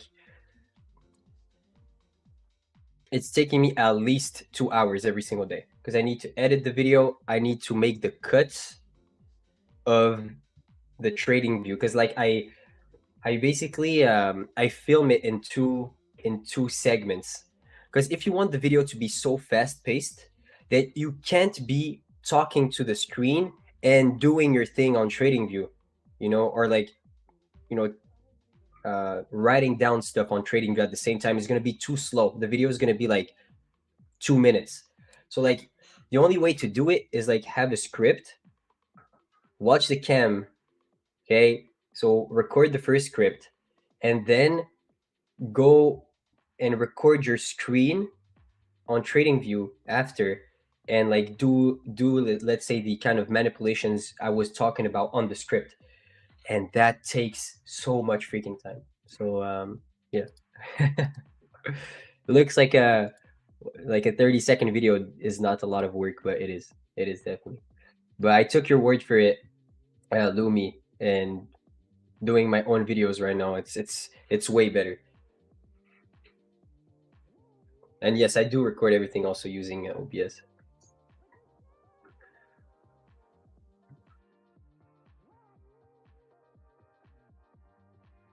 Us and Lumi should have a show together. I'm not against that. You know, I want to. We never hopped on a call together. We need to. We need to, Lumi. That would be nice.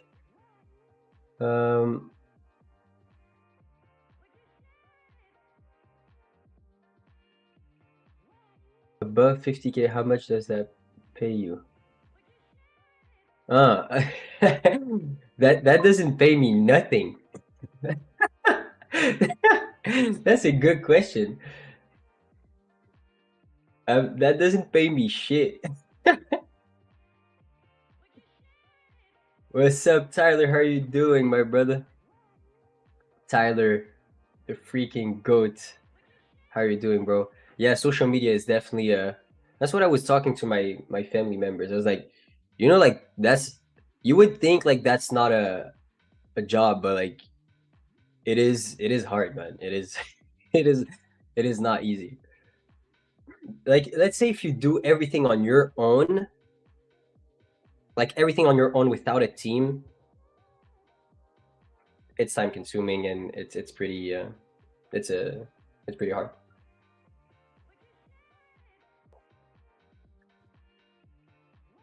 Okay, question. If I made trading videos, how many views like I need to make, let's say 5K? You would never make any money from it until you're like on the creator,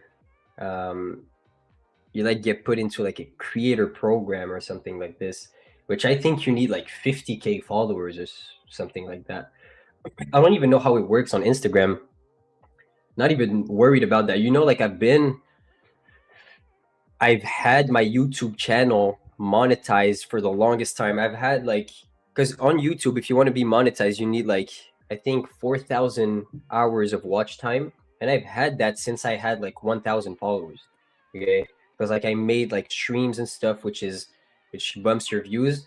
And I never activated the AdSense because like, even if I activated the AdSense, I would make pennies. Like, you need to be big. Like you're gonna make money if you pull views, but if you don't pull like insane amount of views, you're gonna make like, bro, $100 and your views gonna go down because people don't even want to watch the video when you pull out the ad. Which is exactly what happened. So like, you know, I don't even bother. But I think if you stream daily on YouTube, that's different. If you stream daily on YouTube, you're gonna make money. But if it's like just videos, like you need to be big, like big as hell. Like, I think you guys all know, like, it's making money on social media is it's hard, man. Like, you think people are making money, like, let's say with TikTok and stuff, or you need to be the top 0.1% to actually make a living off of videos. Like, I think this is something true. A lot of people overestimate how much someone is doing because of how many subscribers he has. And also, same thing for people who are smaller creators. You will see sometimes someone with, let's say, 6K followers on Twitter or 6K followers on, I don't know, Instagram or anything. And you will think this guy's not pulling in a lot of money, but it's different. Like, the guy just has day ones ready to die for him, you know? So like the follower count doesn't truly mean anything, I will say. It's really how much do you have like a core community that actually loves you so much to the point that they're going to consume whatever content you pull out and whatever, let's say, product you push. It's really about that.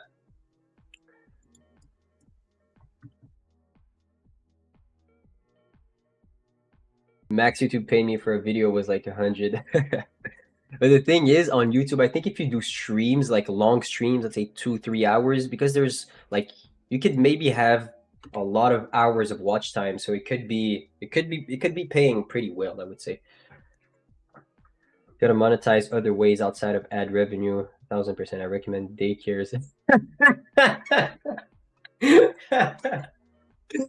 That was funny. Oh my god. Tyler, you're funny. I literally understood that Minnesota daycares joke like 1 week ago. I was asking my brother, and that shit fried me. Like, yo, people will do anything for money, literally. This is crazy. Oh my.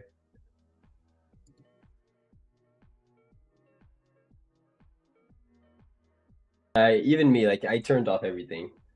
Right now I'm just trying to grow my my my Instagram. But Tyler, if you're still here, man, back then, you don't even know, like, I've been watching you since like you were literally first starting your videos on the trading space, you know, like you're truly the GOAT in my eyes, you know.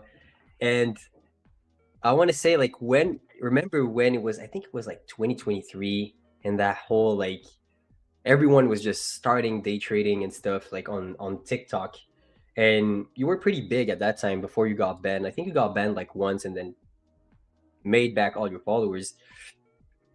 But back then, like, you were doing you know, trade recaps, or like you were going back over the trade that you took on that day, and you were like making a lot of videos just walking with your dog. And I swear I was watching every single one of them. I was like, that guy's the GOAT. But like, you need to get back to those walk content. I don't know if you do that still. I think like trading TikTok is like dead at this point. I think a lot of people just got banned, and like the algorithm just don't like trading stuff overall, I think.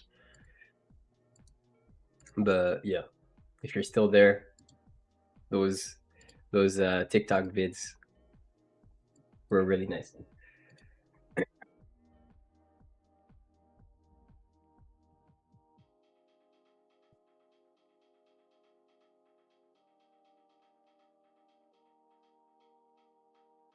Have you noticed the government only pays attention to you if you have oil, just like at Venezuela and P. Diddy? Nah, this guy's tripping. The good old days. Appreciate you, brother. Man, Tyler, I will say this. You came a long way, man. I swear to God. Came a long way. Your Linktree IG link doesn't work yet, because I think I didn't update it. Just type down Amos PFT on Instagram and you should find it. Amos.pft. Right now, Tradeify is carrying me to 10K followers, so shout out to them. Best example is to make long videos on YouTube, then cut a lot of shorts. I don't think so, Ahmed. I don't think so. To be honest, like, those kind of content, like, if you want to make a good short form content, you need to sit in front of the camera and have a script for a 30-second short form content, because the amount of bullshit you're going to say on a long form video that you can't put out on a short form is insane. You know, I'm telling you, I've tried it. It pulls no views at all. Maybe on YouTube it will pull like 1,000. But like, if you want a good short form video, you need to work on it for at least 2-3 hours. I'm telling you, like, shorts it's a different game, because you need to have the attention of the viewer in the first 10 seconds. And you also need the video to not be more than literally 40 seconds. The attention span of most people is so fried that they need to like be constantly fed new information and new image in front of them every 2-3 seconds. Or even let's say the screen. This is what I did in like my last short, like my next short that I'm gonna post today. Like, you're gonna see like price action zoom in and then zoom out. Like, all those small details make the difference between a video that's going to pull in a lot of views or not a lot of views. I would say like smaller short form videos, like 30-40 seconds are better. How about after Moss give me a signal? I don't know if I'm gonna give a signal in that price action, man. Did you take any trades this morning? I got fried on shorts. I'm not gonna lie. The price action I'm seeing right now in the last few weeks, let's say since the beginning of January, I cannot make money. Like with my edge, with my own way of trading, favoring continuations and stuff, I'm break even right now. It's win-win, loss. Right now, 3 back-to-back losses. So, I mean, there's nothing I can really do about it. And today was like, it was not funny. It was like one handle away from hitting the TP. My TP was like 66.5. I don't know which whale here just held the price. I was up initially, then decided to play with profits, give it all back. Always what happens, man. It's like, you know what happened this morning for me? Let's say I longed below the slow, okay? And I was really confident. You know, we saw a bigger retracement back down. It was just the open low of the new 30-minute candle. You know, I was confident in that play. But then you see here, especially on ES, I know you traded ES back then. I don't know if you still trade it a lot, but look, when ES does that, it does that so much, even in backtesting. It gets close to a high and starts just not going anywhere, and it doesn't want to rip above the high. And you know, in my last 4 winning days, I decided to take out my profits right here. But if you do this and you have a lower risk to reward, exactly like me, those small little bumps, when you're in 5 contracts on ES, they're like $300, $400, you know? So like after 4 or 5 trades, you literally lost like 1,500 or like maybe 2K, depending like on how you got filled inside this range. So like I promised myself I wouldn't do that. I promised myself, you know what? Every time I got out earlier, it retraced a little bit and then bumped the high. So I was like, you know what? I'm never gonna do it anymore. Like I'm never gonna take out my profits anymore. Like I would have already been in payout request of my last, let's say my last set, and unfortunately, the day that I decided to stick to my rules wiped me out. Really, you have a trading strat that fits better with this market condition. To be honest, nothing fits with this, to be honest. Like I have mainly 2 ways of reading price.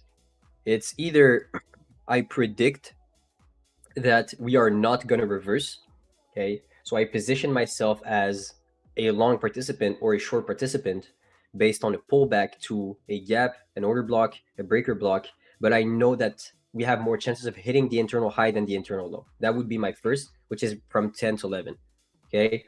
If I don't see that trade, then I'm playing the power of 3, of literally mostly 15-minute candles, hourly candles. But even on the power of 3 side, there's like no opportunities whatsoever. There's no good opportunities whatsoever. So like, it's just a moment, I would say, that we have a little bit more, we need to be a little bit more patient. There's going to be good opportunities for sure. It happens a lot, those kind of slumps or those kind of break-even weeks. You know, it's something normal. I don't stress it too much, you know. I've still been loyal to NQ, but for the last probably 6-ish months, it feels like ES will beat NQ to the draw regardless of which is stronger at the time. Might have to go back to her. Yeah, I'm telling you, Tyler, I've backtested ES and NQ for, let's say I gathered data from 2025 all the way to 2020 with my brother. Okay, I didn't do 2020, but I did 2021. So from 2025 to 2021. And the amount of fake outs NQ will do just to just to generate liquidity for ES to take out his draw is insane. Like ES in the first hour of the day, in my opinion, genuinely has more edge than NQ. Like NQ is like, what I saw in my backtesting is as soon as it gets close to a low, or like close to an important level where you thought price was gonna hit, exactly like this, comes close, snaps back because ES took the draw. So like either you trade NQ, but you always get out at the SMT, which is gonna shrink your profits, or you just only trade ES. That was it for me. So like when I saw how much ES was pulling NQ on those years, oh my god, I was like, how? It's because basically I was, let's say when I'm trading the power of 3 either on the 15 or the 1 hour, which is mainly like just a normal scalp model, I'm trading the most, let's say most of the day, you know, AM and PM session. But if I see, let's say this year I really wanted to transition a little bit more towards AM trading in 2026, so I made a lot of work in backtesting with my brother to gather data on, you know, the silver bullet hour 10 to 11, and you know, look for what is the percentage of time we actually reverse at this exact time, when we have this structure, when we pull back at this level, etc. And you know, ES is far more, in my opinion, far better than NQ in a lot of ways in that silver bullet hour. In terms of like quick scalps towards internal draws, or you know, let's say quick in and outs, NQ is the best for sure. If you're playing the power of 3, in my opinion, NQ is the best. But if you're playing off of a bigger picture play, London highs, London lows, Asia highs, Asia lows, you know, opening range, it's not even comparable. I'm not gonna lie. I was shocked. And even like in my group, most people were like, why are you trading ES? I was like, I don't know what to tell you, but that's the data that I have. ES is just better.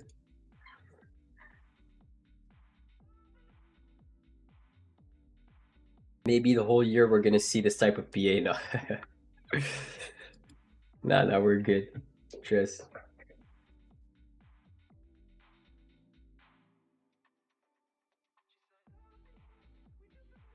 also, one thing I saw a lot in my backtesting was how basically, since I've traded the AM and PM session my whole life, so in the last 4 years, you know, I didn't really put too much emphasis on just the silver bullet hour, so like 10 to 11.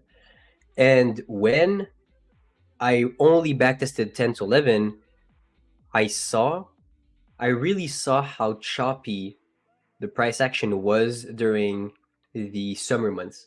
You know, usually like I'm like, you know, I'm still gonna trade the summer months. It's okay. It's exactly like the previous price action. I just need to enter with more size. But in the AM session, I'm telling you, it's pretty rough. It's pretty rough. Price takes a lot of time to hit any levels, basically. I don't know who can potentially either give out a signal or just enter in a trade inside this range, but I mean, we're gonna have TikTok traders basically saying, yeah, this was the sell side of the curve, and this was the buy side of the curve, like market maker buy model, and this was a sweep, you know, power of 3, and we went back down here. Every time I post a loss on Twitter, the comment section just fries me so much. We talked about it yesterday, but with Matt, but oh my god, it's the best. They literally, and even like one time there was a trader that had like 100K followers on Instagram, and he commented under one of my videos, and he was like, your entry should have been inside the fair value gap at 50%. I was like, bro, how many times did this gap that you're referring to did not get tapped into? Like, you don't know. Like the entry is so subjective. Or like let's say this is the same type of guy who's gonna say, yeah, this was a breakaway gap. if the gap is not getting filled. Yeah. Did that guy show his executions? I don't even know. I don't even watch the guy, to be honest. I don't watch trading content too much.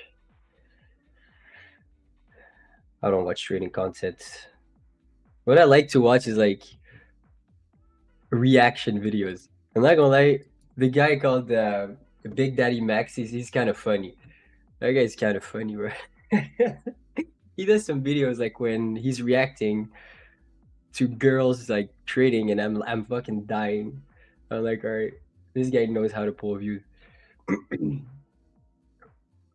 10 trade win streak, 1 loss, and you're the most unprofitable trader to walk this earth. Yeah, exactly. Exactly.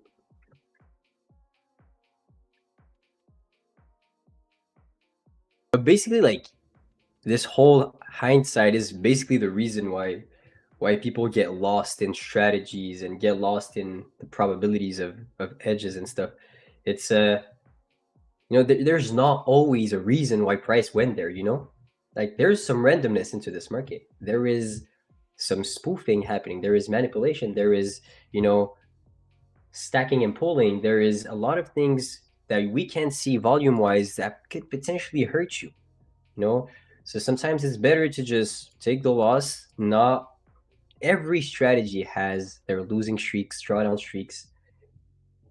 So it's not, there's not always a reason.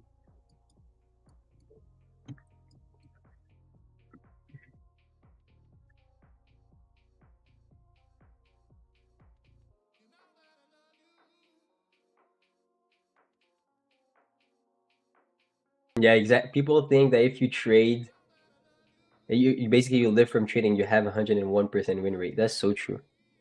That's so true. I think like most people think that as soon as you turn profitable, you have like 1 or 2 losing days in a month.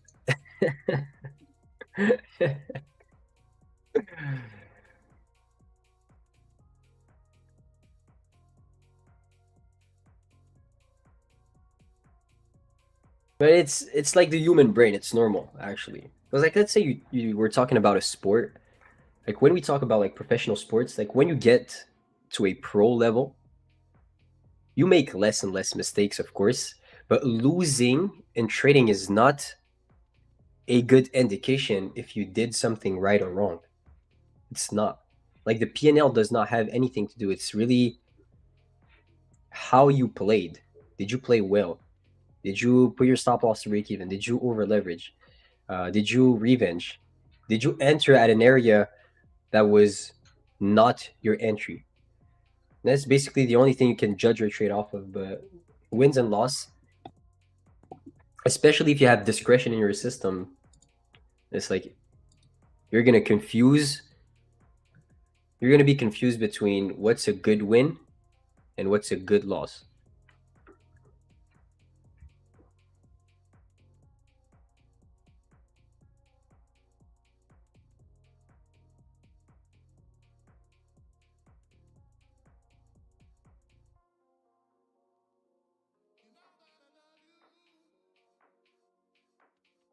Okay, so we are seeing price action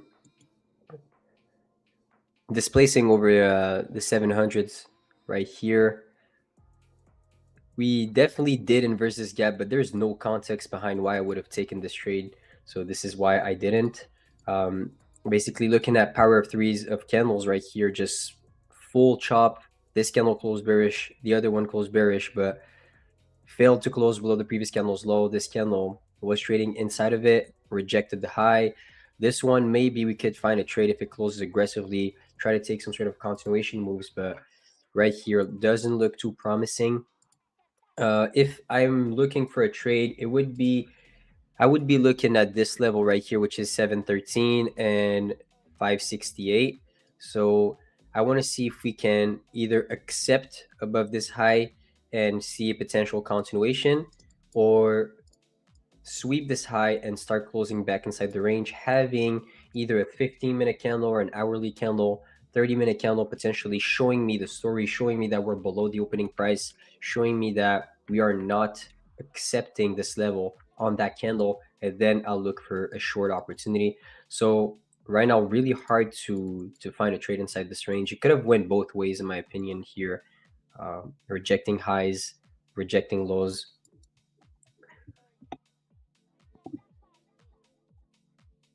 How many accounts do you have? Right now, with Tradeify, I'm trading 5 Lightning, 5 Select. So 10.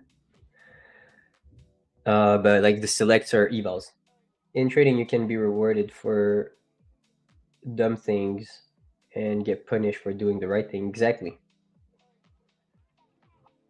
Exactly. I totally agree. How much do you use ATR for your stops and targets? Really good question. No, I don't use ATRs. What I do is I put my stop loss usually on a fib level.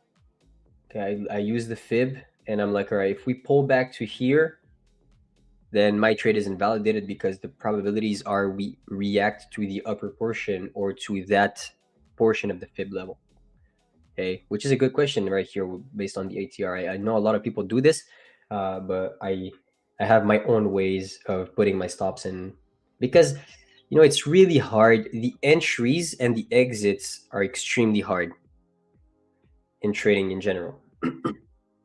Finding the picture perfect entry with the smallest amount of drawdown and exiting at the exact perfect time, or putting your stop loss at the best possible area, it's something that changes depending on the market conditions. So I will say that I focus a little bit more on frameworks, focus a little bit more on, okay, what is most likely going to happen on that next 15-minute candle, on that next hourly candle? Did we put in the low of a future bullish candle, or are we putting the high of a future bearish candle? So that's basically the questions I'm asking myself using time. I use a lot of time, guys. Most of my strategies are based on the fact that I time the market with price. There's price here on the y-axis, and there's the x here, which is the time. And in my opinion, if you don't align them both, it will be hard. It will be hard for you to not get stopped out or not get fooled by randomness.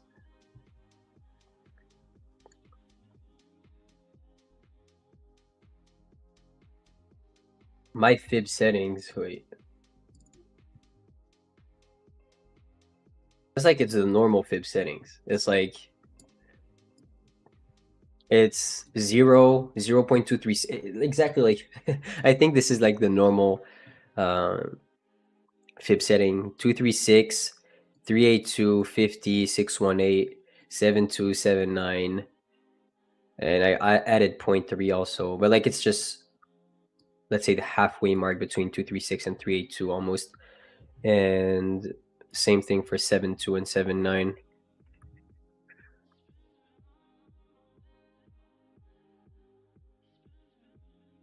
Oh, actual settings, let me see. Like this. But this is like my brother's colors, because we use the same trading view. If you didn't know, don't pay TradingView twice. If you have a brother or a sibling, or I don't know, maybe your wife or your spouse is trading with you, just pay it once, and one can access to it on Google, okay, so on the web version, and the other one on the desktop version. My husband paid for his subscription. You made him pay? Like, nah, you're gonna pay this. You pay everything. To be honest, I would have done the same thing if I was you. I want to have my own stuff. I'm not getting banned because of you.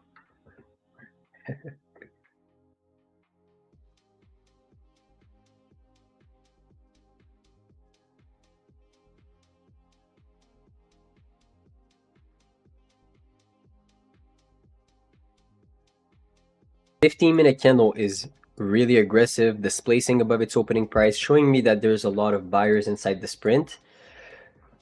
There is still 4 minutes, so 3 minutes left for this 15-minute candle to close. So a lot of things can change since we reacted to this rejection block.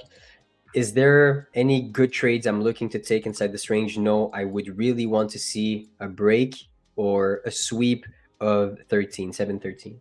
This is the only thing I'm looking for. We are inside a big range right here. If you look at the 15-minute chart, it's a barcode. So I'm not leaning bullish or I'm not leaning bearish at this exact time. It's literally impossible for me to look for a trade. So let's just blame NFP for this price action, and hopefully tomorrow when the news is gonna go out, we're gonna have better price action. But yeah, if you're having a rough week, it's all good. I'm also in a small drawdown right now, so don't stress it too much. It happens to everyone. Just play with the statistic of your edge and don't try to scalp your way out of drawdown for no reason.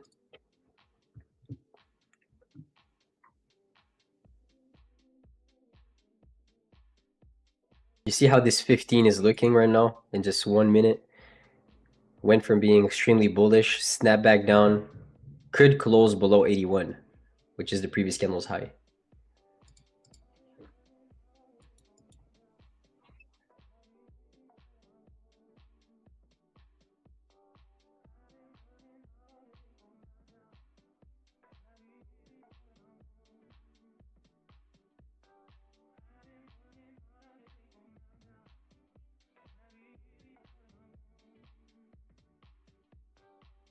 Yeah, at this point, with how this 15-minute candle is closing, longs are not looking good. So hopefully, hopefully you didn't try to chase it at that 54 candle. Yeah, let's just blame NFP for that, guys. Let's just blame NFP and we're good.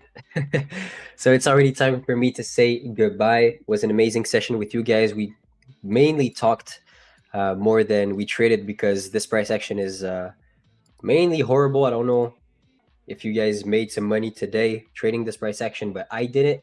I got caught in the AM chop on ES. I explained my trade, which was a long here at 58, which ended up being a stop out.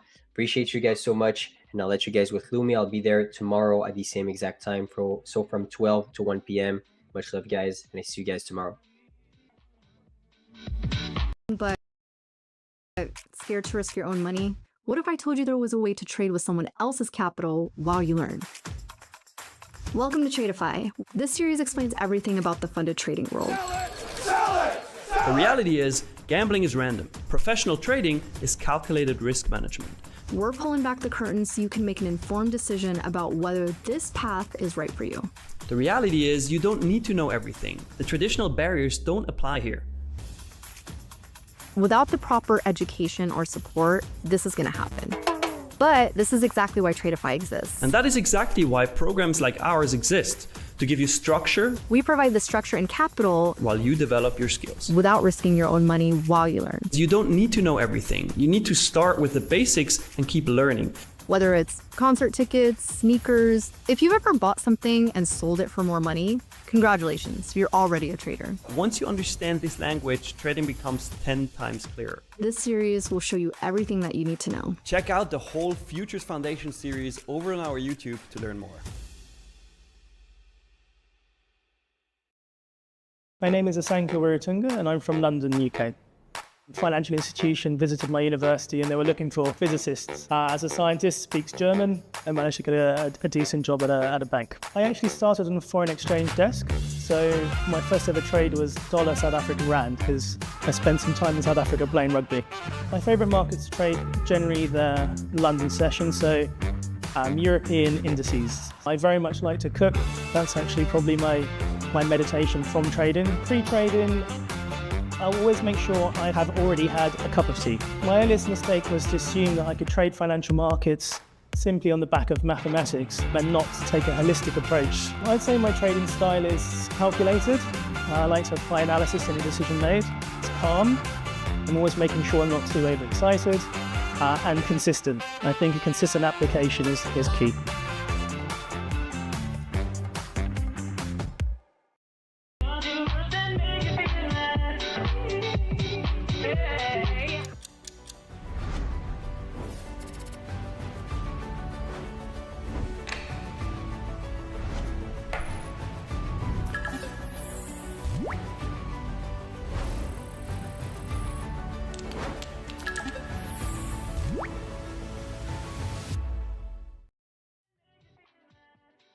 Hey guys.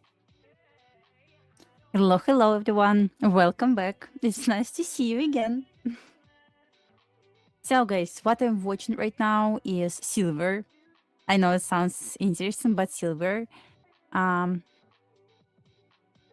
It's a bit choppy right now, but since we got, remember we were talking about this yesterday, setup playout. I discussed this yesterday. So I know Tradeify, we cannot trade this on Tradeify. But what I'm watching right now is somebody traced one down. It left some equal lows lower. I would like to see it as the 50% of this move up that we got today. So I'm looking for this drop right now. Not right now, but soon. So ideally, before continue going higher, and continuation higher can lead us to New York Midnight Open, definitely. I would like to see somebody trace one down and reaction. So you can trade this on, I guess, I mean, on Tradeify we cannot trade this, but on personal account, yes, please. On gold, well, on my bias on gold was off, completely off today. I'm not going to lie.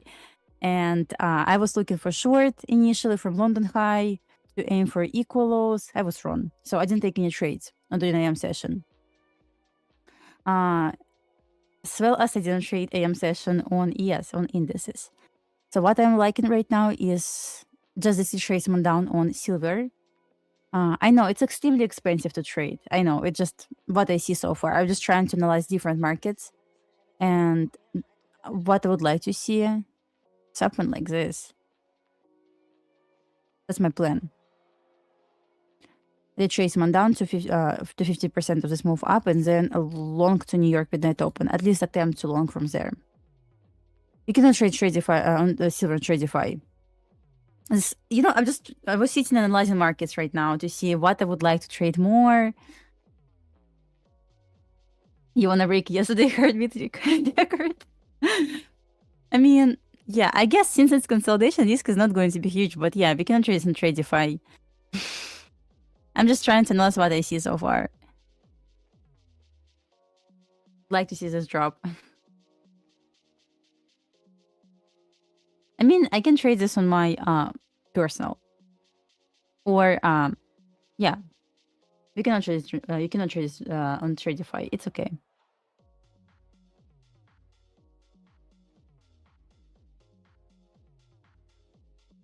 No. Need to trade is lagging today so bad.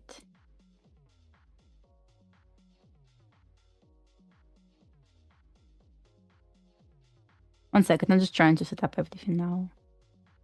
Like that.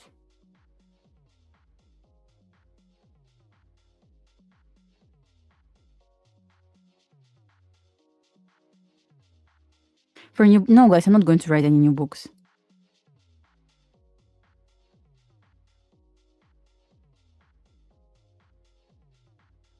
So in my perfect world, it's for silver. For gold, I don't know. I mean, guys, honestly, I didn't like indices today. I would like to see the tracement down. Let's think about this. So, gold, we're dancing around New York Midnight Open all day. Then we finally broke, not all day, all morning. Pre-market and, yeah, pre-market. Then finally broke above this level. And we took Asia high.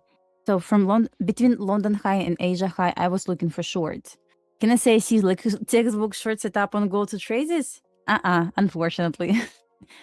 But yeah, if it's going to retrace lower, I would like to see a drop here. And that's my plan.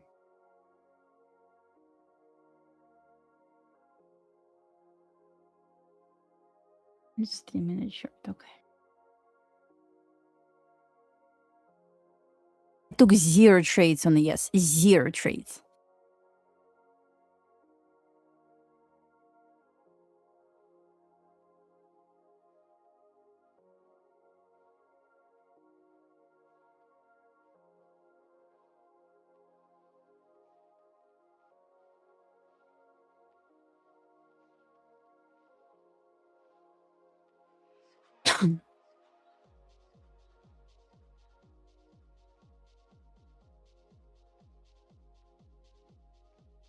And Q gonna fly. Once again, as I said before, I see a short on silver only.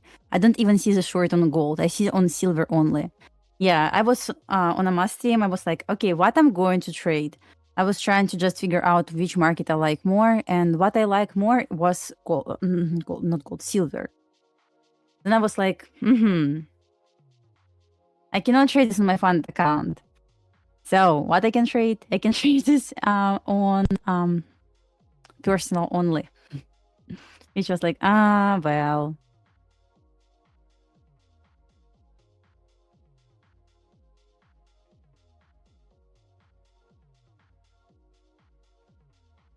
Short on the yes below 10 AM open. I mentioned that before.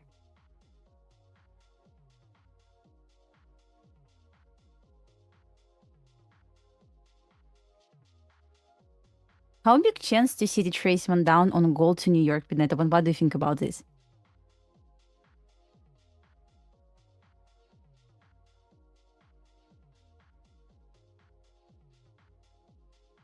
I mean, if I will decide to trade on my funded accounts silver, it's straight way to blow account immediately or hit daily loss limit. Like seriously, guys.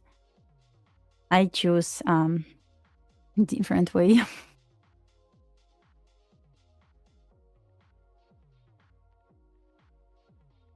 Just it's nice, Mike. What's wrong with this? Come on.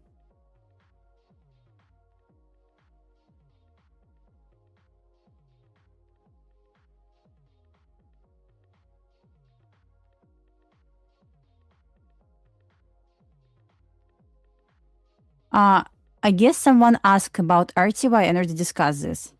So I could expect retracement to 50% of this move up, but I won't see all-time high. So right now it's going to just consolidate probably until the end of the day. Any stop loss? Fortunately, no.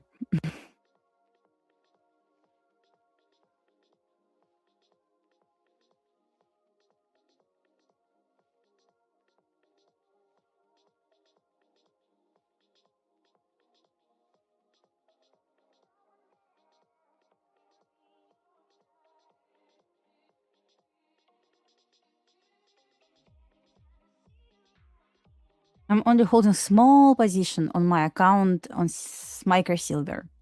That's it. This one. That's it. I don't hold any other trades.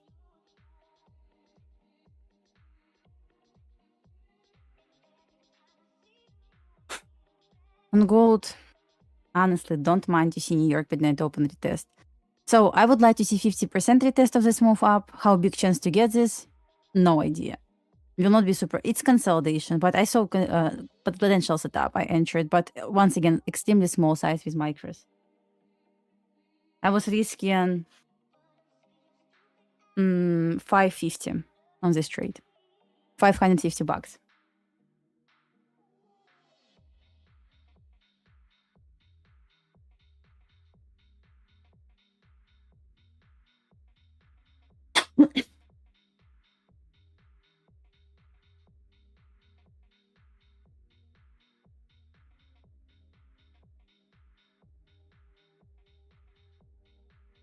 I'm still risking 380 on this trade.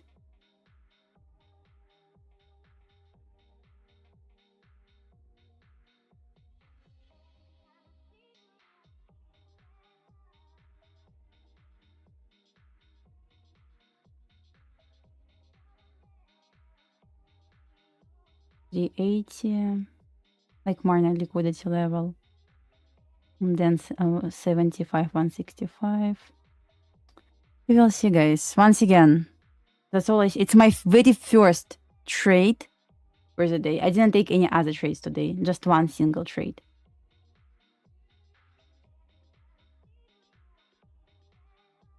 So this level, liquidity level, is basically 1-to-1.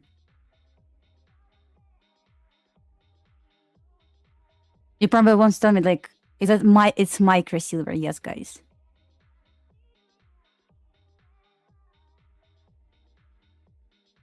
Should I like some profit?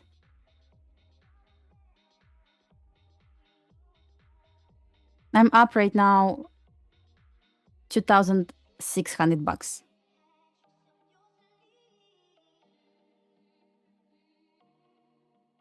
Maybe I should like just one micro. It's 5 micros trade, or just sit in this trade until it hits TP. Because if it's going to hit TP, I'm going to make 5k on this account. But knowing myself, probably it will not. I trail to, you know, if it's going to reverse right now, I will make 245 bucks. Let's see if I'm going to beat record with my trades.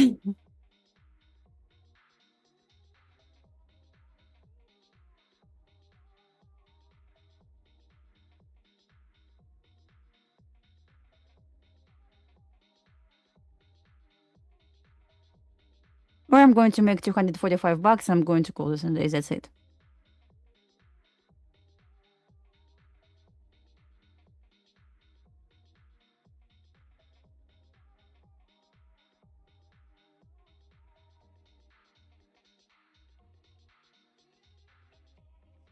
It's personal plus some other accounts which I copy right now with smaller size, obviously.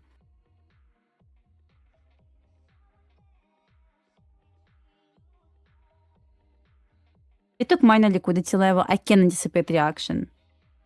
But once again, which makes sense to me, we got nice move up today. It was so close to take London high, but what happened? Failed. I would like to see it as the 50% of move up. Or it will hit break even, so we will stick to another trade. That's it. Look at the yes.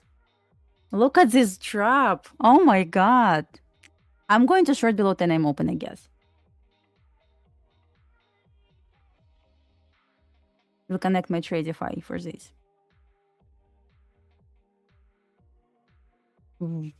I wish I was in this trade. Okay.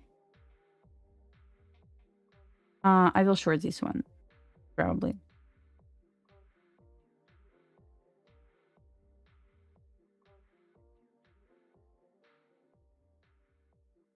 Losing my headphones right now.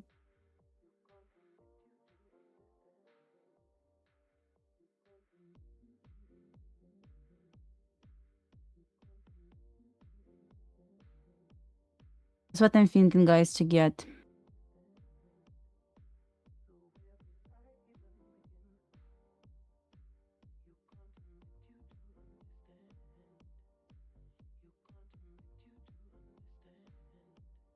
So what do you think about short here and yes? This is what I like.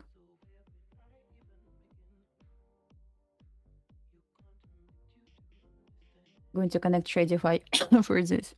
1 second. New charts. It's going to be micro ES. Thank you. Thank you.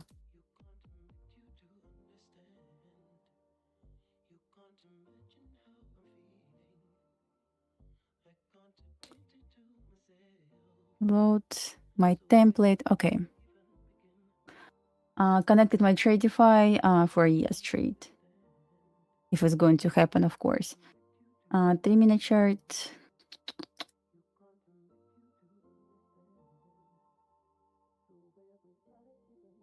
Tradeify. It's straight to fund it, of course. Of course. Come on, Indie Trader. Why are you even asking me? Alan, I was looking for short all day. So, of course, a bit painful to see this, of course. But it is what it is.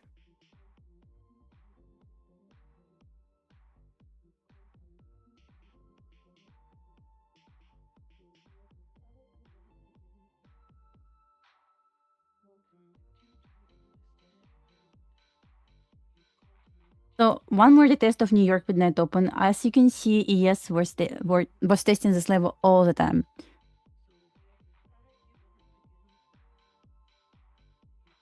Today, all morning. I mean, we keep testing, we keep sweeping this level. Nothing else is going on, right?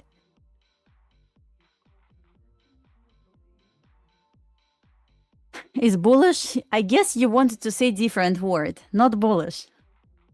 It's typo. It's typo. It's BS. You know what this means.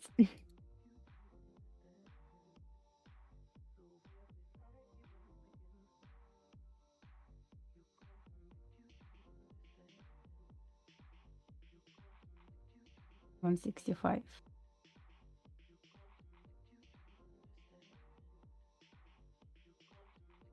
But I'm not executing this in Tradeify. Come on. You scared me. I mean, okay.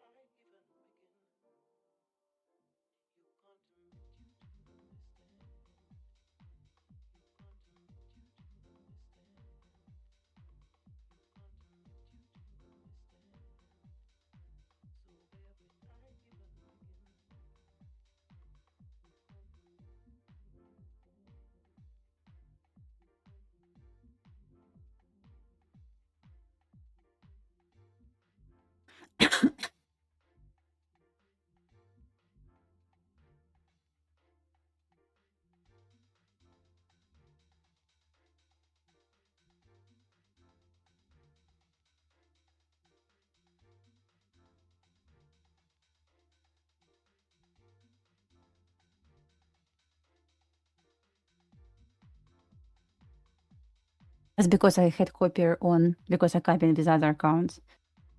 I connected Tradeify, that's why I got that message probably.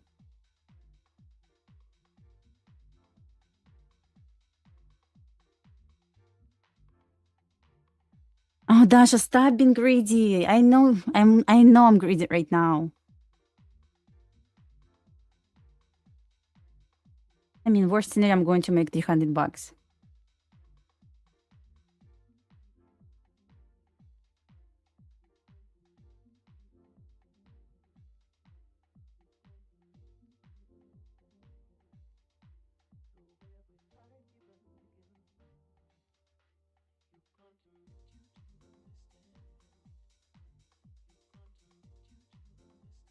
One day I will learn my lesson, seriously. Guys, it's micro silver. Say Dasha, take partial. Say something, because I'm making something stupid right now, right? Oh, stop being greedy, stop being greedy, stop being greedy, Dasha. Should I take partial? Say yes. Otherwise, I'm going to be worst trader in this world. Please say yes. I need your support. Just trail stop loss. I like this more, actually. Worst scenario, I'm going to make $500. Stop being greedy, Dasha. I know it's worse what I can do. Let's take 2 contracts off. Took 2 micro. Sorry, guys. I know I'm extremely greedy with my trades. I know it's horrible habit, honestly.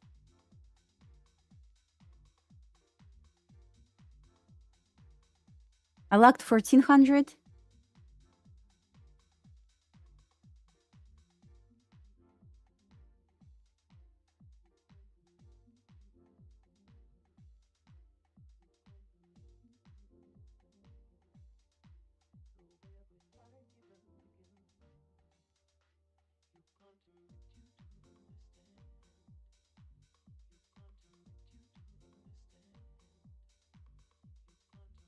Had to hold. I told you. But I'm greedy. I know it's worst.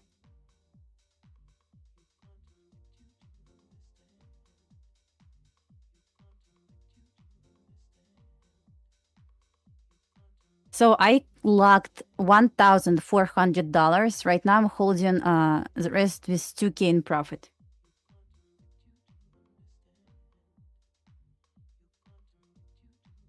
And I'm copying this across other accounts, but with small size.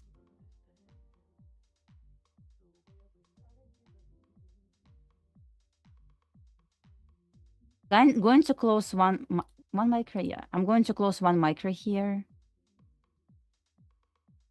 Took one micro to lock some profit as well.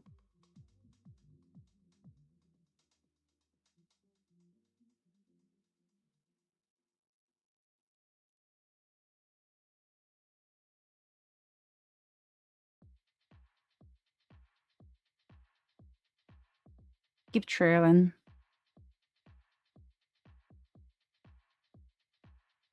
Two micros giving me $1,600 right now. It's not about how much I'm making as this trade. It's about like trade from level to level. It's personal plus some other accounts.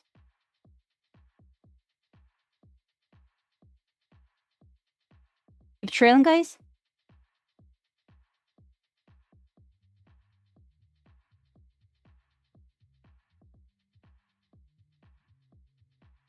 We cannot lose.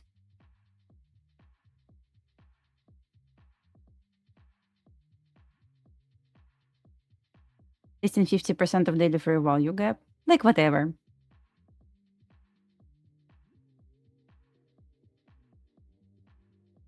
Was close enough.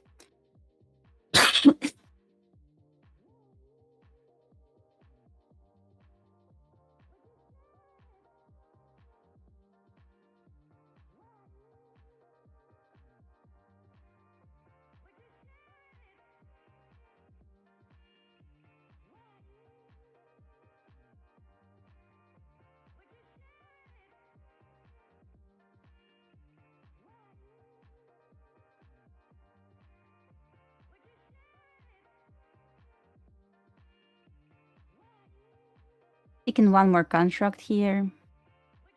One micro left. Just one micro left.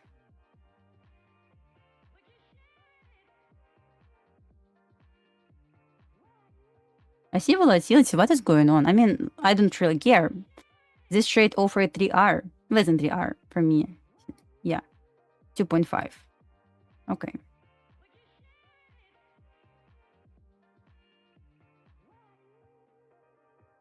Not bad. Almost 4K in this trade.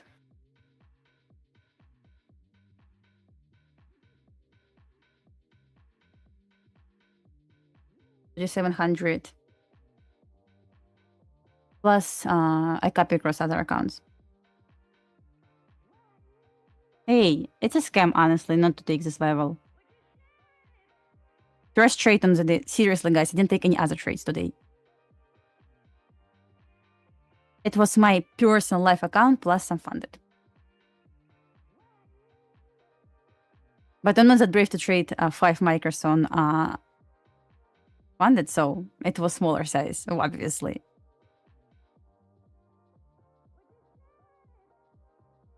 Still would like to see lower, but I didn't take my level.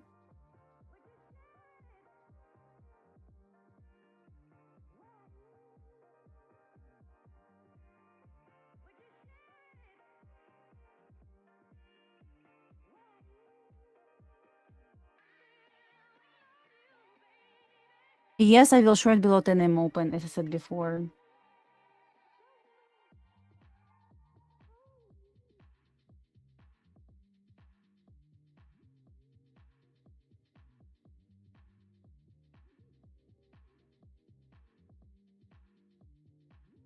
It's one of my best trades, seriously, guys, for the last couple of weeks. In terms of profit.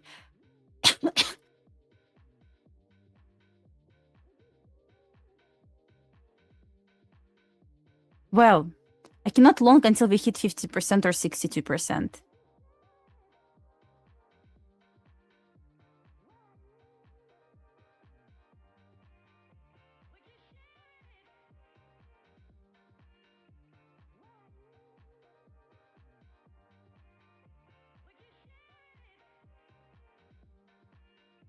Wow, surprised it didn't hit this level. I'm disappointed, like it was obvious level for me.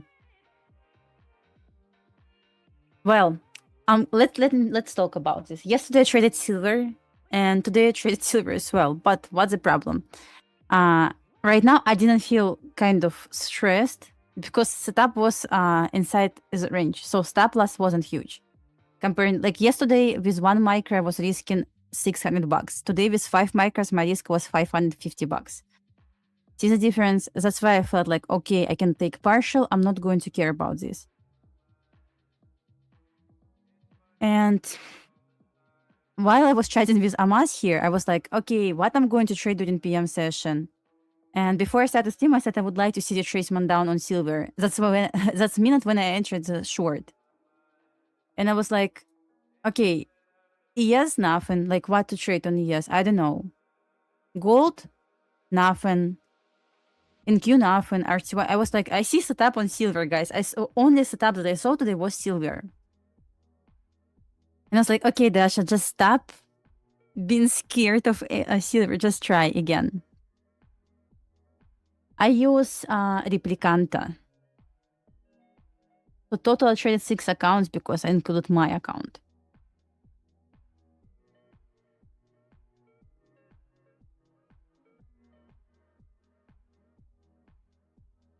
Not going to lie, guys. I just keep jumping between time frames right now on ES and Q and gold. I see nothing, seriously. Even an SPX didn't take any of my levels. How do I get 50? I still would like to see there, guys. Nothing changed. If I wasn't trading my stop loss, I was hitting this trade. From this low to this high. This entire move up. I still would like to see lower.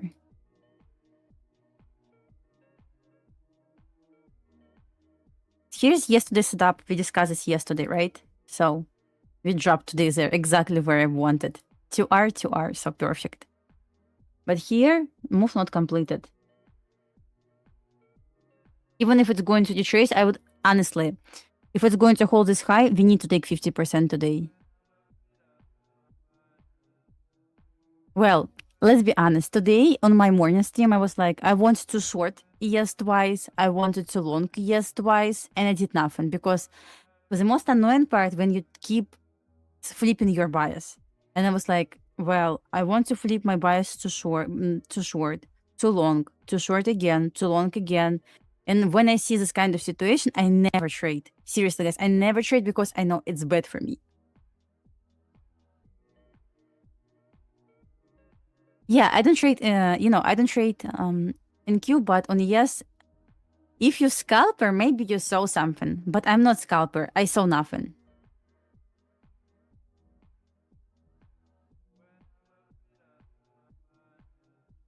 So here's what I made on my funded accounts. Today, you short in silver, plus I traded my personal. But here's was with a small size. That's my first trade. I don't know why it's different close. I don't know why. Hard to say why. But it's my first trade on the day. Seriously, I didn't take any other trades.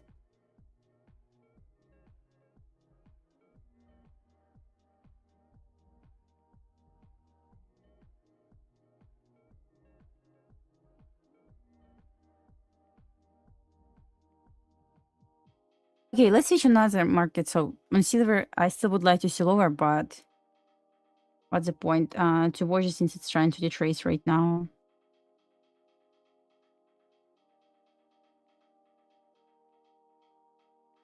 Gold. On gold, I want to see lower on gold. I would like to see gold taking out New York and it open, but maybe it will happen on during Asia.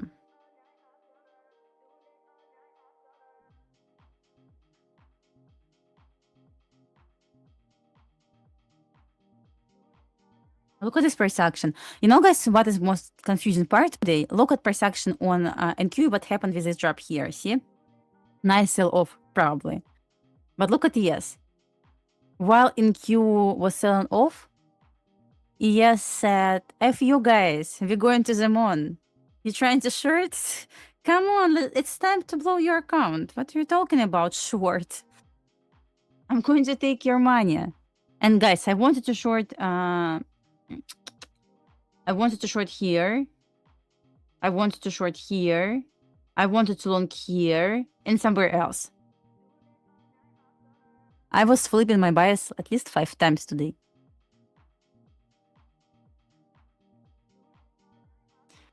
And if I wasn't blind this morning with gold, we could take long on gold and just enjoy our day. But in reality, I just wanted to short, guys. And it was my biggest mistake. Happy I didn't, because as I said, guys, what was my plan? I was ready to short. I even prepared my accounts to short if it's going to close below this gray box. And I said, I'm going to short this. Happy didn't close, like, seriously, guys. Never was happy like this. Come on, silver, keep dropping. I'm going to be happy with this.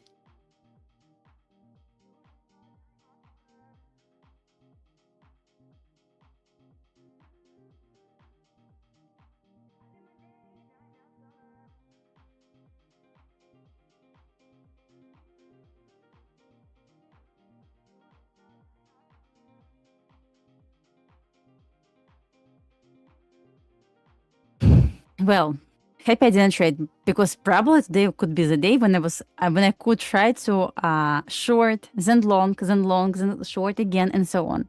I could take losses and keep trying to recover them, knowing myself. So happy, my brain told me just stop. Seriously.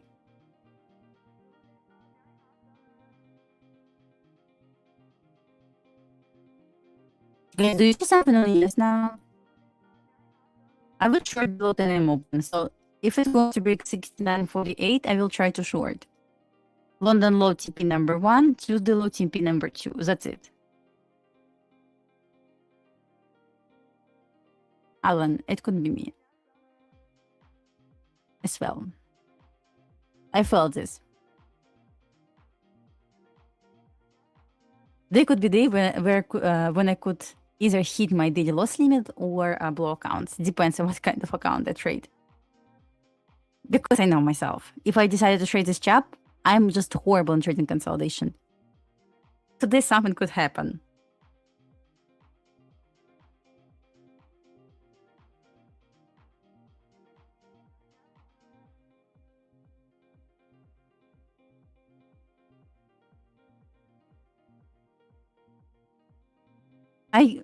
I close the trade in silver. You cannot see any executions anymore. But if I decide to re-enter, logically, I don't want to see price going back to 700. If it really wants to drop to, let's back to this. Logically, I don't want to see silver goes back to 700 to drop to 865. Ideally, if it really wants to drop, I would maybe retrace here, but continue dropping. So I don't want to see 700 to test. I would like to see either straight down, or if it's going to reverse, it's going to reverse. For continuation over 700, we don't want to see this anymore. All we want to see is either like drop now to this level, like now, or it's going to be reversal. That's how I understand this so far.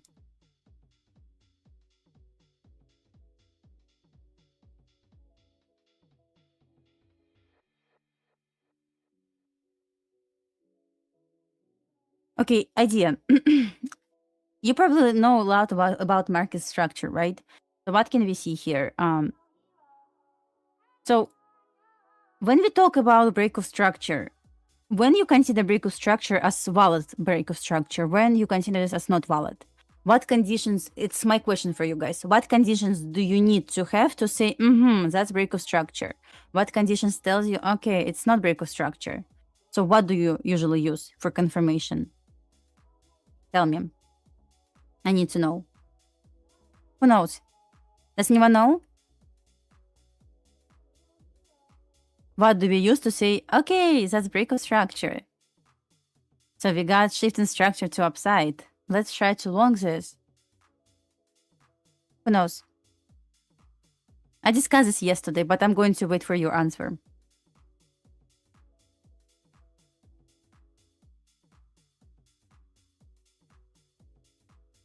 I need to see 2 words, guys.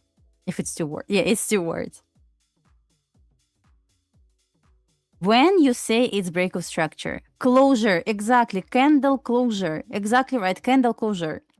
Candle closure usually tell us candle closure above swing high or candle closure below swing low. Usually tell us, okay, that's bullish shift or it's bearish shift. Guys, looking at this chart, what do we have? Let me hide this indicator from here. What do we have? Do we have shift in structure to upside? Yeah, definitely it was trying to bounce to high to offer break of structure. That's perfect. But do we have shift in structure to upside? Do we have break of structure to upside? Can we say we got move up and it's break of structure? No. This means price was trying to offer break of structure but failed to close, which means what? We either go to opposite liquidity level or we will retrace back to discount, at least equilibrium, right? Remember we discussed this yesterday. At least equilibrium, that's really at least keyword here. We want to see more. And here's why I highlighted equilibrium. So since price failed to offer break of structure, I want to see the test of 50%, but preferably more. Conservative target is going to be 50%. This is a good indicator? I don't know honestly about this. You know, I'm not fan of indicators, but you got my point. We didn't get any break of structure here. Price failed to take, basically took this level but swept. Failed to close. Usually, which means what? We will chase down to opposite liquidity level, according to like two rules, right? We're going to opposite liquidity level. But how I watch at this, look at this. You normally chase to 50% or OT, yeah? Basically discount retest. And if it really wants to reverse, you will reverse it from discount. Where? To close above swing high. Not this one, but this one over here. Oops. Once again, not this one. If it's going to close above swing high, no, we're not looking at this as break of structure. We're looking at the break of structure. If it's going to fail to take sell side, with closure above this swing high. So let's say, just imagine for now, price retraced, didn't take sell side, perfectly fine, and closed. Closed above, not this swing high, but this one. Yes, we have break of structure. Main draw, 50% for now. Let me delete this daily fair value gap here to balance this. 1 second. Hello, Frank. How are you doing? So I'm looking for 50% retest for now. That's why it was my TP. I hope it makes sense. Then, if it's going to be break of structure, I will wait for the closure above this black line. And it's going to be BOS, break of structure.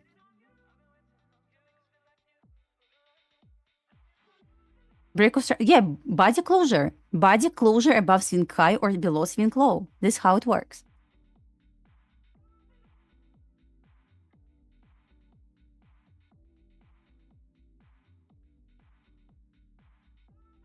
So what guys, what can you see here?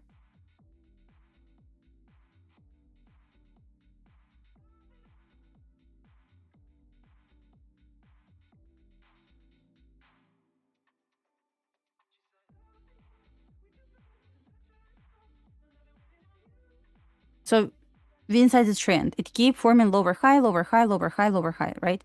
Lower low, lower low, lower low, and so on. But let's say we hit high from level, right? It can be any high from level. I love you. You're the best. We hit high from level. To say, okay, we're going to look for potential shift in structure, we want to see what? We want to see the closure above previous swing high here. Oops, over here. If it's going to close body closure, it's important above this level. We're looking for money retracement. Usually, by the way, guys, take a note here. Usually, after first break of structure, price never retraces to 50%. It stays above 50%. It's going to be just minor pullback, even like above equilibrium, I would say. We got the closure continuation. Let me move this a little bit. And at this point, oh my god! And at this point, it will keep forming what? Same structure, right? Oh, come on. Start working for me finally. And so on until we hit level, right? You got the point. I cannot move somehow. Okay, for some reason. Okay. We have lower low, and so on. Not lower low. Higher high, higher high, higher high. Higher low, higher low, higher low. Make sense?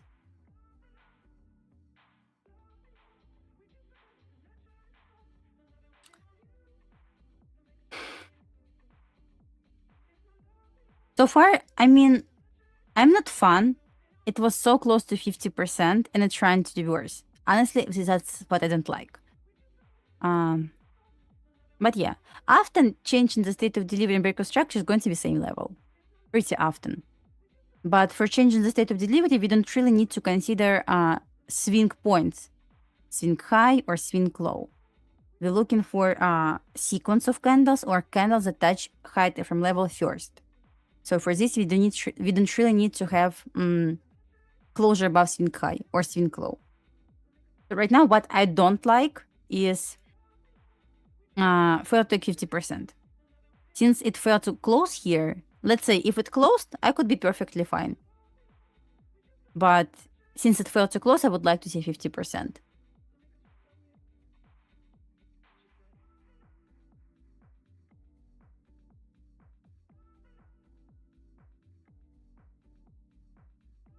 Okay, break of structure. Don't think about like, I thought break of structure is continuation. Think about this. Break of structure. Structure broken. Market structure shift. Shift and structure. Break of structure. It's pretty much the same. Right? Don't think about abbreviations. Think about the name. It's like change in the state of delivery. Change in the state of delivery. Change in something, right? Make sense?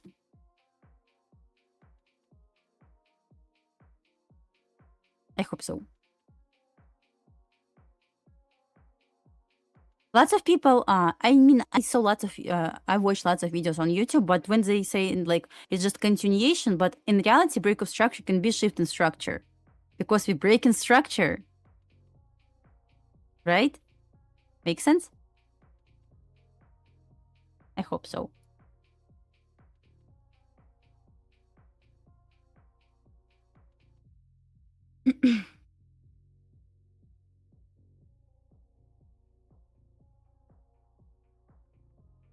Because it's reverse. I mean, thanks God I wasn't greedy.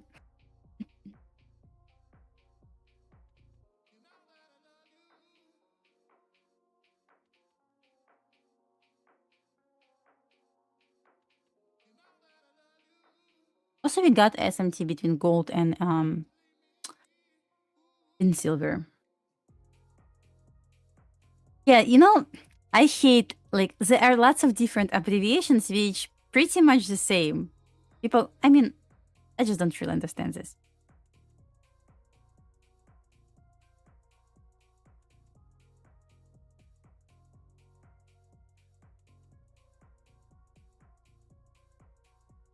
Because when you try, I'm going to compare right now. When you're trying to learn something about ICT or smart money concept, you're trying to learn this like math formula, right?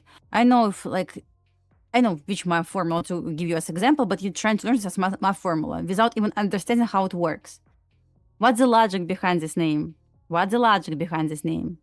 Right? You don't need to memorize this, just to understand the logic. When you're trying to code something, when you're trying to learn how to code, you don't need to memorize this. You need to understand the logic. Because without understanding the logic, nothing is going to work. You can learn a lot of different ways to code, but without the logic, it's not going to work. Same in trading.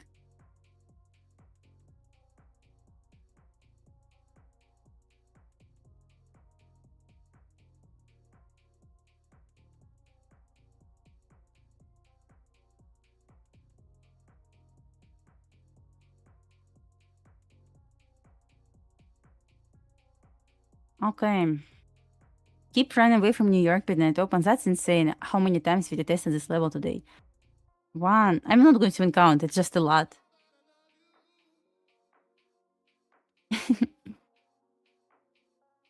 You like it?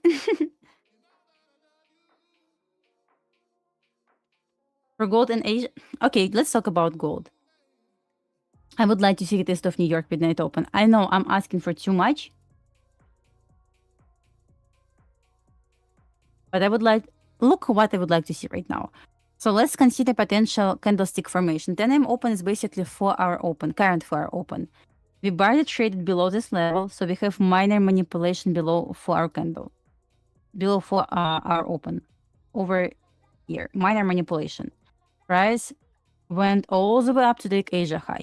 Since we have not strong or weak manipulation, I would like to see price retesting 10 open again, which lines up with New York midnight open, like key levels there. Maybe it will happen during Asia because it feels like it's too heavy right now, especially on silver. Look how heavy it is. But yeah, I don't want to see the test of 44.40, 44.39, like 44.40.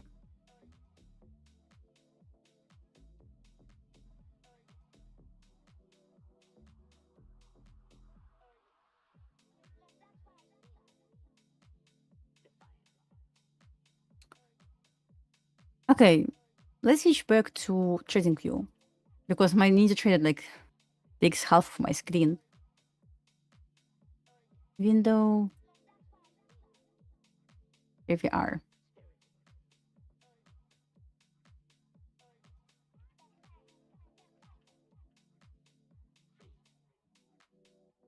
Look at NQ right now. I will take short. Yeah, I like the short. I mentioned this plan in the chat when Matt was was streaming. I said I would like to see short below 69.48. So I would like to stick to this plan. Nothing changed.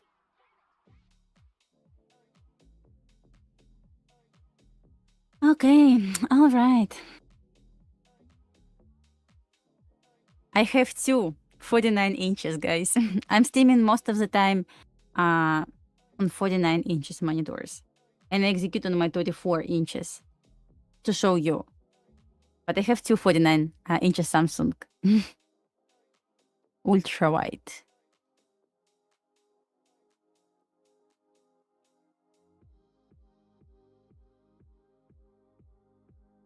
Can you show us how you got in of...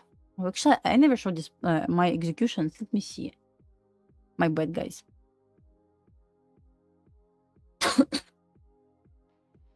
SIL. SIL. Come on, SIL. Thank you.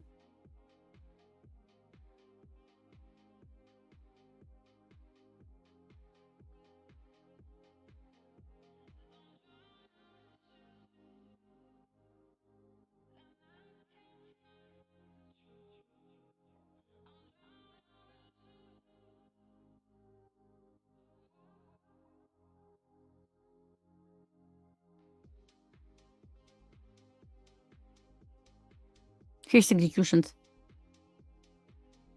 57? No, thank you. I don't have enough space on my desk for this.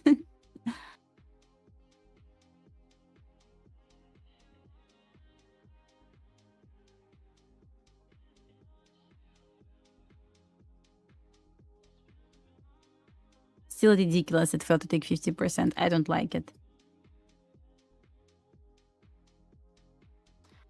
So it's indicator, but this is weird. Let me try to find.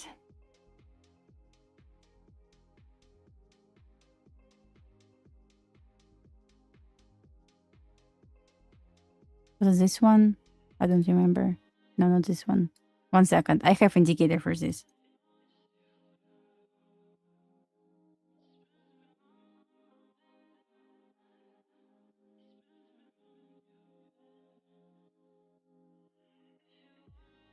Not this one. Which I used before. It just paid indicator. 1 second.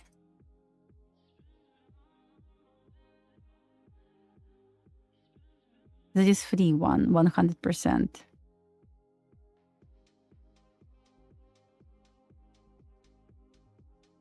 Okay.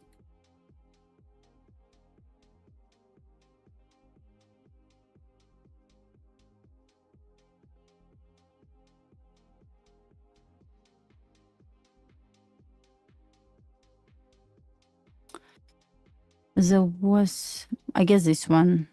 No. Guys, I will find for you because I used to have this one. 1 second.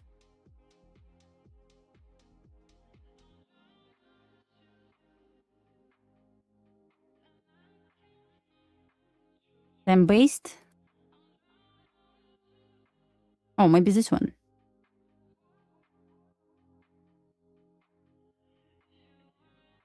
No. I will find for you. Maybe they deleted.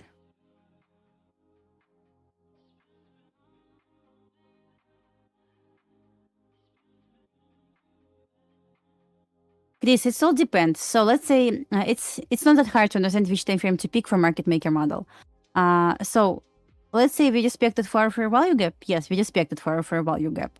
So using time frame alignment chart, I need to switch on 15-minute chart and wait for 15-minute structure. Shift in structure. Do we have change in the state of delivery? Yes. Do we have it? It's basically classic market maker 2022 model right now here on 15-minute chart. We got the test of this fair value gap. We trace to OTA, right? Ideally, would like to see what? Lower. But since price retested New York midnight open today many times, I don't want to short yet. But definitely I see short setup. I would try to wait for a second stage of distribution to short. But considering current structure on 15-minute chart, looks good to drop.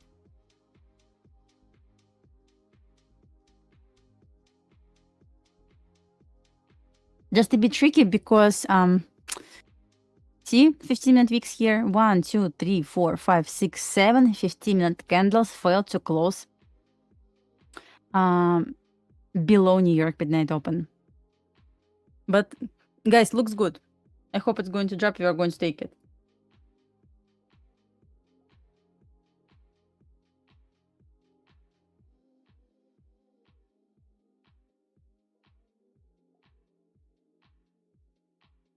Micro ES.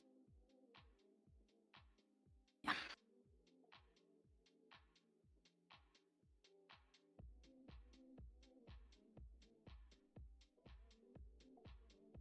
Unfortunately, SPX did not hit 50% of this move down. It was so close, which is ridiculous, but I guess okay for me.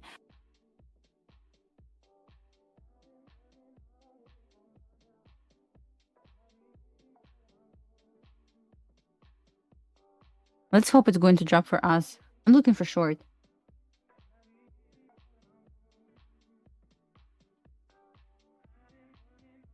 Okay.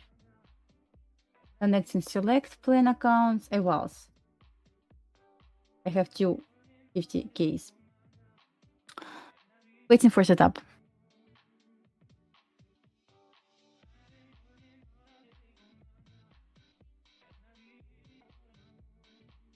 We'll trade this one. I'm going to stick to plan.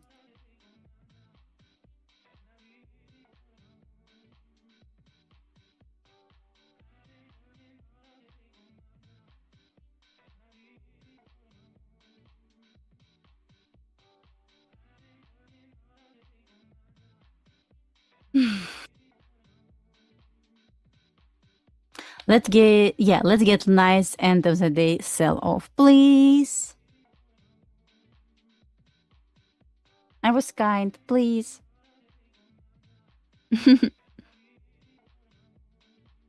Got the mental beer. It doesn't look bad, but I would like to see break below New York midnight. below New York midnight open to short down.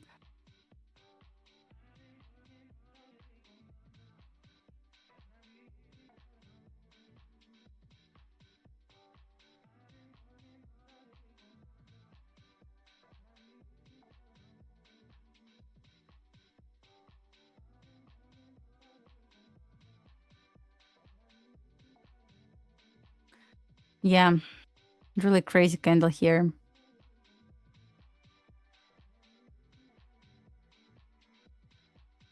Yeah, every single ICT trader keeps saying like short above New York midnight open. Long below this level. No, thank you.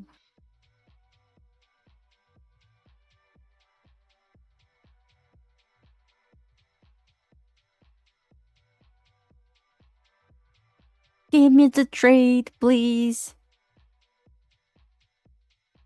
Guys, waiting for 2 p.m. I will Guys, I have prepared video how I trade New York midnight open. You will understand why. Peter, it's your third break even. We got 8 15-minute candles that failed to close below New York midnight open. Did you see this? It just I don't want to honestly short right now because I saw lots of shorts before this. I really want to short like several times from here. No, thank you. Not going to do this. Yeah, it's hard.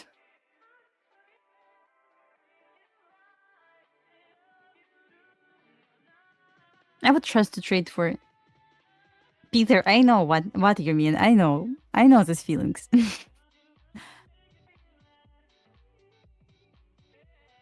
Because I'm exactly same person.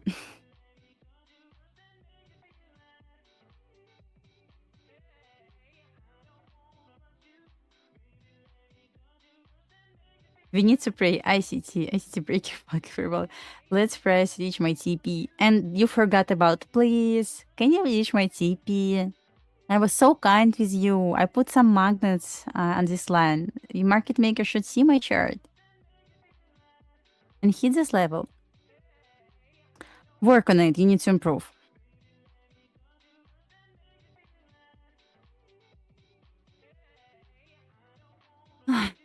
Okay, waiting for 2.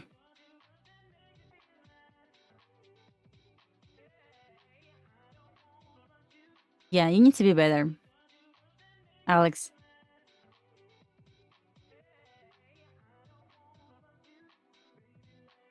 Trying to break below New York midnight open. Come on, 50 seconds left.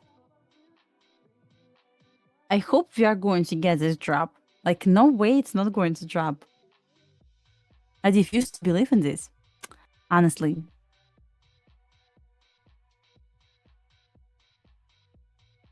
All we need to do, guys, just wait for the break below New York midnight open. Just logically. Without considering any models right now. If you see price 1, 2, 3, 4, 5, 6, 7, 8 times failed to close below New York midnight open, probably you want to wait for the break below this level first. The short. Right? Let's just be patient here.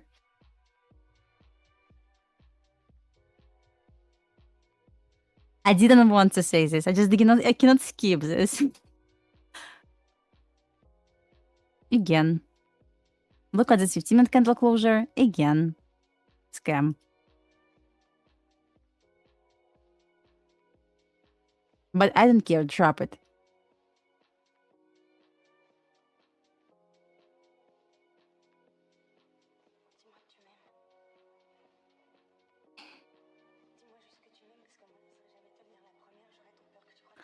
Drop it for me, please. Please.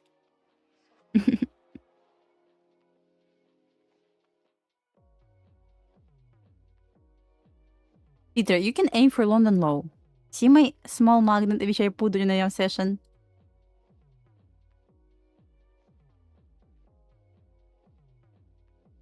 Let's check NQ real quick.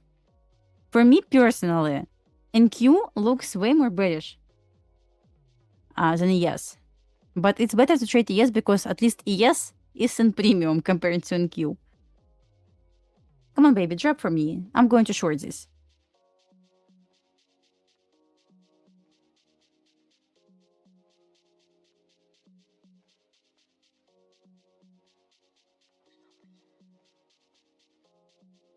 Okay.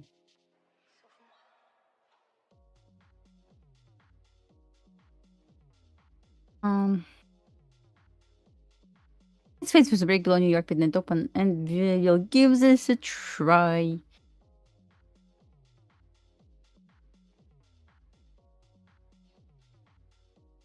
It's around like 10-point stop loss if I'm going to execute at the break below New York midnight open. I'm just trying to calculate risk. But I can make at least 2R. Like, I guess no complaints. A bit less than 2R. Yeah, I might actually try like early if it's going to break below New York midnight open. Maybe I'm not going to wait for the break below 10 AM open. I may execute somewhere from here. Let's see. Also like this idea.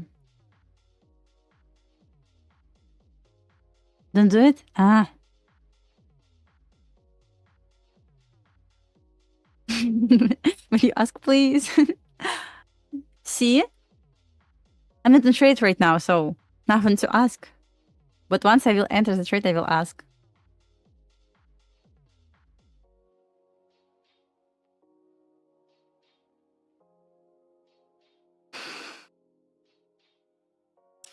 Yeah, if it's going to break below New York Midnight Open on 5, I'm not going to wait for 15-minute short, but on 5. I might try to short early, not going to wait for 10 a.m. open. I think so. It works for me. 6954, 54. Yeah, it's also New York Midnight Open. Just be careful. Logically, once again, logically does not make any sense to short since we got 8 failure to close below this level. Logically makes sense to wait for the break. And I will take this. Right now, shorting is chasing the price.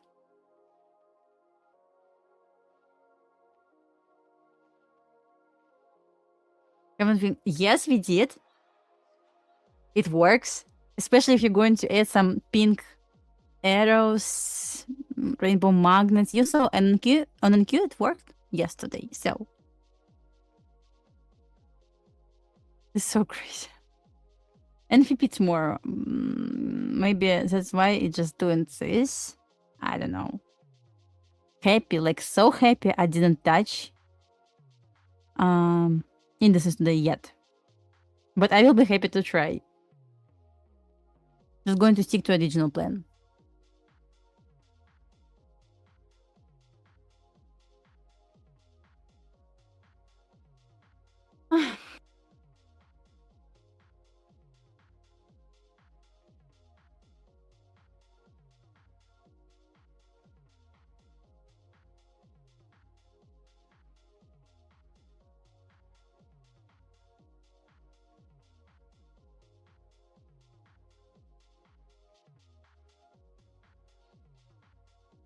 Okay.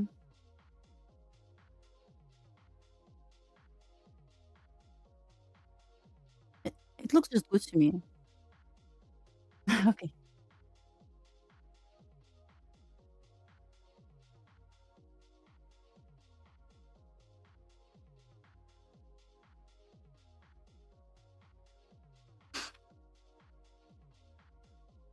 Yeah, once I will enter the chat, I will add my rainbow magnets. Just needs to enter the trade first.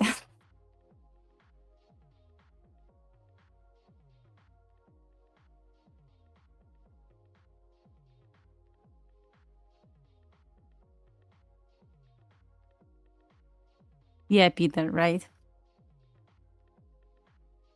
It's like logic behind this. Normally, market tends to create high or low the week or on Tuesday or Friday. So on Wednesday, I mean, of course, you can see high or low the week on Wednesday, but almost never you will see this. That's why I said probably it will just drop today and yesterday, and Friday should give us some opportunities for longs. That's why. But I didn't expect to get chop. I want to see some trap, maybe, please.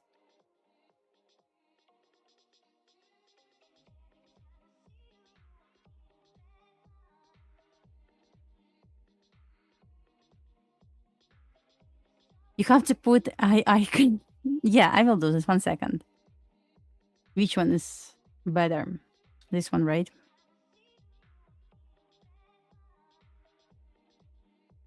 Both sides, yeah, definitely. I'm not going to predict price action for NVP. I just can expect some continuation higher, but I don't know.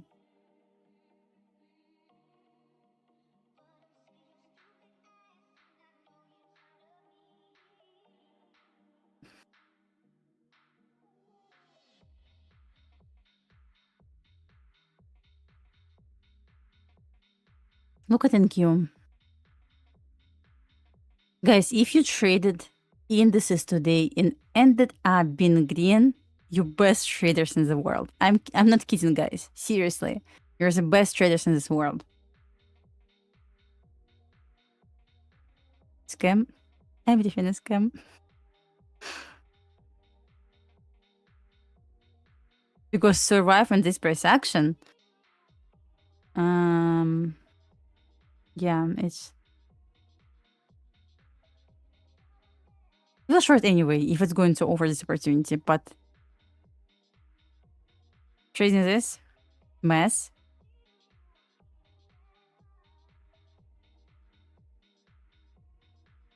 You in for my AM session?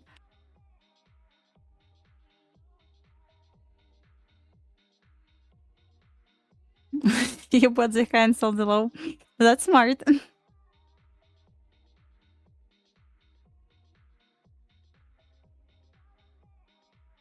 Yeah, for scalpers, I guess it's great price action. Like you buy in the discount, selling in premium, like at the bottom of consolidation, and selling the top of the consolidation. I'm not that good at this. Add more magnets? Of course, that's not a problem.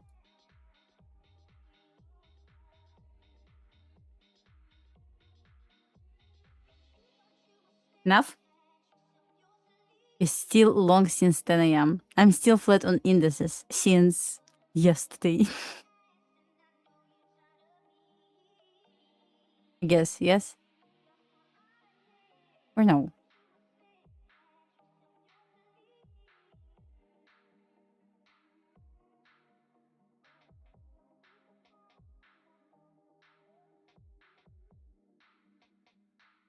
Yep.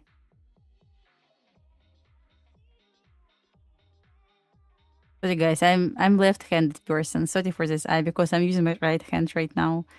Let's do some browns here.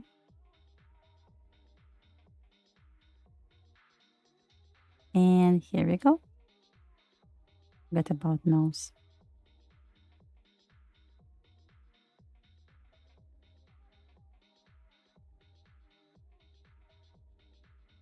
You made 720 bucks on 2 select accounts. That's great.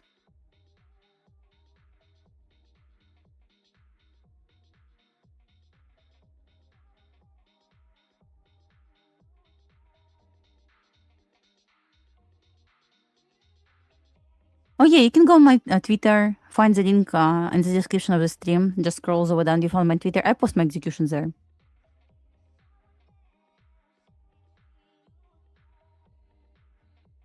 It's funny, he asked me to send the book. So I sent a couple of copies and he sent one for me. I asked this as well. Also, he sent me later a letter.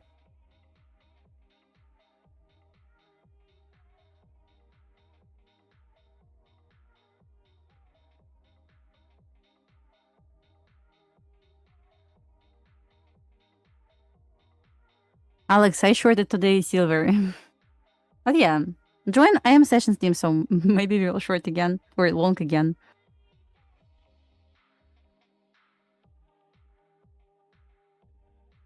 Yeah, it wasn't hard. 13 points long on NQ. You trying to scalp, I got it. I want to short. Going to switch right now to my accounts.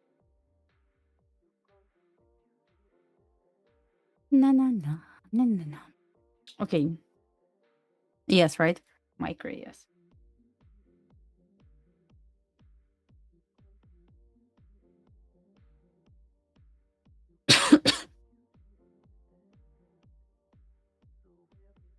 What are futures? I have no idea what he meant, but did you get this?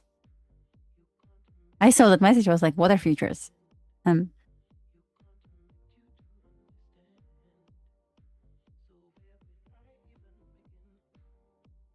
what do you think about short on micro? Yes. What do I think about this? We finally got minor closure on 3-minute chart. Okay. Here's what I like to short, but maybe we can try a small position first here.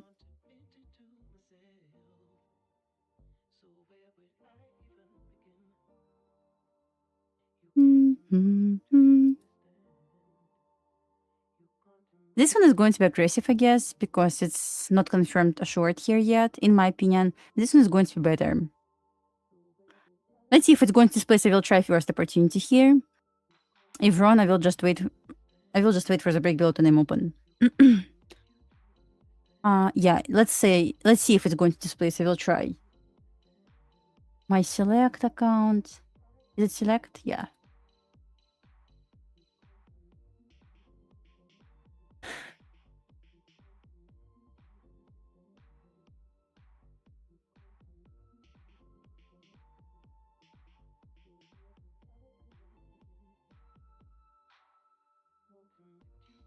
I'm scared to trade silver as well. You're not alone with this. But there's out, so I'm not going to trade this anymore. I didn't want to trade today as well. I only saw setup on silver today. First setup I ever saw for today was on silver. Not on gold, not on indices, not on silver. That's why I took this.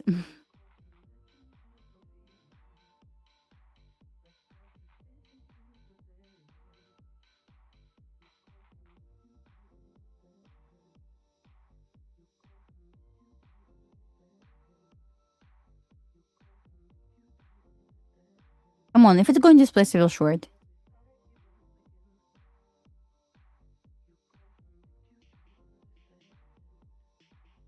It's like 6 micros. This can... Ideally to risk $300 on this trade.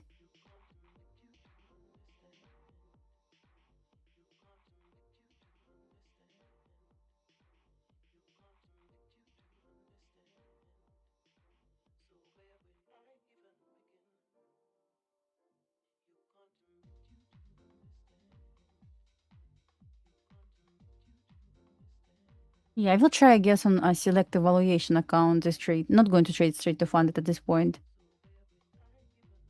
Because chap.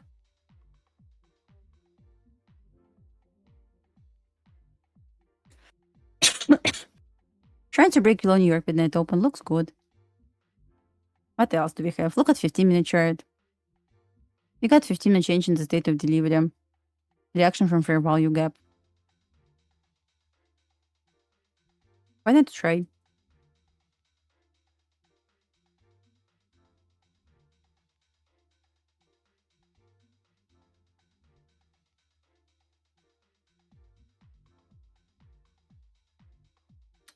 Ah, wait.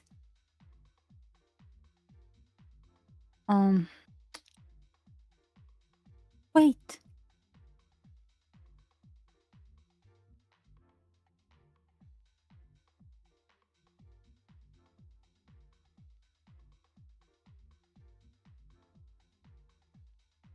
See executions? I don't know if it's already on screen.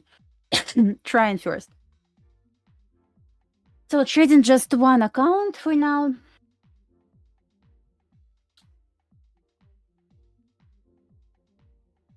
But why not?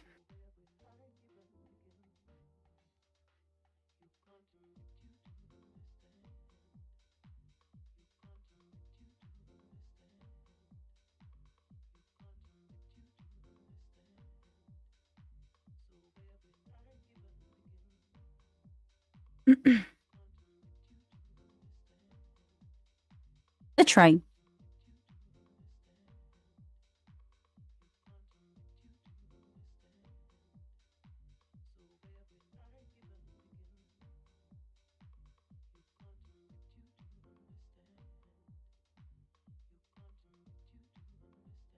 London low is going to be TP number 1. Of course, if it's going to drop.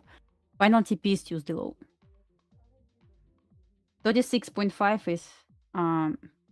Let's see if it's going to hit. I hope so, but who knows?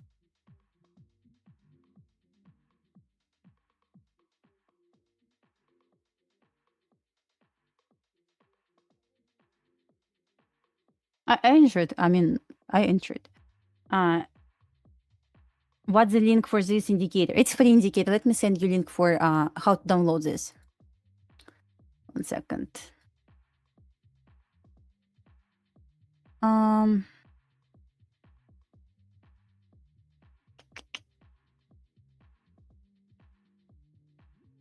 Scroll down. Here's indicator link.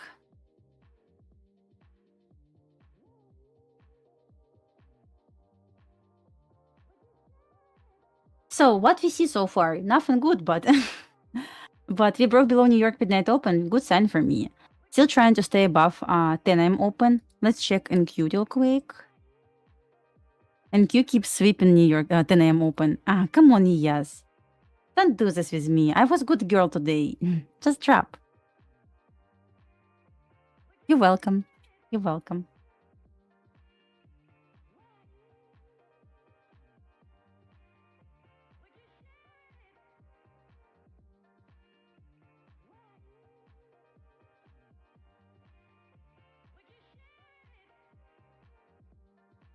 You know what's going to be painful, guys? It's very first trade on this account, eval account. I don't want to start this with loss. Just draft to TP. Be kind with me, please.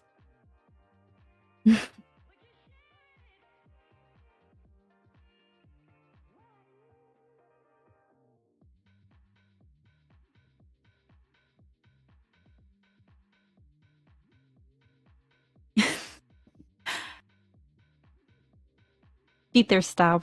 We need TP. We don't need loss on this account. It's 50k account, by the way. I wanted to risk $300, but looks like I'm going to risk $322. Shame the market recently me bad.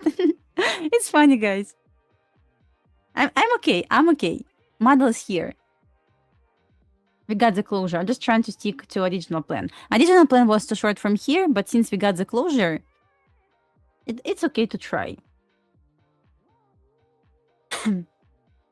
So far, I was like slightly in profit, like 4 points in profit.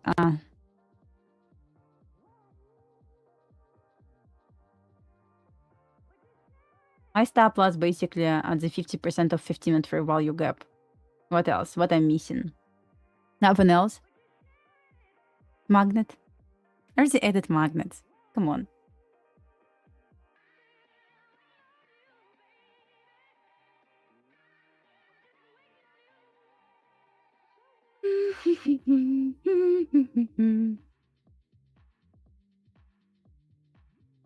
Bit and drawdown. Look at it. I don't like it, but it's okay.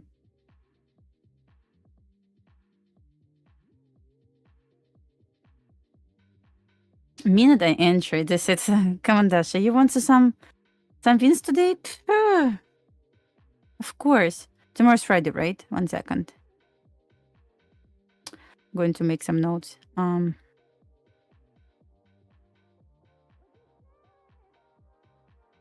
Just straight move up. Market makers, my magnet's in a different direction. Not up. It's lower. Just a little bit lower. Don't be like this. So initially I wanted to execute on straight to funded, but when I saw this consolidation, I was like, no thanks. I'm not going to disc on my funded. I will try to take the straight on this evaluation account. Like just one account. So yeah, just wanted to try. I saw opportunity, initial opportunity. Second opportunity probably is going to break below 10 a.m. open, which I will like way more. But still, whatever. I would like to see. I can try another evaluation if it's going to stop me out. If it's going to break 10 a.m. open, I will try to short again. But or it's on another wall. Not going to risk more on this account today.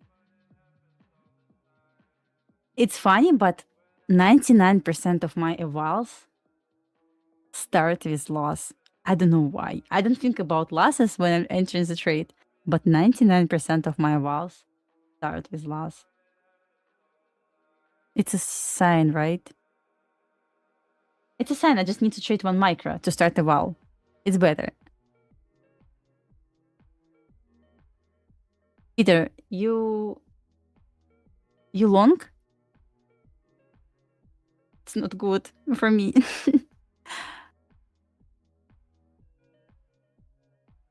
It's okay. So, I don't really see invalidation yet. We don't have we have potential sweep, but sweep not confirmed by order block yet. Closure is going to be here. I mean, closure here is going to be changing the state of delivery. I don't want long anymore, you know? I mentioned before, like, long today does not make any sense anymore. Tomorrow, yes. Today nothing makes sense. I don't really care about passing a while. Sometimes it's going to take days, sometimes it's going to take weeks, sometimes it's going to take months. So I don't really care about this. Yeah, I remember this morning you were long from 69.40. It's painful.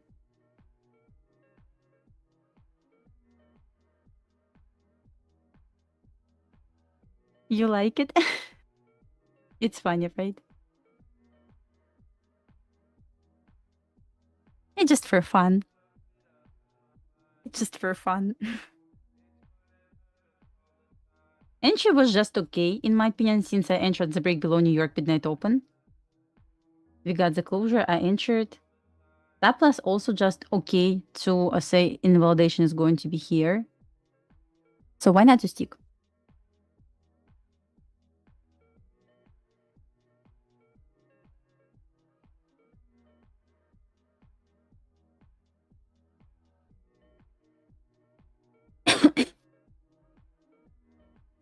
Long against high time frame. I mean, we inside consolidation. I don't know what if I'm going to short, it's going to be against high time frame. I'm going to long, it's also going to be against high time frame. I guess so. We're going to flash? Maybe. I don't know.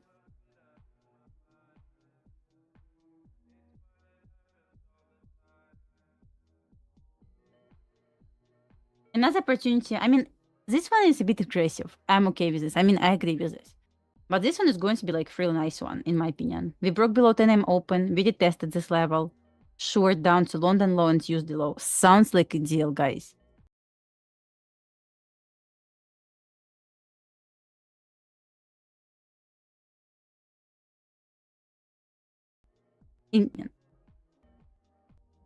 What else did I check? Gold. I hope gold is going to drop to 44.40.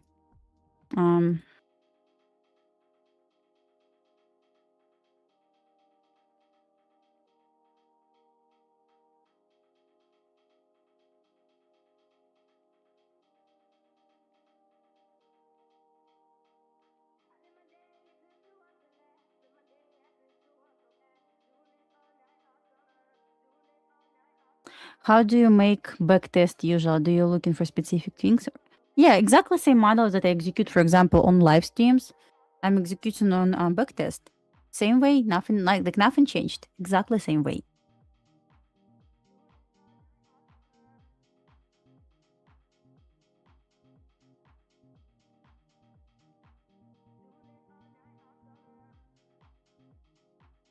See how it's keep dancing around New York midnight open? I'm not fan of this at all. But going to see it.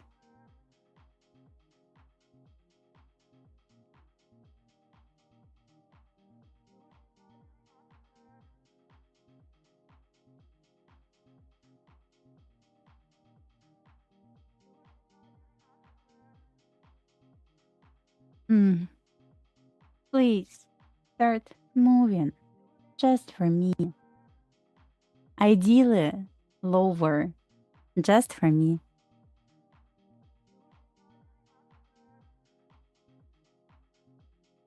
Okay, why I took this? I already explained before. We got first closure on 5-minute chart. Below New York midnight open. See? I'm not saying like this trade is going to be 100% winning trade, but here's validation of this setup. What's the best time to trade gold, silver? Obviously not PM session. It's pre-market. I would say starting from 8 AM.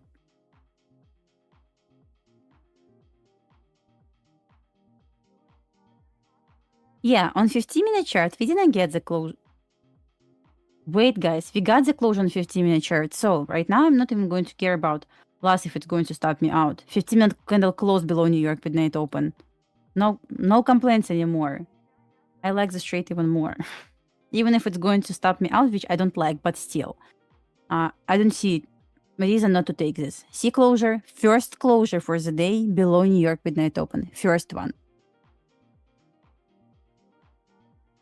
We broke this level. Why not to take?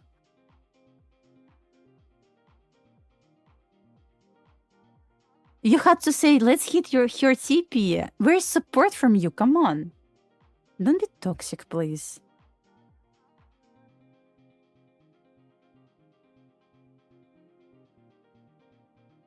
Sorry, guys.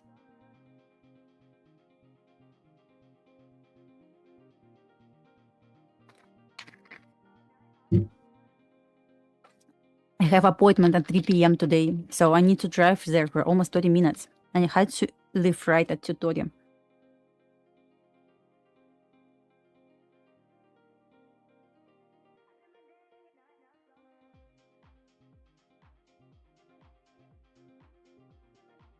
Well,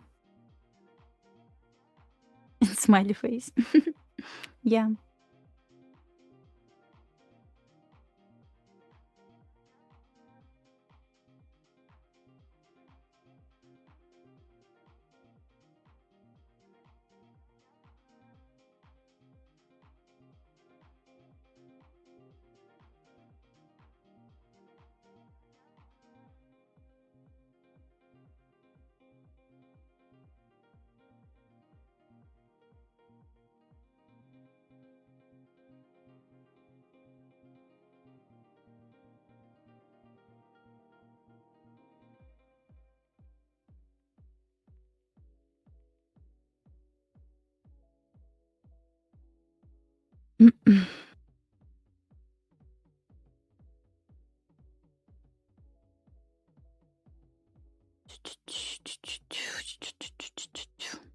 Okay, let's talk about plan for gold. I'm going to watch for 44.40, nothing changed. So basically test of 10 a.m. open in New York midnight open. Maybe they're in Asia. For ES, once again, I don't know because I'm probably not going to trade after 2:45 or so. But if it's going to break 10 a.m. open, let's see. Maybe we'll execute from my phone. Back to London low and Tuesday low, like somewhere there. Right now, I'm just going to run this trade.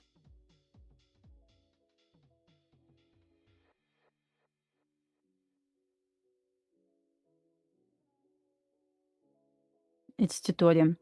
So guys, I need to go because I have appointment today at 3 p.m. But I'm going to run. I sit in this trade. Nothing changed. Okay, guys. You got my plan. I will look for another opportunity if it's going to stop me out. So short dot and I'm open, I guess. That's it. So guys, see you soon. See you tomorrow at 1 p.m. Wish you perfect the rest of your day. I'm going to let it run, so I don't really care. No reason to trail stop loss. See you guys.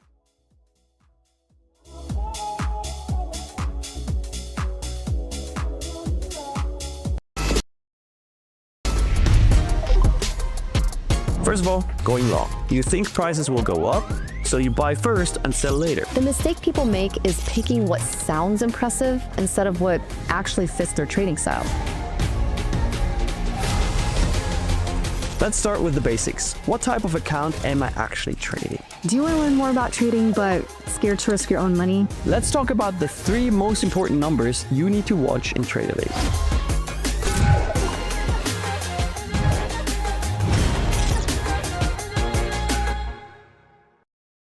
My name is Matt Hensley. Miriam Rushdie. My name is Nick. I am from St. Louis. From Orange County, California. And I'm from Switzerland. I'm a Midwestern homeowner, which means I spend at least 7 hours a day in my yard. I like to explore new foods, different cultures. I do a lot of sports. I go to the gym a lot. I play paddle tennis. My first ever trade was actually Peloton.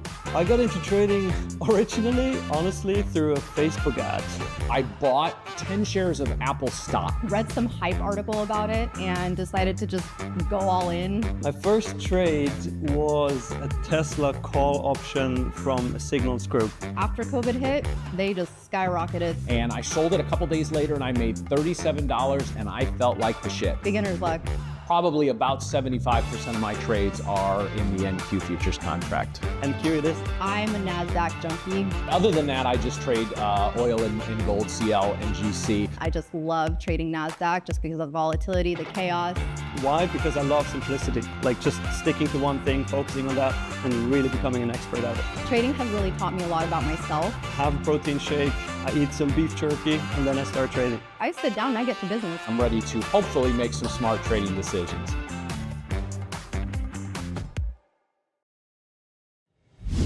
At Tradeify, we believe traders deserve a better way to trade. No endless evaluations, no unnecessary barriers, just a direct path to capital. Built for real traders who want to focus on what matters most, the next trade. With instant funding, you're not waiting weeks to prove yourself. You're working to get payouts from day one. It doesn't matter who you are or where you're from. If you can trade, you deserve real opportunity. We built Tradeify to give traders funded capital without the delays, complications, or fine print. Our advanced trading journal tracks every detail of your performance, giving you the insights you need to consistently improve. When you trade with us, you control your profits. We take on the risk that holds most traders back, because that's how funded trading should work. Trading is hard enough. You need a partner who provides the structure, the speed, and the support so you can stay focused on execution. Confidence comes from knowing you have capital behind you and a firm that moves as fast as you do. This is Tradeify, funded trading built for real traders.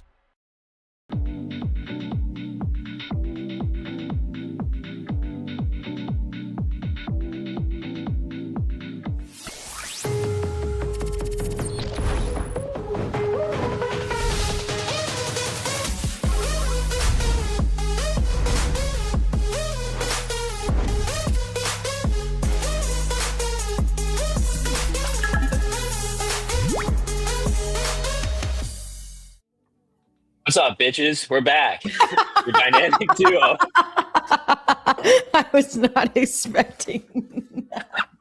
Oh my, I don't know why I wasn't expecting that. That's like so Yeah, on I don't know why brand. you would think otherwise, but we're riding. Yeah. Different background. We're in Florida right now. Yeah, Life you changed gotta a little bit. you gotta embrace the Florida. Schrodinger knows. We got the whole SpongeBob intro right there. Oh my gosh. Oh, I like it. Oh Yeah, my buy gosh, check my on deck. neighbor's here. Shut up. Which one? The therapist? No, sales guy who does all his calls on speakerphone. Tell him to take it off the speaker. Yeah, shut up. Yeah, here's your therapy. Your therapy is Guys, watching I us either need make money or therapy. lose money. I Go ahead. Explain. You guys, I had a very good day yesterday. I took a nice little short on gold. Let me bring it up. While I was in the gym doing the leg workout that Nick gave me. I'll be fire. By the way, doing your last set to infinity is stupid. Okay?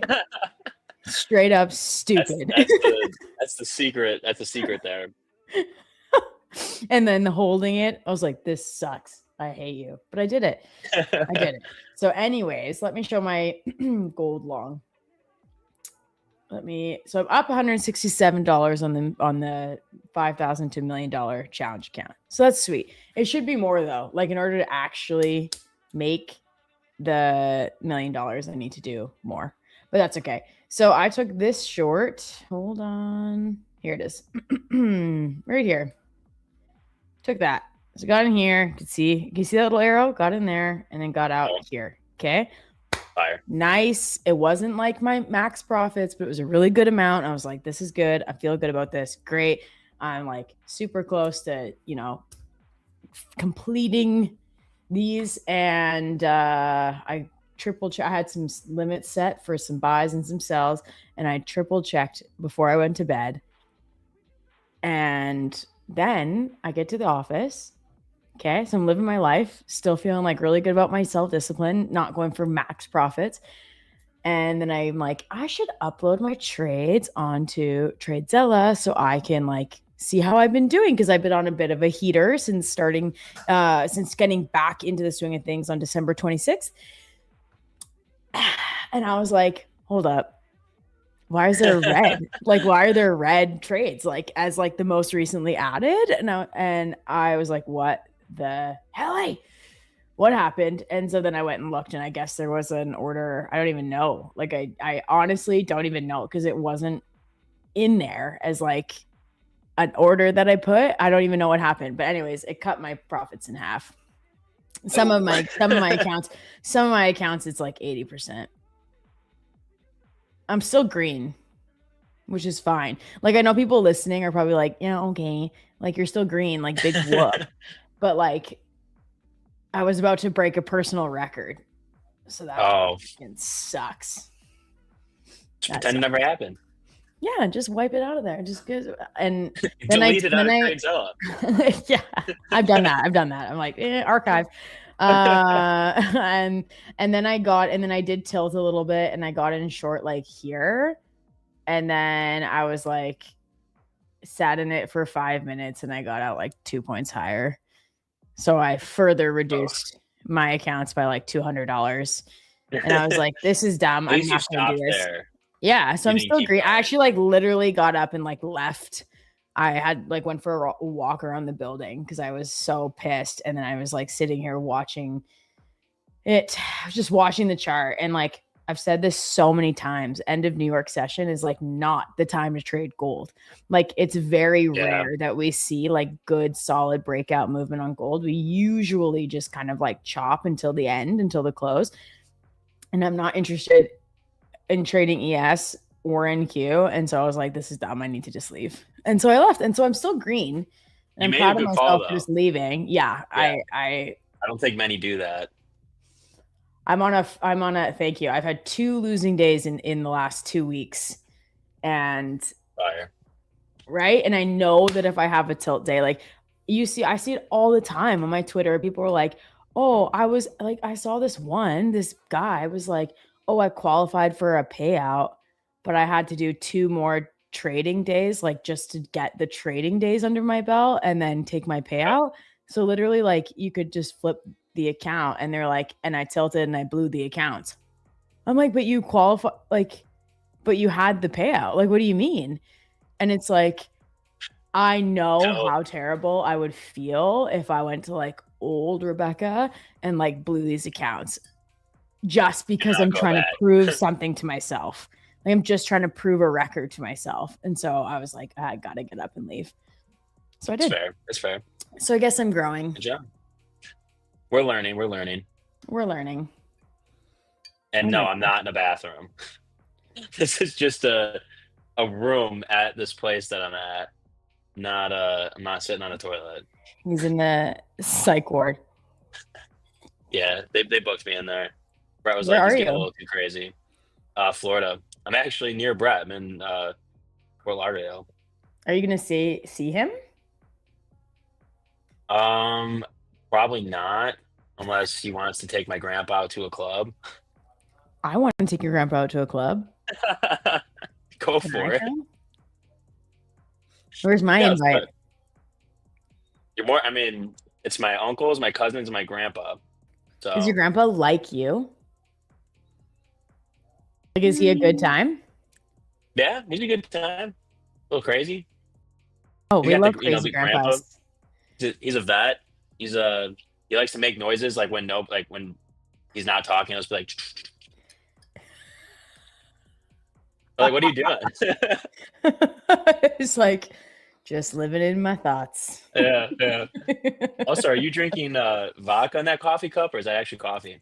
It's coffee, and it's not good. I actually don't know if I fully washed this after drinking Prosecco in it like 3 weeks ago. Ooh. Oh yeah, that's right. I forgot about that. It tastes fine. It doesn't taste like that, but I don't know what happened.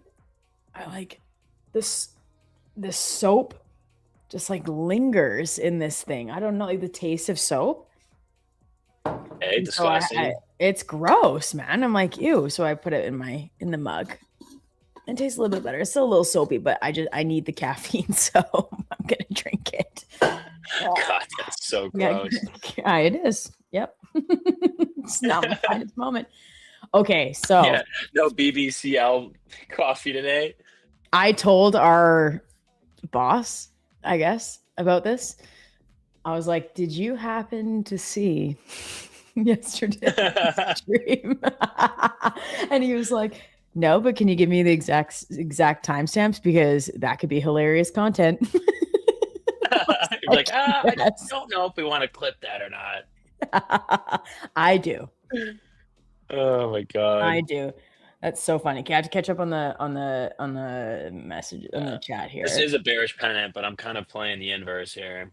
I've also been in this trade forever, so I may or may not be a little married to the bias. And I do want to get my lick back on RTY, but I'm not touching RTY. I might de-risk actually and go. Oops. This might be interesting. Degen hour. Schrodinger said, risk of liquidity into the weekly gap. Where is the weekly gap? Actually, hold on. Yeah, where's that at? Oh, is that? Can you see it on a daily? Is it from? Let's look. Like 590 to 620, even though we already filled that. No, I can't. Oh, I'm in gold. Whoops, that's not where I want to be. I want to be on ES. It annoys me that like Tradeify you can't see weeks, only go to days, unless you do custom time, and like I'm not calculating the weekly minutes. Okay, hold on. If we start to break below, I might close. The weekly gap. Are you talking about down here? No. Is that what you're talking about? Schrodinger? Help. Are you talking about this weekly gap? Yeah, we need some more details there. Yeah. 25,500 on NQ. Oh. 25,500. Ooh, that's down. Should we just get into a short?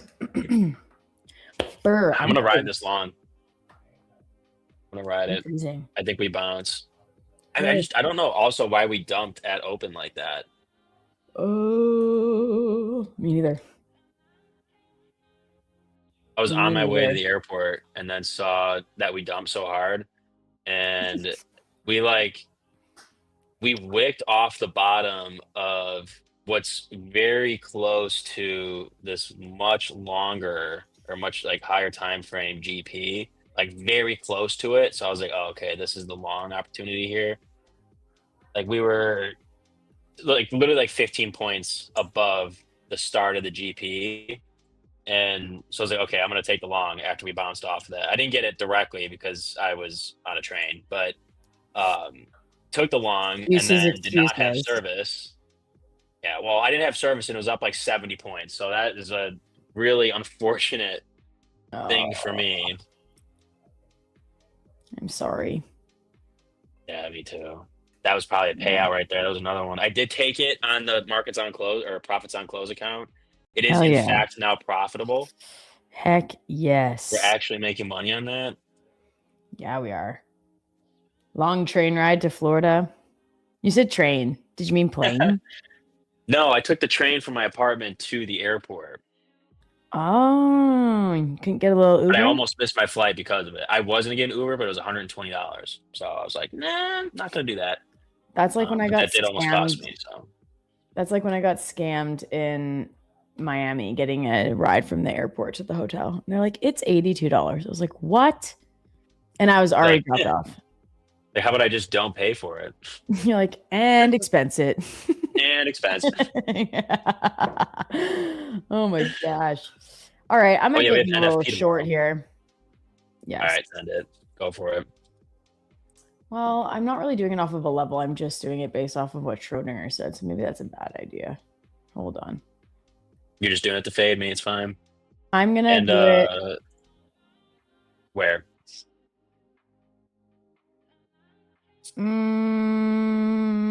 Here. Where's that? Right here. Oh, right here? On ES or NQ? Yes. I hope we pump to infinity right here. That's rude. Like literally, I'm in a long. Yeah, but I'm in a short. Well, I would be short if I wasn't long. So Oh my god. tech rank Q down because of Trump message. Support defense stocks. You know what? We talked about that earlier this week. That we're getting We rotation did in defense stocks. yesterday. We Wait, quite was it literally yesterday? called it. No, it was Monday or Tuesday. Because it was right after the Venezuela news. Yes, that's right. And we called it. We said it's rotating. Although I did not think that we would dump that hard today.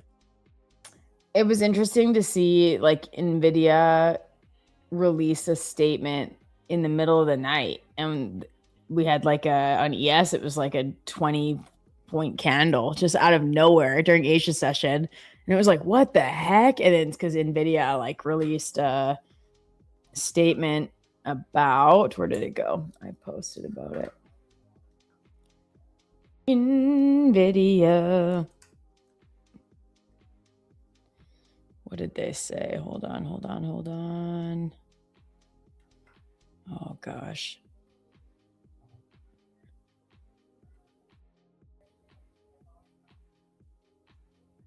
This does not want to catch a bid.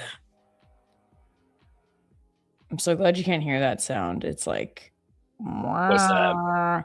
Oh, okay. It's China to approve some NVIDIA H200 purchases as soon as this quarter, and China is said to allow commercial use of NVIDIA's H200 AI chip, and Beijing to bar H200 from state bodies' critical infrastructure. So they released that news, and literally the market was like, and then it just slowly kind of trickled down. And yeah, I was in Discord. Everyone was like, what was that? Like, what's a freaking 15-point candle doing during Asia session?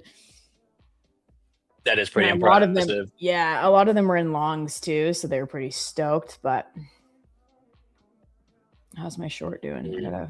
I lost it. There we go. Up 100. All right. Up 100. All right, 100 buckers. Can't wait for it to start pumping. Come on. We're just gonna. I have a feeling that this is just gonna end here by the end of the day.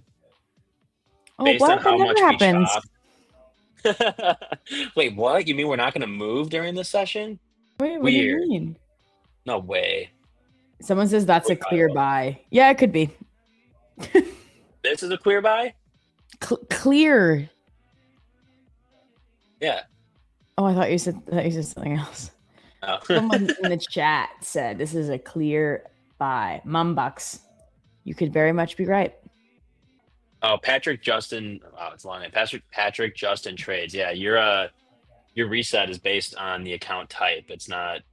You can't use a reset for any account type. Okay, I'm gonna do something here. I'm gonna close this and I'm gonna put in an order at 58. It's only 3 points. Too short. Yeah. That's cool. So we're just gonna run your stop and then keep That's going. fine. Oh, there it goes. Just kidding. It moved like 1 point. Oh, that's what you thought I said. You think I thought what Izzy said? Hold on, let me see. What did Izzy say? Schrodinger, that's so true. Honestly, Yes. both of us could probably win Yes, I thought that's what he said. Interesting. All right. Well, everybody just got this image now. All right. Let's go. Let's pump into the close, shall we? We At least often back do. to like 680. We do actually. Oh yeah. What We is do. our what's our MOC going to be today? Huh? Oh, everybody's down big. That's. I mean, it's not funny, but it's funny. Not me. ABJ said I'm removing R2Y from my symbol list. You know what? I would do that, except I have to win against R2Y again. You don't, though. Oh, but I do. This is a you problem. This is like me saying I need to break my personal record. Therefore, I'm going to either blow all my accounts or break my personal record. How stupid does that sound? Pretty stupid. Yeah. So? Yeah. Well, I'm still probably going to end up taking an RTY position purely out of the fact that I've got to win. I've got to. Fine. I want to show It's probably going to keep going up. So I want to say that I So I've been doing this new strategy, and I've become really picky with the trades that I'm doing on gold. And I want to say that since doing that, so if you've been, if you've been here throughout December, I had a rough December. Like mentally, it was just not great. And then took a little bit of a break, came back strong on December 26th. So it's from December 26th to today, my stats. So my trade win is only 54%, which isn't, I'm going to round it up to 55, which is not excellent. However, my average win is $912 and my average loss is $435. So that's good. I'm cutting my losers really quick and letting my winners run. And then nice.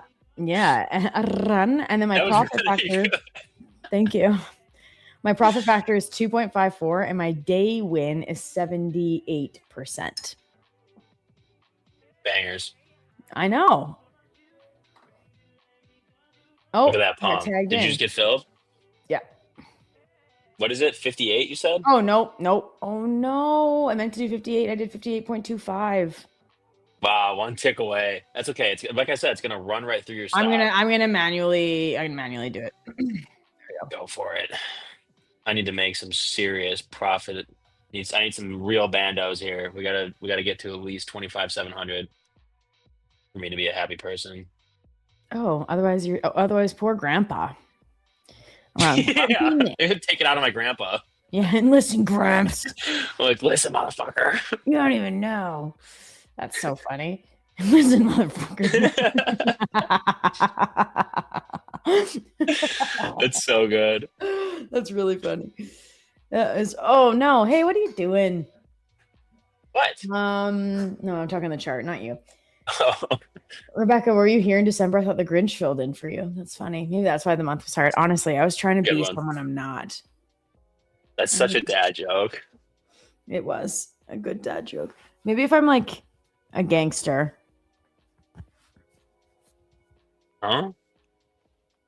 I'm like that Star Wars. Someone tell me, what are the Star Wars people that look like this? Like what? Oh, what are they? The Wookiees? Colin, our producer, saying the Jawas. Is that right? I feel like I'm like Kermit the Frog in like that. What's that Kermit? Oh, you do look like that, like the Kermit meme, yeah. It's the Kermit meme? Yeah. I'm like, oh, did I feel like being cool today, or did I just not watch? I guess that would have made sense. The Jabba Emperor. the Hutt. Patrick. I don't know if you want to be compared to Jabba the Hutt. No, I absolutely do not. Let's ban him. Let's ban him. All right, you're going to the timeout, buddy. Yeah, bye. See ya. See ya. Oh, my short's cooking. Right. I might.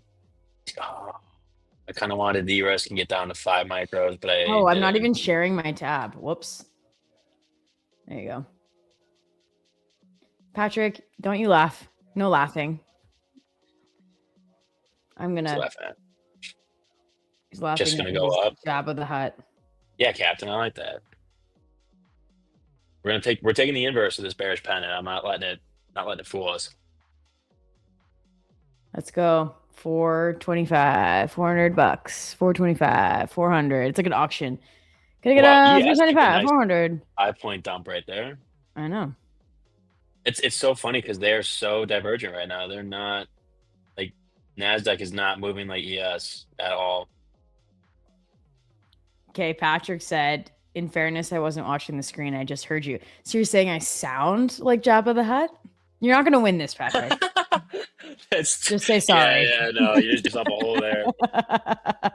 That's not somewhere you want to be. Good thing I don't take things personally. I'm gonna take a long on RTY here, kind of like this. I was waiting for a little bit of a pullback.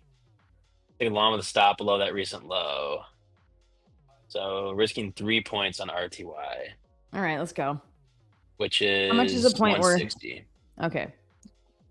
Oh, it's if one mini is like nothing on RTY. Oh, but nothing. It managed to cook me yesterday, so trying Patrick's not saying, to make dig the up. same mistakes. Big up, Patrick.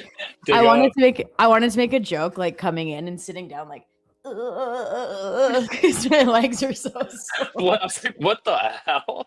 Because my It's legs. funny is like I hear that before I see it. And I'm like, what? What could you possibly be doing and making that noise? Oh man, these are like the things that like Josh and Dan are gonna be like, yeah, we don't really want to clip that, but it would be funny. Josh and Dan. Dane.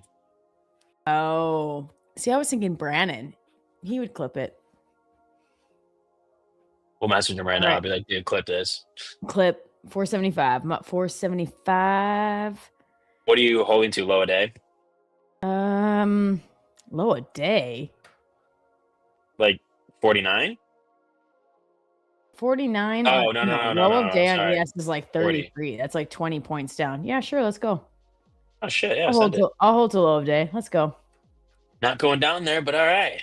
Let's freaking pass this thing. I'm not about to trade this for another 2 weeks. Yeah, why do we do that? I got a fresh one though, just in case. I know I might have to load I'm up doing one fresh at a ones. time. I'm doing one at a time. I blew 3 and I was like, okay, let's go to one at a time. One at a time is much smarter than doing them together. Yes.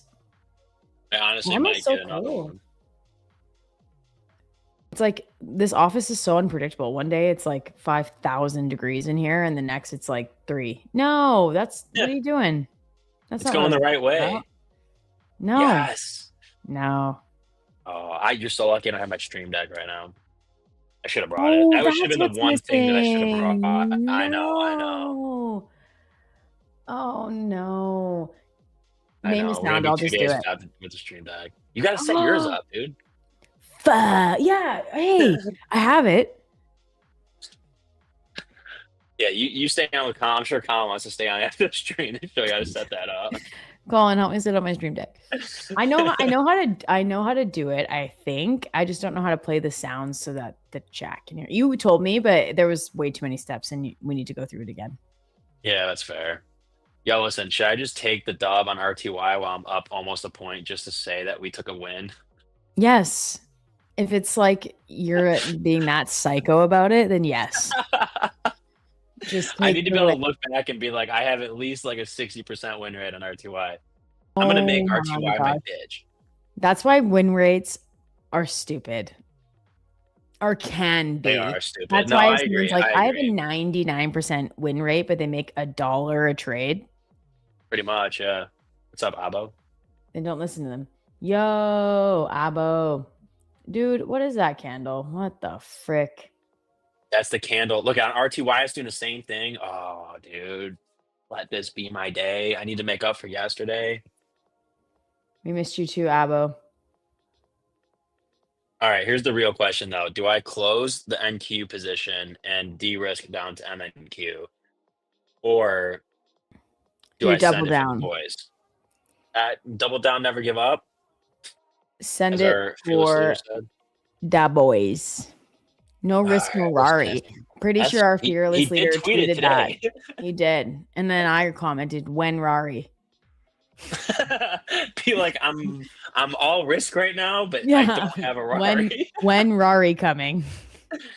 Oh my gosh. Yeah, it is really just choppy. I do not want to break 600. That will be no bueno for your boy. Double And or our nothing, twice back down. exactly. Oh my gosh, why do I have my boots on still? That's dumb. I want to get nice and comfy. Boots are off. Okay, Socks are we're on. 50-50 on MOC today. Oh no. That's not good. I don't like that. Schrodinger, tell me, what are we doing? Long and shorting for MOC? That is a question we must have an answer to right now. I'm gonna fix my pants. There we go.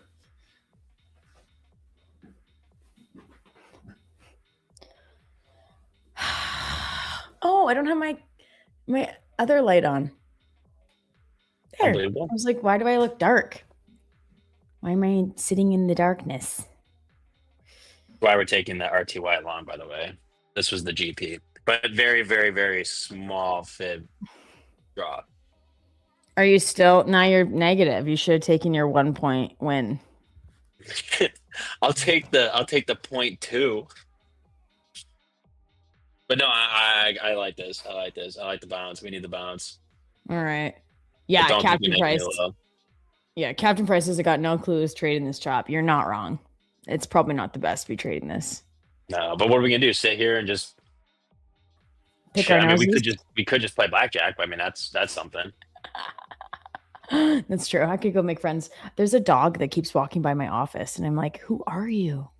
Can we be, That's can we dog be come in. friends? Can we be friends, please?" You like it, okay? What do I like? Oh, you're having a conversation with someone else. Okay. Okay. You feel left out. Yeah. Hello, Chris, real Crispy. Why are you talking about gold? I just saw you just write GC. Do you have a question? No, we don't take questions. I don't even want to. I don't even want to look at gold. Yeah, this is just nasty, like just chopping. Come on, ES. Depends if NQ sweeps the low before 340. If it does, then long. If it doesn't, then short. I don't know, man. I love gold. I love gold too. Oh no. Okay, we're getting that little pump on NQ. Let's go. What about RTY? No. Let's go. I need to make No. about a rack today so I can take out a payout. Like 1,000.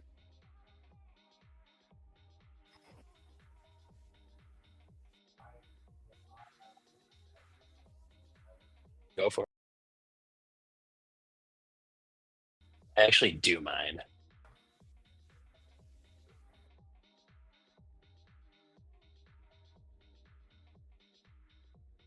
Sick. We're back. Someone said, Becca, what's your stop loss? Just how I feel. Hey man, sometimes we just gotta trade with the vibes. We just got trade. Honestly, though, I probably would put it. I should put it at like 61.50. That's really tight though on ES. Like normally I have much. You say bigger- 61.50? Yeah, so it's only like 5 points up. But I would get out there. I think that makes sense though. It does make sense. Or I could put it at 64.75. I would do that personally. Above that last one. But what if, based on timing wise, like we just don't get those kind of moves, so you run the risk of it going that high, like let's say like 62, 63, but then not coming back down by the end of the day, because that is always our problem. Like we not only have to trade the chart, we have to trade time. Like it is such a different trading strat for us. It is. But like at that point, the difference really is like a point. True. It's not. All right, you know what I'm gonna do? I'm gonna take the RTY dub. So we technically won on RTY. Let's all look at that real quick. Nice one. Okay, I'll put Look the at stop that. in here. Oops, not sell. I'm not going to double down up there. We won. We are winners. Nice. We are. ABJ, I did that winners. for you. Do you say Grandpa J? No, ABJ. Oh. He took a loss on Grandpa J. RTY and he said he deleted it off his Tradeify. So I said I'll get the lick back and don't fret, brother. I got you. Don't even fret. I'm going to put in another sell limit up there and just see. On ES? Higher? Where? Yeah. So I put in a stop loss and then I put in a sell at the high of day. High of day? Yeah. Like 69.72 or like 73? 72.50? Mm-hmm. To add in? No. So I put a stop loss at 64.75. So I'll be out completely. And then if it gets up there, I will enter in a new short. Got you. Yes. Wow, we are consolidating like crazy right now. VBS, a vibes-based stop. Ain't that the truth?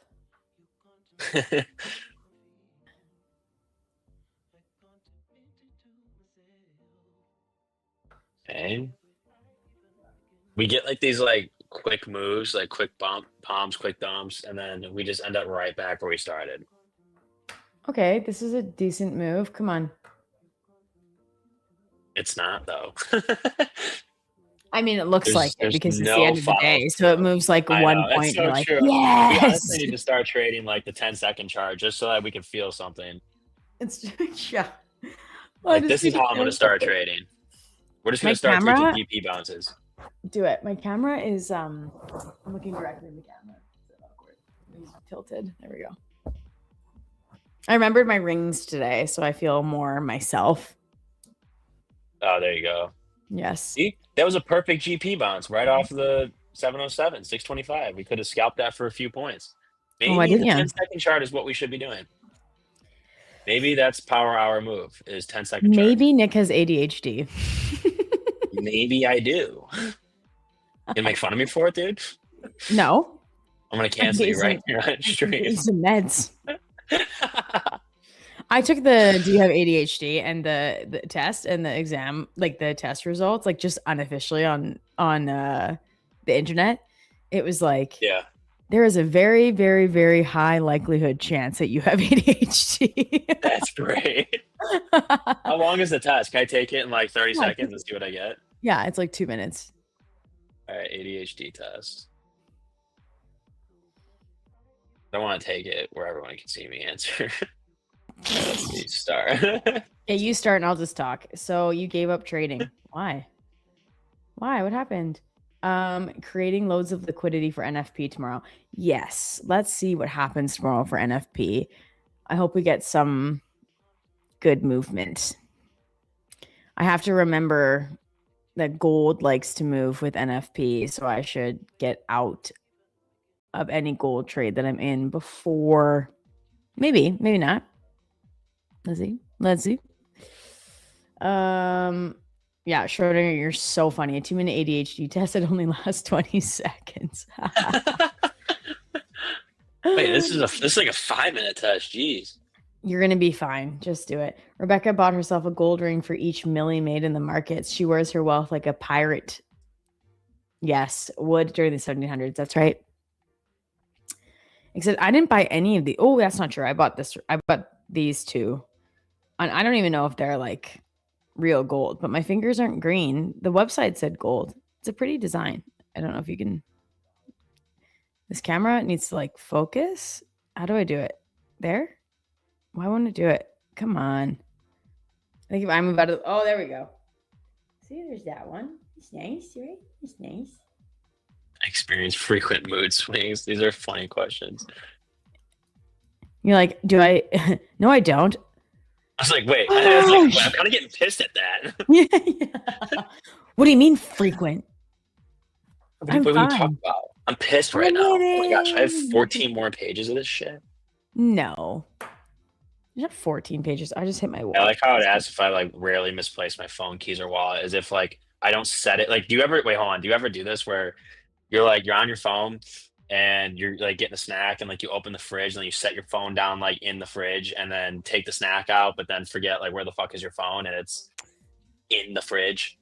Yes. So I have a funny story about this. When I was in Switzerland, like living there, and I still have 2 kids, but they were little. And so I used to have to like put things down to put them into the car, which I guess I still do. But anyways, not important.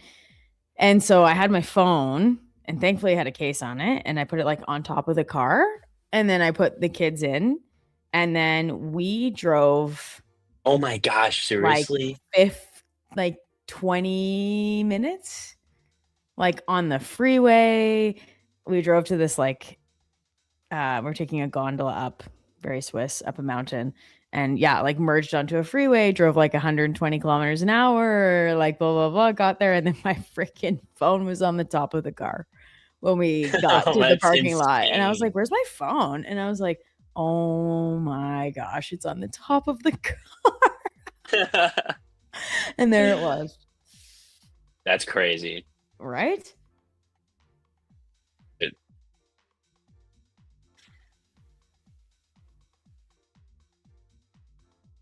He's not in Chicago. I'm not there. Wait, let me see. Yeah, it is raining in Chicago.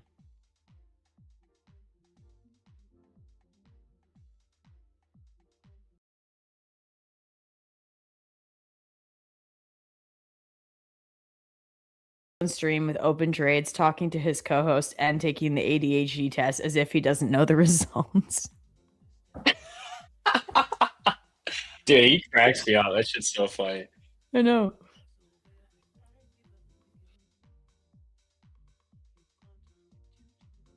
I often blurt out things without considering the impact on others. Like, no, I don't just scream out profanities. Well, sometimes actually. All right, fine. I'll put a new control on that one. I've heard you talk with your friends. That's fair enough. You got to see under the fold there.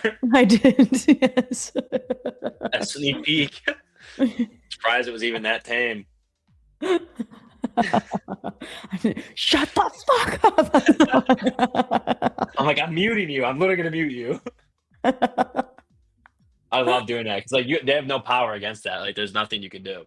No, it was really funny. I was cracking up. Oh my god. People are saying that you look like you died on the stream.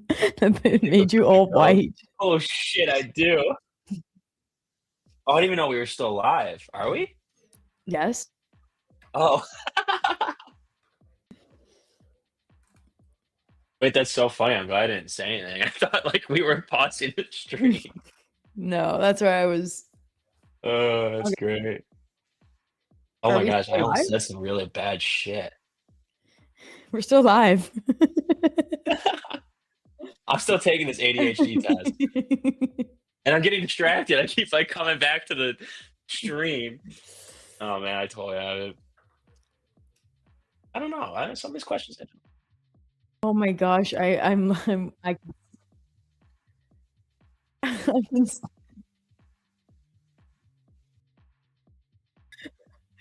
Lose track of my thoughts. What? I was watching the YouTube because I wanted to see what you look like as a ghost. And then I was like, why is Nick saying the same thing to me that he just said? But it was the YouTube replaying. Right, you're gonna have to take a different type of test and it ain't ADHD. Are you stupid? Yeah. Yes, I am. Oh, I look like a bad bee. Thank you. It just means I was not able to wash my hair. That's what it means. I have trouble controlling impulses when I get excited about an idea. Absolutely. Me too. Put it on, Colin. If you put it on my stream, on my screen, does that change anything?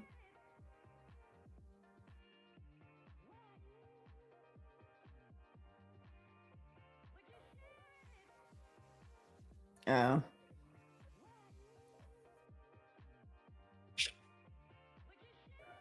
Oh, definitely overwhelmed by clutter. Honestly, this is the perfect time for you to be taking this because, like, It is. What is Yeah. the market doing? I'm not even watching it. it's going up. It's going up, up, it's up. Oh, that would be play right now. You don't need a soundboard. You have me. Yeah, can you say it? Rebecca thought she was doing an ADHD test, but it was for IQ. It was an IQ test, and it was like, you're very, very, very, very highly likely.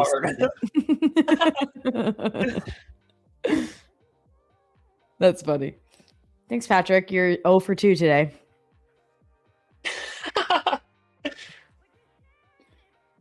Oh, Wild Deuces is roasting you. Said, I feel like I can tell that Nick had a few cavities. You know Had a what's few funny, cavities? buddy? I've literally never had a cavity before, so yeah, you can't even see me. It comes on live. Oh no, you can. All right. Might have to clip that out. Thought you couldn't see me. That is absolutely not a good look.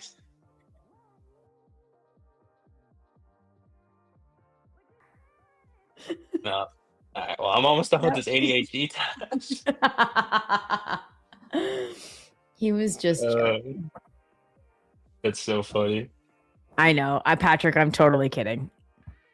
I can what's it called? I can serve it and I can take it. Is that right? Yeah, I think so. Okay. I can yeah. I can dish it and I can take it. Yeah, there you go. We're good.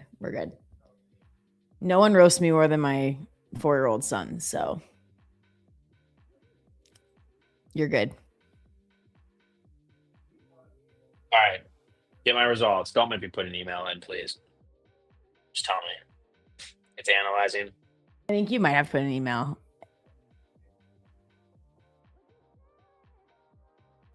You mother. You have to put an email. What? Just do it, and then just $2? No. Which one did you do? No, I'm not paying for it. Not paying for it. Well, you know what? I just spent all that time taking this stupid fucking test. We're never gonna know. And you know what? Guess what? I'm never taking another one. I'm never taking another one. We all know. Nobody take the personality.co test. It's worthless. I'm actually so mad. You should have told me that at the beginning when I took the test. Don't tell me it's a free Hold test. on. Did you even ask me what test I took? Or where I found it? Or what the link was? I'm very capable of using Google. And so you chose your own test. I'm sure there's more than one test out there. It is not the same test that I took because I didn't have to pay. So this one's on you, my friend. Oh, nobody will ever know now. We all know. Wild Deucer goes, birds to you, my friend. Birds to you, too. He was doing it to me. Yeah, I was doing it to Rebecca. She's pissing me off lately. Right? Aaliyah says, this duo is the best to just listen and laugh. I don't trade at all. I just laugh. Someone's like, I'm actually Start not a into podcast. trading at all. I hate it. I just like to listen to them. That's You want us to great. start a podcast? That's so funny. Yeah, Oh, the blackjack while trading is definitely a sign. Let's actually hit a real quick on blackjack. Let's do a nice $10,000 hand. Zempic said, is Nick blurting things out without considering how his co-host might feel? Takes notes. Oh, it's so good. Wow, we lost 2 times in a row. McLovin said, paying for it was the final test. It tells you have ADHD and you're a cheapskate. Wait, that's so funny. It's true. Oh, not good. You know, we just had the martingale at this point. Oh no. Oh, that's a huge hand. No way, they got 21 on that. All right, we gotta go. Get out of here. Get out of here. 51st is exempt from fees. Yeah. You tell her, Sam. Yeah. I'm gonna send you an American flag. Please don't. It's My gonna neighbors say are like, 51st state. oh my gosh. My son will think it's Captain America. Oh my gosh, let me show you the funniest That's photo. so funny. Hold on. I have to show you this photo. Everyone. So I picked my son up from daycare and he got a costume that he's obsessed with, but he was warm, so he took it off. But then this is how I arrived at home. Oh, my phone's really dirty. Hold on. Patrick said he gave it to me. Yeah, just send me if you have sent me an email, then I'll get back to it. But if you haven't, then send me another one. Make this. Or honestly, just send me one regardless. Okay, look at this. I need to focus. Blurry shit. Oh, that's so dope. Out. That's sick. I love how he's Passed sleeping out. with it on. Like it, With his Iron Man costume on. Oh, he does. Yeah. He's the best. So dope. Yeah, RTY didn't do shit. And NQ's not doing. Oh, man. We should have just taken the 30-point dub. I don't even know what I was thinking. You were too busy taking an ADHD test. I was too busy taking the ADHD test.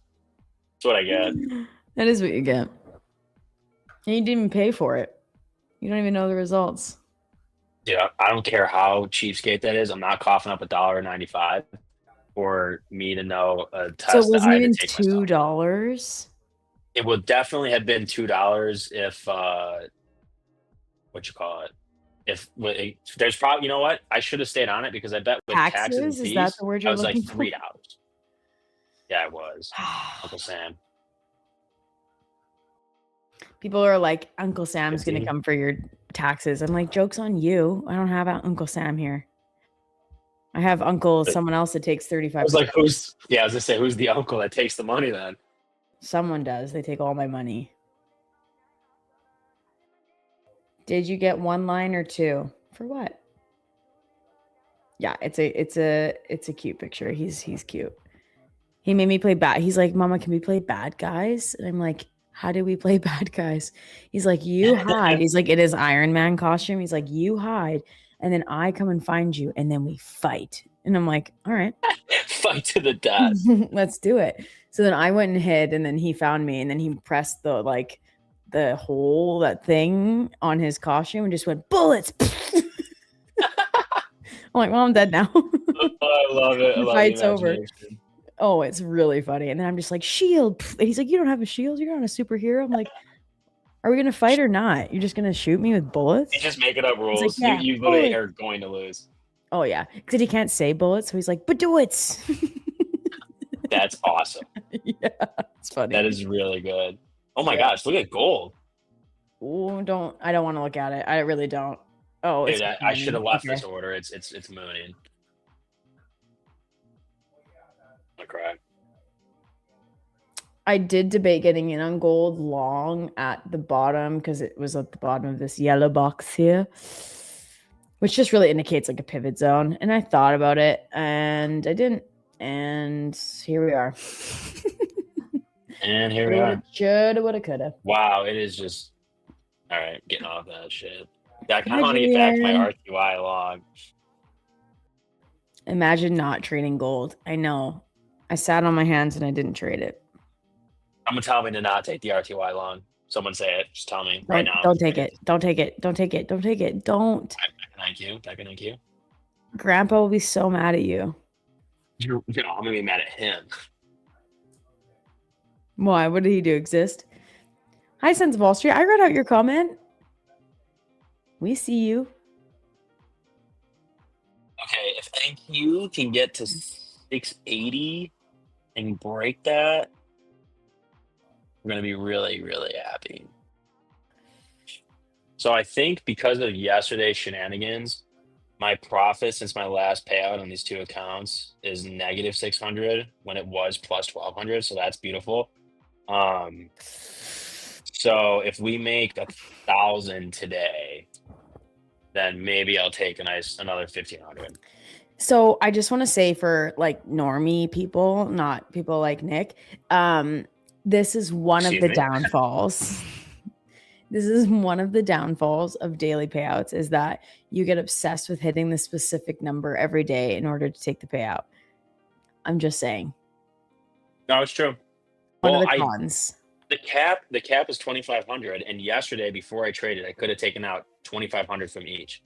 Why I didn't do that? I felt bad. I don't feel bad anymore. No. Don't feel bad. Look I am right now the poster child for Tradeify. I'm wearing the hat. I'm wearing the sweater. I have the freaking. I've got my Tradeify shirt with me. Actually, I can throw it on. Someone take a picture. Oh my gosh, you got it off. That's amazing. I do. I need Tradeify socks.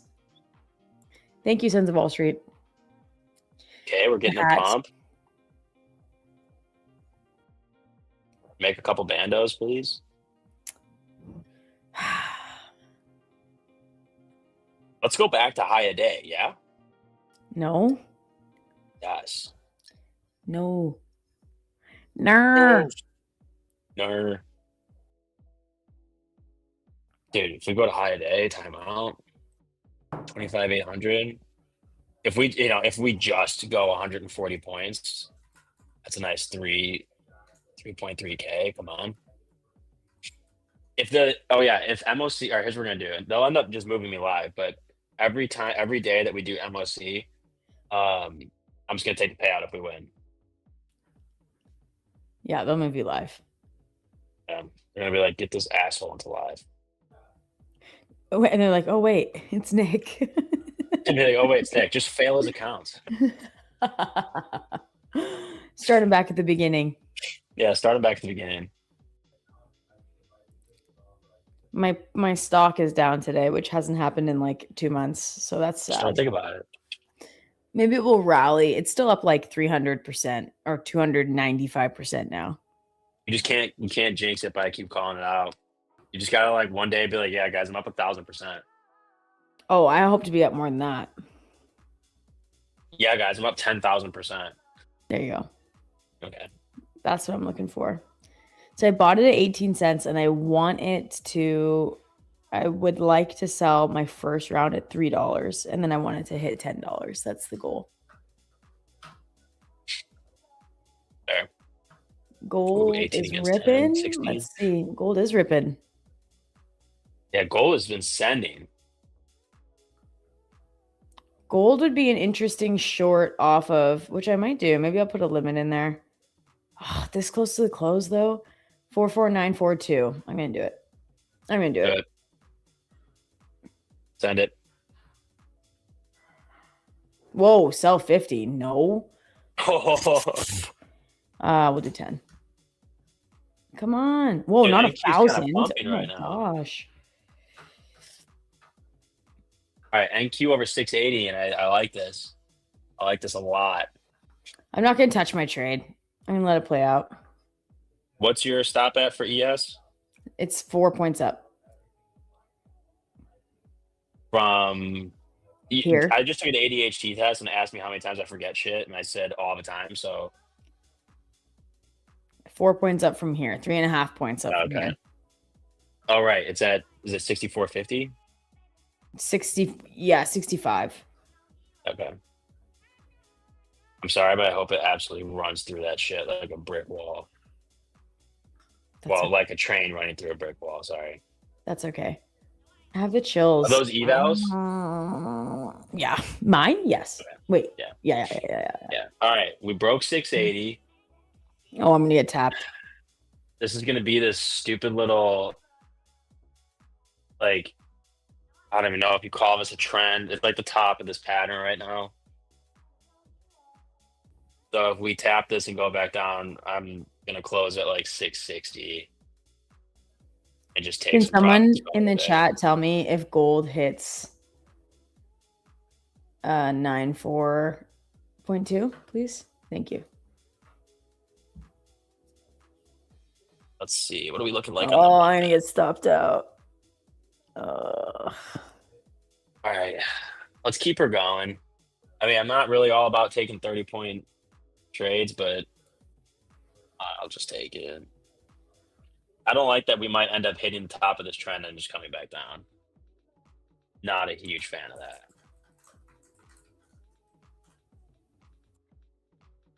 Yeah. Sorry, I was just wanting to. It was epic. Nah, no apologies. Chicken hawk buck. Yeah, I hear you. It's super precise, but the levels that I get are extremely precise. And they work out really well. I did give Nick a good level to long off of yesterday on gold, and I didn't take it myself. And I wish I freaking had. Well, and would have hit wait, Max this Roberts. one, 40-30. Yeah. But the thing is, it actually I went still down would to have been in. I 17. still would have been in. Yeah. I held that. And now it's up at Wow, and it's going, dude. It's going. Yeah, Oh, look at you. It's up 50 points from there. We're up 2 bandos. Stop filled. That was me. Oh, that's yours. I'm like, wait, timeout. Why what am I in right now? Why can people hear my order, my trade of 8? I don't want that. I need an and it's gone. It's stressful. Yeah. Oh, it's an option when I share my screen. Well, I'm not given an option, Colin. I just do it. I just press the button. All right. We're not gonna be greedy. I'm gonna move my stop to 79.75, and then I'll take the payout today if it hits. Izzy Lizzie still B think we go. says, sorry, Izzy Lizzie B says, why aren't you sending me those levels? Yep, that's a good question. So what I can do, actually, hold on. Let me just message Nick 1 second before I say anything. Look at, I'm maturing. All right, I got stopped out. We'll take 1,000 on the day, make our money back. A little bit. And we got MOC in 9 minutes.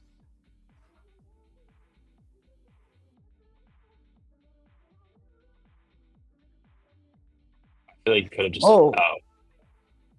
Trading for freedom says 35K on the day. Hell yes. On an eval or a funded? Either way, excellent job. A little more excellent job on the funded. Is silver pumping?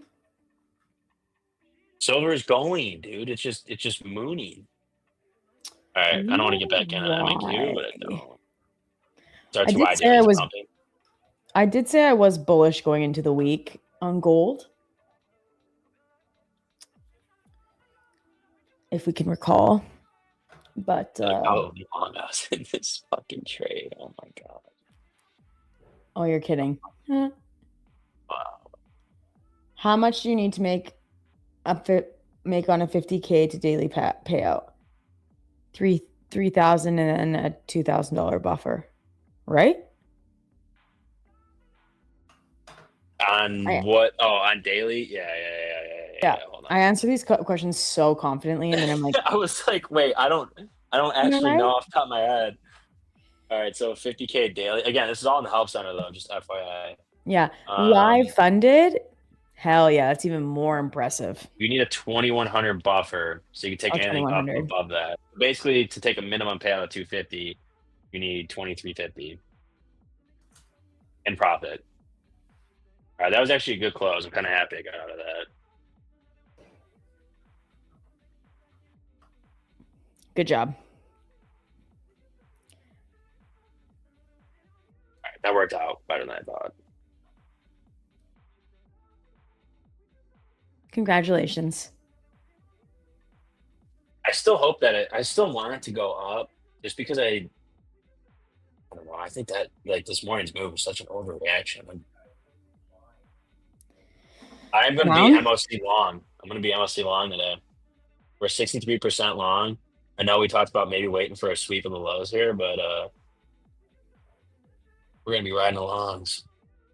Riding the longs. The rolled R is so good. You want to hear a funny story?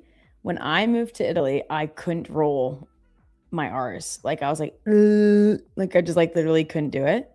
And I practiced over and over and over and over again until I was able to do it, because in Italian, like if you can't do it, you just sound like, I would say it's like almost like having a speech impediment, like when you're speaking Italian.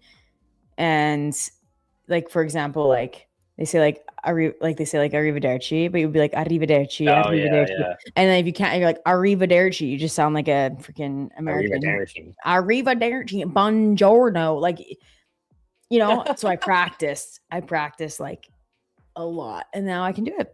Oh, I'm going to get FOMO for closing this, and I'm going to want to go, No, I'm not from Italy. I lived there for 5 years. My husband's Italian. And he says my name like Rebecca. That's dope. Right? So they don't pronounce their C's in Florence, so it's actually like Rebecca. Oh, that's even cooler. Less dope. I was gonna say that's actually even sick. Oh my gosh, gold, the moon. What's RTY doing? Should we have held that? No, probably not. Oh, ES is going up. Do you still have your sell order here? I do. Oh my. Oh man. Which it might go up to 78.50.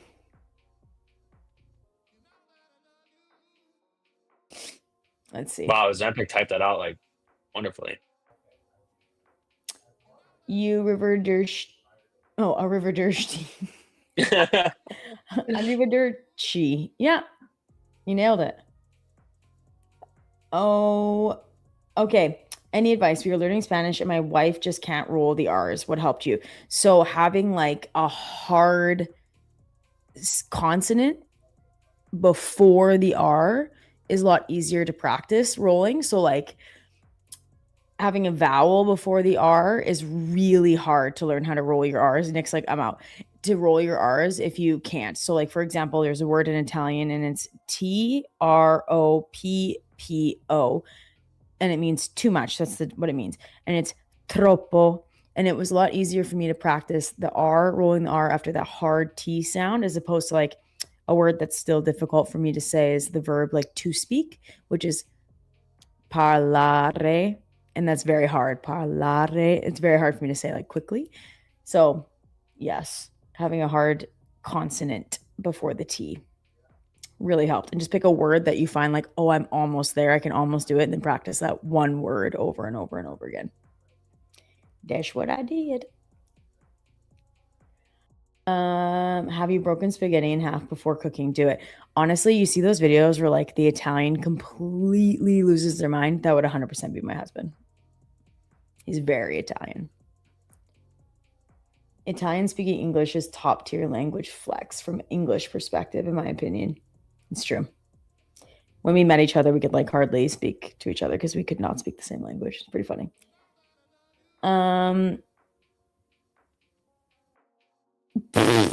You guys.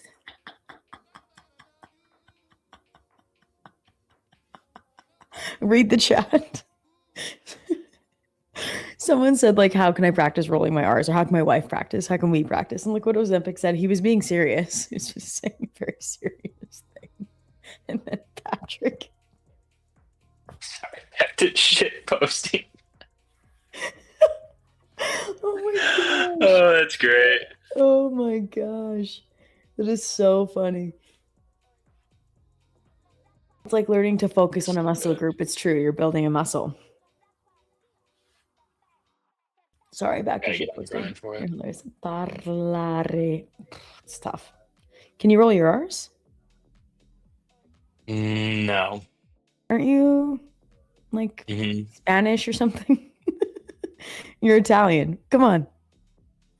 I cannot do it well. Dima would be so disappointed in you. She would. She can. Yeah, she would. I tried to learn Italian for a little bit. She didn't know what Amaro was, though, so I'm not totally sure how Italian she really is. Yeah, because you're a fake Italian. I am a fake Italian, but I still drank Amaro a lot while I lived there. My favorite part of going out to the restaurants is they'd bring, like, if they really liked you, they just put the bottle on the table and give you some shot glasses and then leave. Yeah. Otherwise, you'd usually just get like a shot for free. I say a shot, but it's like the digestive after the the digestive. The digestivo. Yeah, that thing was shit. Yeah, the one that we had was like not like any Amaro that I've ever had. Just saying.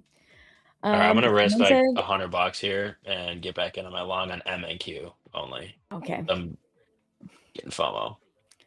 Okay, while you do that, Chris Trader said, how is it possible that I'm glowing every single day? First of all, thank you. Why the hell did I not get that question? Because you're not glowing. Maybe unless you're sweating. Just like go do some. I'm gonna go work out real quick. I want someone to be like, why are you glowing, Nick? I'll ask you tomorrow. Yeah, better not forget. I'm gonna be really I won't upset, forget. I won't then forget. that means that I'm really not glowing. It's the lighting. It's Nick glows in the dark. Fuck's that even mean? That is funny. You really do appear to be glowing every day. It's because I put on a face oil. That's what I would say. There you go. There's a few Italians and a bunch of Italians in the chat. That's really funny. Bunch of Italians. That's funny. Well, my mom, when we like first started, I think actually we were married, and she like had a medical question. She was like, "Well, ask the Italian." I'm like, Mom, you can't like. I don't even know if it's like actually like a slur, but you can't say that. You can't say that. She's like, oh, Nick is cute. I like his feminine energy. Oh God. That's fucking great. Nick, just flex in the camera. Just show them how feminine you really are. Come on. Yeah. No, I'm not gonna do it to him like that. I will. Ow! Oh my gosh. Ow. I'm so sore. I'm still so sore. Oh, give us the pump, please. Nick's not glowing. He's pixelating. He needs a new skincare routine. Show. Oh, that's funny. Payday I'm like, returns. Oh my gosh, these allegations are insane. But all right, well, at least I'm happy that I closed the so mini funny. position here. Wow, ES just fucking died. Great. Like 2 points after your stop. What the hell? Awesome. Oh, awesome. That's just great. Yeah, I want to take an RTY long right now too. Like I know that it's gonna be Just right. get out of RTY. Yes, but it's still there. Well, yeah, it's a tradable asset. It's always going to be there. Just do what you want to do. Don't listen to me. I'll just say what Lumi would say to me. There's absolutely no way I would ever be caught dead in a long right now on RTY. I don't know, Chad. I don't know if you ever saw me and Lumi like stream together, but I'd be like, okay, I'm in a short now on ES, and she'd be like, "There's like I don't actually even know if she would hear me say that because she was like so focused on her trades, and she might have, and now it's a joke. I say it to her all the time, and she'd be like, all right, chat, there's absolutely no way, for absolutely no reason would I ever be caught dead in a short right now. And there's That's me so like good. in a short. Like, Thanks so much, okay. Oh my gosh. When we love met it. in person, I was like, I feel like the stars are aligning. It was so Yeah, funny. pretty much. As soon as you guys met, that was really funny. I was like, we became best friends so quickly. Oh man. RTY, let's go. Can we go 2 for 2 on RTY? Yeah. Wow, really should have stayed away from NQ. Did you read what Ozempic said? They said. Patrick said, hey Nick, show us your abs. I'm working on them right now. I'm cutting. He is cutting. He's notoriously ripped. Oh my god.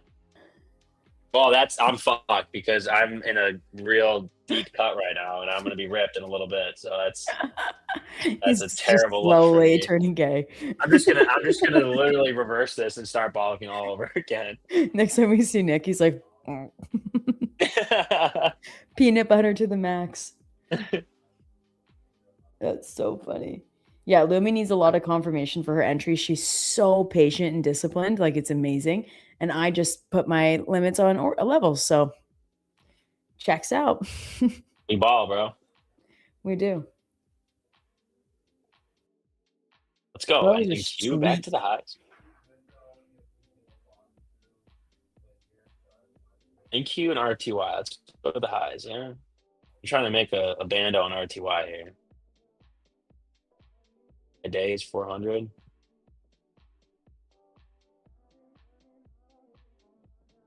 And they're both just being consolidated here. It's crazy. NQ could not break that 700.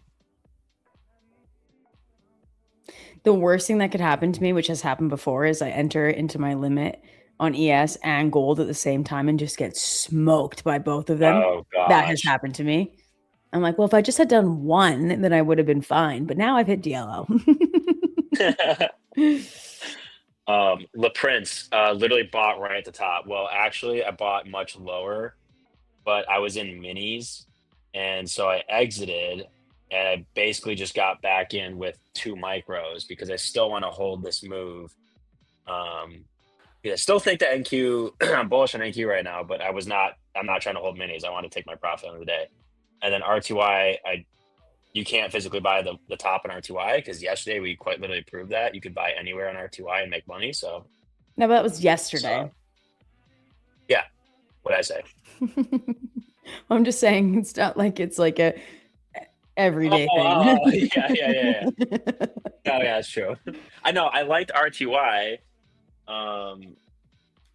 Wait. I took the RTY long because this very, very, very intraday, like power hour only type. We had a GP bounce since we've gotten on. So literally during this segment, we have a recent high and a recent low, and taking the fib here, we bounced right off of the 707, which is why I took the initial long, but I still believe in the long because I think that we're going to reclaim 2620 on RTY. So not buying the top, buddy. You took that personally. Girly. I did, yeah. As if I don't have $1,000 P&L right there. Come on. Taking that shit personally. Nick's gonna take some trend with the allegations. I probably will. Nick Honestly, is testy. Nick is testy because he is cutting, so he's emotional. I am. All I've had today have been 2 protein shakes, a stupid little snack pack on United, and that's it. And a beer. How do you? So, That's not cutting. How do you go from like eating? Because I'm assuming you probably ate, I don't know, what, 2,200 calories a day before? 3,000. 3,000. Oh, because you were bulking. So Yeah, how do you go from 3,000 down to 1,700? And like, I'm assuming you must be hungry all the time. Just a lot of like salad shit. Like I eat bell peppers like apples, literally. Yeah. Salad, like lettuce, spinach, like a shit ton of spinach, cottage cheese, yogurt, ton of yogurt. What about- like I inhale yogurt. Can you have like unlimited protein shakes? Yeah, I have a shit ton of protein, but that doesn't really satiate me. Like I'm hungry, fuck. Like we have tortilla chips, and I just have tortilla chips and salsa. Like that's my like cheat. Yeah. No, Wild Deuces, that's not why I stopped streaming with Lumi. Actually, the reason why I stopped streaming with Lumi was simply scheduling. That's the only reason. Hey, RTY, let's go. Let's rippity doo dah. So Nick's basically a rabbit. Yeah, at this point, pretty much, which makes me want to cry. All right, 1:10 till MOC. We're switching accounts here. Let's get this shit rolling. Rebecca, what did we say we were doing on this? 2 or 3 minis? 50. Oh, 2. 2. You want to do 3 though, don't you? Look at your face. You were hoping that I was going to say 3. Wait, I thought we did 3. I thought it was 3 or 4. Then just do 3. No, it was not. I'm doing 3. Do 3. You know what? Where's my orders? Hold on. Yesterday. It was 3. Turd. Sorry. Just call me a turd. Do you casually blurt things out impulsively? Yes. ADHD. Stamp approved. Have you Dude, seen Patrick, that? I do eat chicken, brother. Dude. Have you seen that TV show of that girl with extreme Tourette's and they turned it into a TV show? We're long. I don't know. Oh, yes, I have. That shit's funny as shit. I saw a clip of her saying like that the camera guy, I don't know what his name it was. Let's just say like, what? Oh, we it's just got MOC. rinsed. Sorry. It's MOC. Yeah, I we're didn't getting realize what's happening right now. Sorry. All right. Well, guys, bandos have not been made today. We will not be taking a payout. Very unfortunate.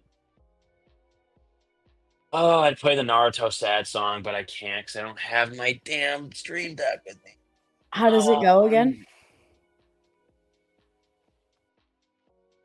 I'm not going to do it because it'll just make I me was sad. gonna do it. Oh, okay. Oh, do it. All by Else. myself. Oh, our win rate just went. We're literally a 50% win rate. That's not good. Is it called Balin Out Loud? Is that what it's called? Because I just watched a clip of her talking about how the camera guy, let's just say his name is Chris. I don't even know what his name was. And she's like, Chris smokes meth. Chris smokes meth. Chris does meth. Out of tinfoil. Chris and his meth. Chris does meth. And I thought it was, and he's just like holding the camera and the other camera like pans to him and he's trying so hard not to laugh because he's filming. And she just like keeps going about how he smokes meth. It's so good. Oh my god. That would be so hard. That would be very difficult, yes. Yeah, that was cooked on close. That is exactly what just happened. Yeah. Tomorrow we're gonna win. But now we've we have to win tomorrow and then Monday to take a payout on it because we just went negative profit now. Welcome to the pain of my day. Yeah, that was my day yesterday, bro. I was just trying to get my licks back, and we're getting it on RTY. I know. I want to get 2620. I'm gonna And close Q my just limits being a because little shit. I'm not gonna freaking take a trade here. I don't know, I might close out of my MNQ here. I'm just gonna Limits are be risk closed. adverse. Put my stop right here. 20 points, $80. I'm down 926.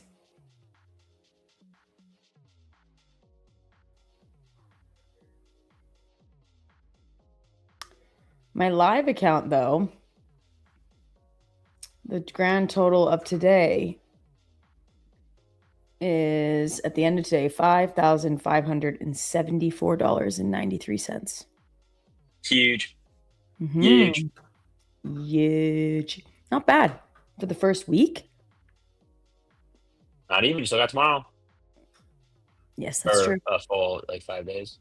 7, That's true. 6. That's true. That's true. That's true. That's true. That's true. True. True. True. True. True. True. Do what True. everyone does when they get to 50% win rate. So I'm talking about the imaginary people, with 30% who have made millions. Yeah, you're right. You're right. Yep. So listen, guys, we got a 50% win rate. I know people that make, billions with 20%. We're just gonna have to step it up here. Next quarter we're coming out. We're going to change up our gameplay. Might play zone defense here. Yeah, it's gonna be a good outlook. Tomorrow, we got a big game today or tomorrow, and yeah, let's fucking get him. MOS or POC on 3. 1, 2, 3, POC. POC. Do you feel better Wow, now? watch it go out. Watch it go up. Oh, Watch it hit my limit order and come back down that I just took out. no, watch it just pump. It's just gonna go. Wait, RTY, where we at? Come on, damn it. Can you manage my accounts? No. Yes. I captain full port long now. You guys look like pros. Wow, thank you. We are. I think that they're being facetious. That's cool. I don't really appreciate that. About to get the birds, buddy. Don't do it again. Yeah. By the way, on a gaslighting episode 500 of my 4-year-old son, he was like, Mama, do you know what I captain means? I was like, yeah, it means like, yes, captain. And he said, no, it means danger. And I was like, no, it doesn't. He's like, yes, it does. And I'm like, it doesn't. And he just be like, yes, it does. I captain danger. And I'm like, all right, freaking Danger. whatever, dude. I love that. I'm in danger. I'm in danger. Yeah. Oh, come on, NQ. Just Okay. break 25,700. Danger, full port long now. It works. Sir, yes, sir. Yes. Gotta go all in on this blackjack game. Should we? Oh. On what? Just on a blackjack game with 5 minutes to go. Are we gonna do a giveaway? Yeah, if this hits. If this 277 752. MOC was These are just fake 400 million coins, by to the way. buy. I got 13. We're so cooked. 9. We're cooked. 20. Yeah. Oh. Okay. They're fake coins. Did you read that MOC was 400 million to 400 buy? mil. Why did we get? Dude, we barely got That stopped. happens. Today. Look at this. Maybe you should size down and widen your stop. Yeah, but even yesterday, we wicked it. Remember? Literally wicked it. If we go back to yesterday, we barely got out of that. 2 o'clock. Oh wait, does it show? It doesn't show your fills from the day before. I've never tried to look. That must not. But I know that we just got out at the top, and that was the 12.5 points that we do. So I think we just have to keep riding that. You can find the MOC on Financial Juice. Got to start doing that. It makes me sign in. All right. And Q's taking our time. stab at 700. Let's see. We're gonna take a crack at it, and we're close. We didn't. There's a huge sell wall at 700. Jeez. This is the MOC imbalance. Why won't you let me copy this? All right, moving RTY stop up to 26.18. Lock in another job on RTY. That's what I'm talking about. 2 for 2 today. Put my stop at break even on MNQ because this shit just being ridiculous. Yeah. That's fair. Sorry, I'm just looking at financial juice. I should sorry. What is the best way to start learning about fractals? Here. I have different numbers than you though, Dr. Bob Elliott, so I'm not sure if what I'm reading is correct. I'm gonna be real honest.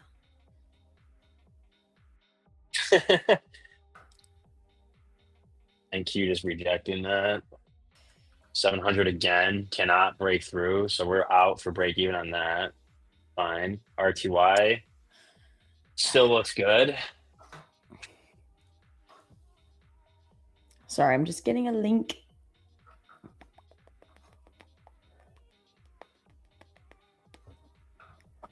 I have been unable to log into my Substack for like a week now. Oh, there it is.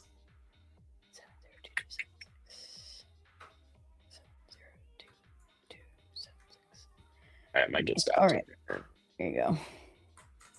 No, still good, still good. Are you in a trade? I'm still in RTY. I just moved my stop up. I got out of the MNQ one at break even, so okay. I don't feel FOMO anymore. Oh, okay. I was hoping RTY would hit 26.20. All right, and we are out in RTY. So we basically just added like $100 with that last RTY. There you go. We'll take it. That's, you know, daily payouts. That's $100. You know what? That's actually a 2K payout for today. Look Bada at bing, you. bada boom. Making bandos. You are plural. Plural. Hi.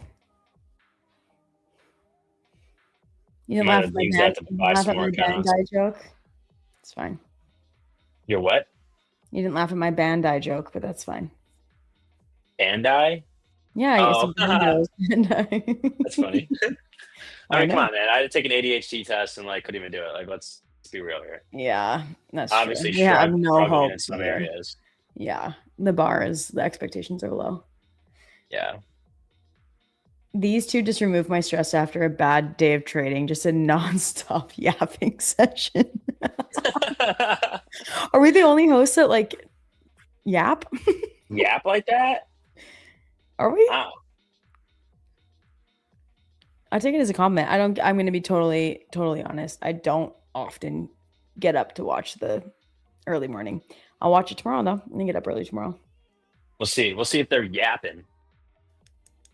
You know what? Maybe they need to yap. Maybe they need some yapping. I mean, we need to yap. We need to nap. Good night. We need to yap. Oh my gosh, look at gold is in to the close up a bit. Wow. That's crazy. We're the only yappers. Oh. Huh. Well. Is it like a good? Is it a good yap? Yeah, or is it like a yeah? Because when you hear of like a dog that yaps all the time, you just want to punt kick it. I just want to punch it. Yeah. No, I'm just thinking of a yappy little shit. Exactly. So, is that us? Or is it like I can't think of a good example of yapping. Like the two vultures in oh my gosh, what's that freaking movie of the boy who's raised by wolves? The Disney movie. The Disney movie. With it's the bare necessities, the simple bare necessities. Still don't have it. Jungle Book. Jungle Book. You're like the two I got vultures. that. I'm so glad I thought of that. That was Colin, our producer, told Nick that it was Vulture, that it was the Jungle Book. That was not Nick all on his own. So we're like the two vultures. It's like, what do you want to do today? I don't know. What do you want to do today? I don't know. Kind of, yeah, I'll take that. That's a good example of yapping. Well, even considering competition, we're the most entertaining. Let's go. Oh, we like that. Oh, Yes, you're the only yapper. even considering competitions. I just read that. Giveaway. Mm-hmm. Yeah, all right, fine. You guys won me over. Okay, we'll do a giveaway. We'll give it away. We'll do a giveaway. Wow. Yes. And all right, let me think. Oh, I got it. Oh, wait, do I have a login here? I'm out. Small dogs. Oh, yeah, small dogs are real dogs. I was gonna say yes, they are. Small dogs are real dogs. Ah, they're fake dogs. Did real crispy? Did you just say we're the worst part of your day? There's no shot. There's no way. There's I no don't believe shot. you. There's no way. Are There's no those way blown you would say accounts? that. Probably. Are you on my screen? My screen? Are you showing my screen? No, you're not. Oh, I right, definitely. keyword. Wheel last night was cool. Yapping.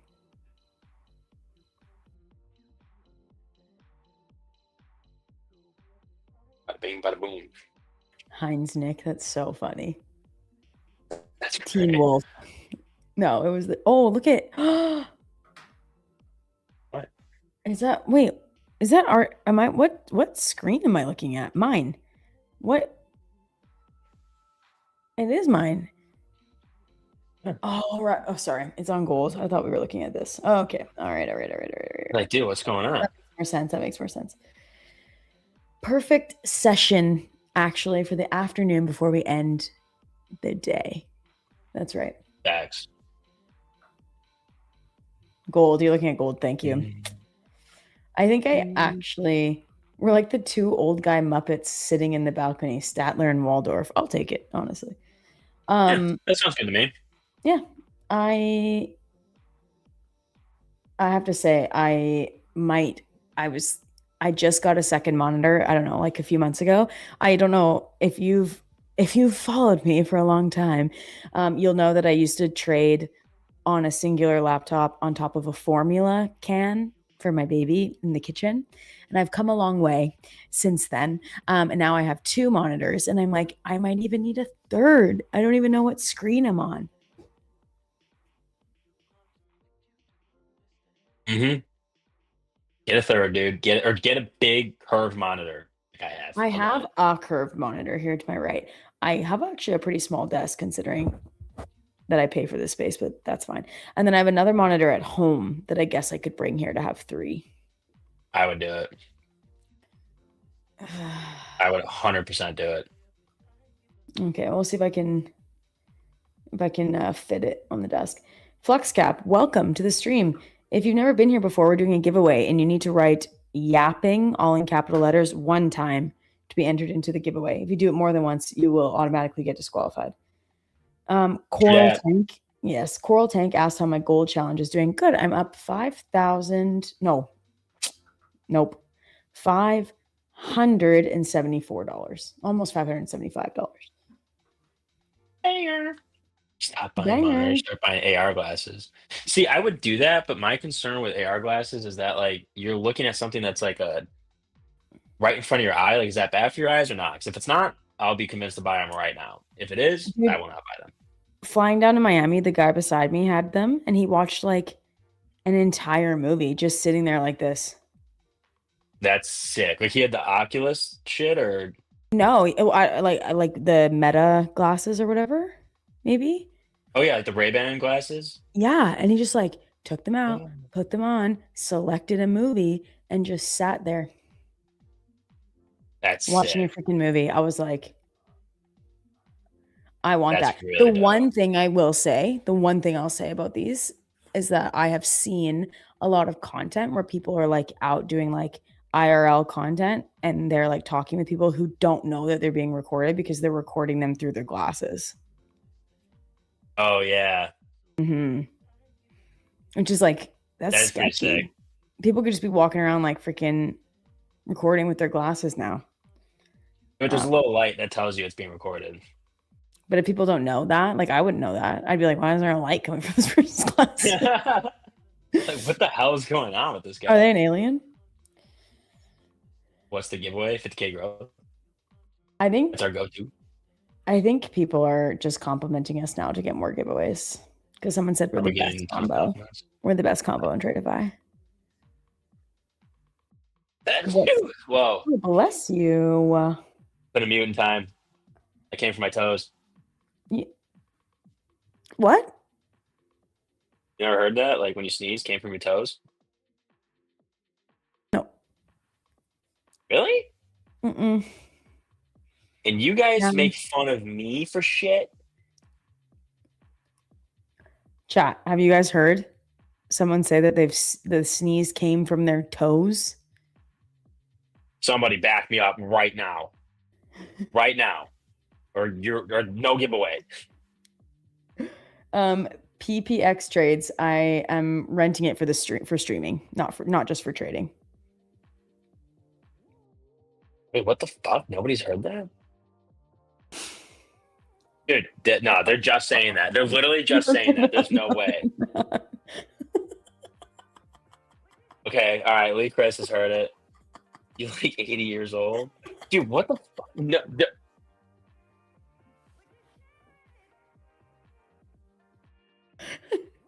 I mean, that's not possible. That's literally not possible. Let me ask Chat GPT. Yeah, ask it. Ask it.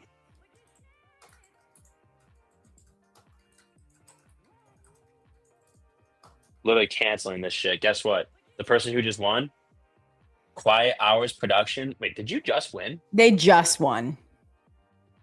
Literally that's just crazy. won like 2 days ago. That's not rigged. It's not rigged. That's literally just a random poll. Guess what? You're not getting it now. So ChatGPT says no. That is not a common saying. Stop. Yes, it is. No, Share it's screen. I won't believe it. Okay.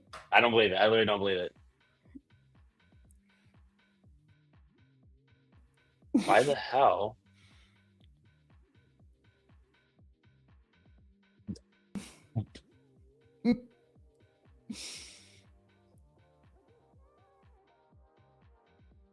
I've never heard someone say a sneeze is thermonuclear. That's bullshit. You gaslit ChatGPT. Is that the first message? I did Scroll not. up. Yes, I said, hold on. I can't scroll up. It's the last one. I'm scrolling. I just don't believe any of this shit. Yeah, who says thermonuclear? Oh my god! All right, I'm putting a poll in our Slack chat. Like, this is just ridiculous. Thumbs up. Did quiet hours production say anything? Yes, there we go. Said, oh, so lucky. Where? There we go. All right. It proves that Nick is an alien. Watching Nick, Yeah, I mean, like, realize he's been gaslit his whole life. Dude, it was my mom. It's your mom is gaslit you for your whole life. I don't know, like. So chat, this goes back in time, chat, because Nick thought that FTW meant fuck the what. So that's where this comes from. No, you don't. You're trying to make it work. Stop trying to make fetch work. It's not going to happen. Patrick, I love the name Nova. Just so you know. It's a boomer saying, no, it's not. I just asked in Slack, you can't vote. That's cheating. Call your mom on stream and ask her. She's going to say yes. So she's been saying it his whole life. She's going to be like, yeah, that's the same. Yeah, she's been saying it. So I've been saying it, which means that it's real. Okay, I'm allowed to put a thumbs down for no because I count as a person in there just because I've told you that it isn't. And so far we're 2 for 1. Why the fuck is everybody voting no? Oh my gosh. I've really been gaslit my whole life. This is insane. The amount of times that I've said that. And people probably thought I was fucking crazy. They're probably like, what the fuck is this guy talking about? I'm such a good friend to you. I'm the only one who tells you that the things you say are not legit. I'm like the only friend who tells you that you have spinach in your teeth.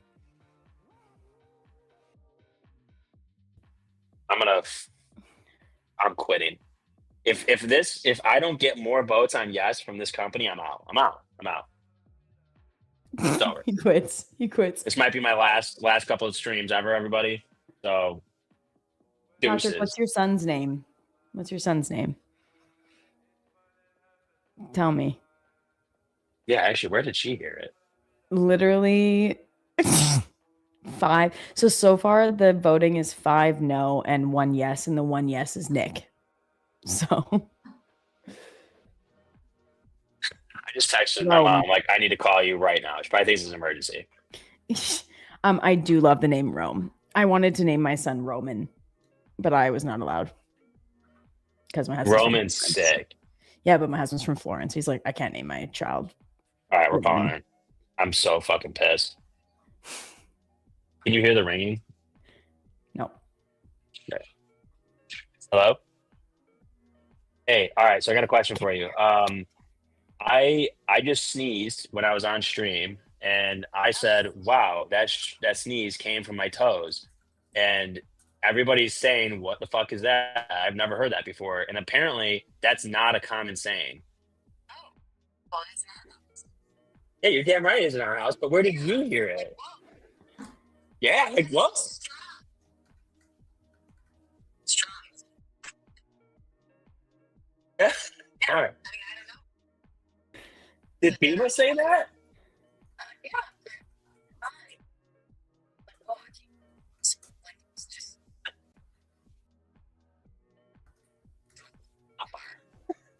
Wow.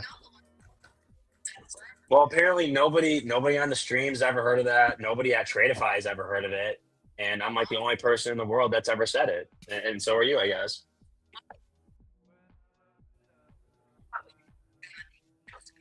Yeah, you're damn right. All right. Cool. Yeah, me too. All right. Thanks. Yeah. All right. Love you. Bye. Wow. Okay, so I don't know where she heard it, and she made that shit up. My mom was not ChatGPT. Nick sneezed when he was little and bounced when he did, so his mom totally came from his toes. Yeah, that's pretty much it. Oh my gosh. And that's why your mom was a special little boy. I'm gonna kill myself.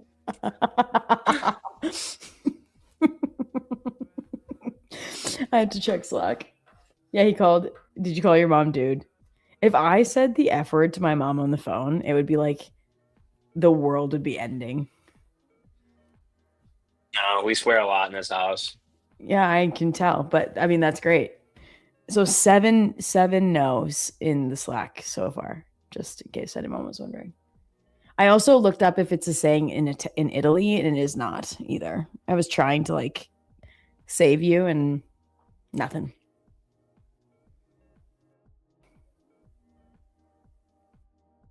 Sorry. Wow, it's nowhere.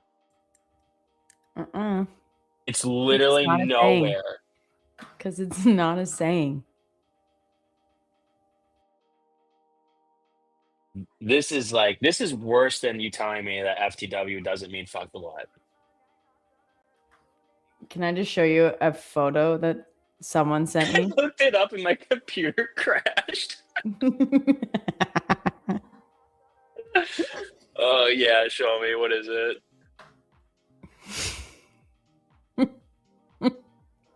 Can you please put on screen, Colin? The hell's all that? Someone just did an edit and sent it to me. Oh, I was looking at the freaking jewels. And why are you holding a beer? I don't know, but I like it. Oh my gosh, my nose looks so smaller too. funny. Yeah, that's you and me. Wow. I like it. Yeah, I'm Thank looking you. to gaslight Thank you, everybody into Megan. saying that it's a real thing. I And will it never. propagates to the world. Wait, can you imagine? We start it here and everybody starts saying it, and then like I don't know, takes a over year the from world. now, it's like next thing you know, it's like a popular saying. Everybody better remember it was my mom. That's not going to And then me. happen. Watch it.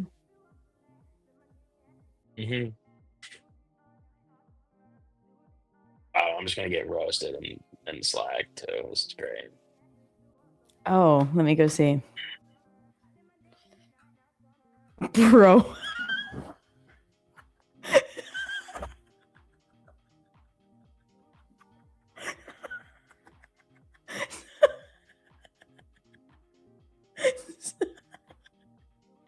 Are you frozen?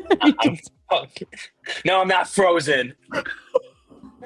So Grace is our like I guess you could say exec assistant. Is that her title? She wrote. Yeah, she's an EA. Yeah.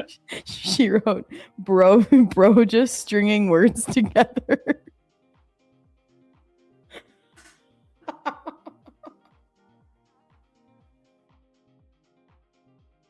This is quite literally. If I didn't make this money today, this would be one of the worst days of my life. If this happened yesterday, This is a good enough IQ test. You don't need to take the IQ test now. oh my god.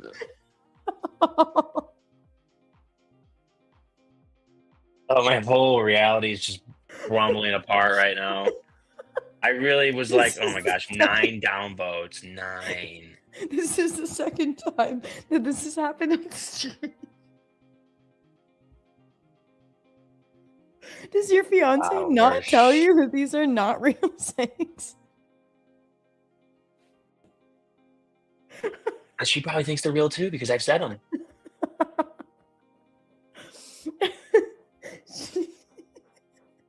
She's smart. I don't think so. I think she just wants you to feel good about yourself. Oh man. Oh my gosh. We like have revelations on this damn chat. Nick learned language on the back of a cereal box. Wait, that's actually really funny. Nick don't speak no good. Nick don't read no good. Nick don't read. Nick don't read no good. Oh my goodness.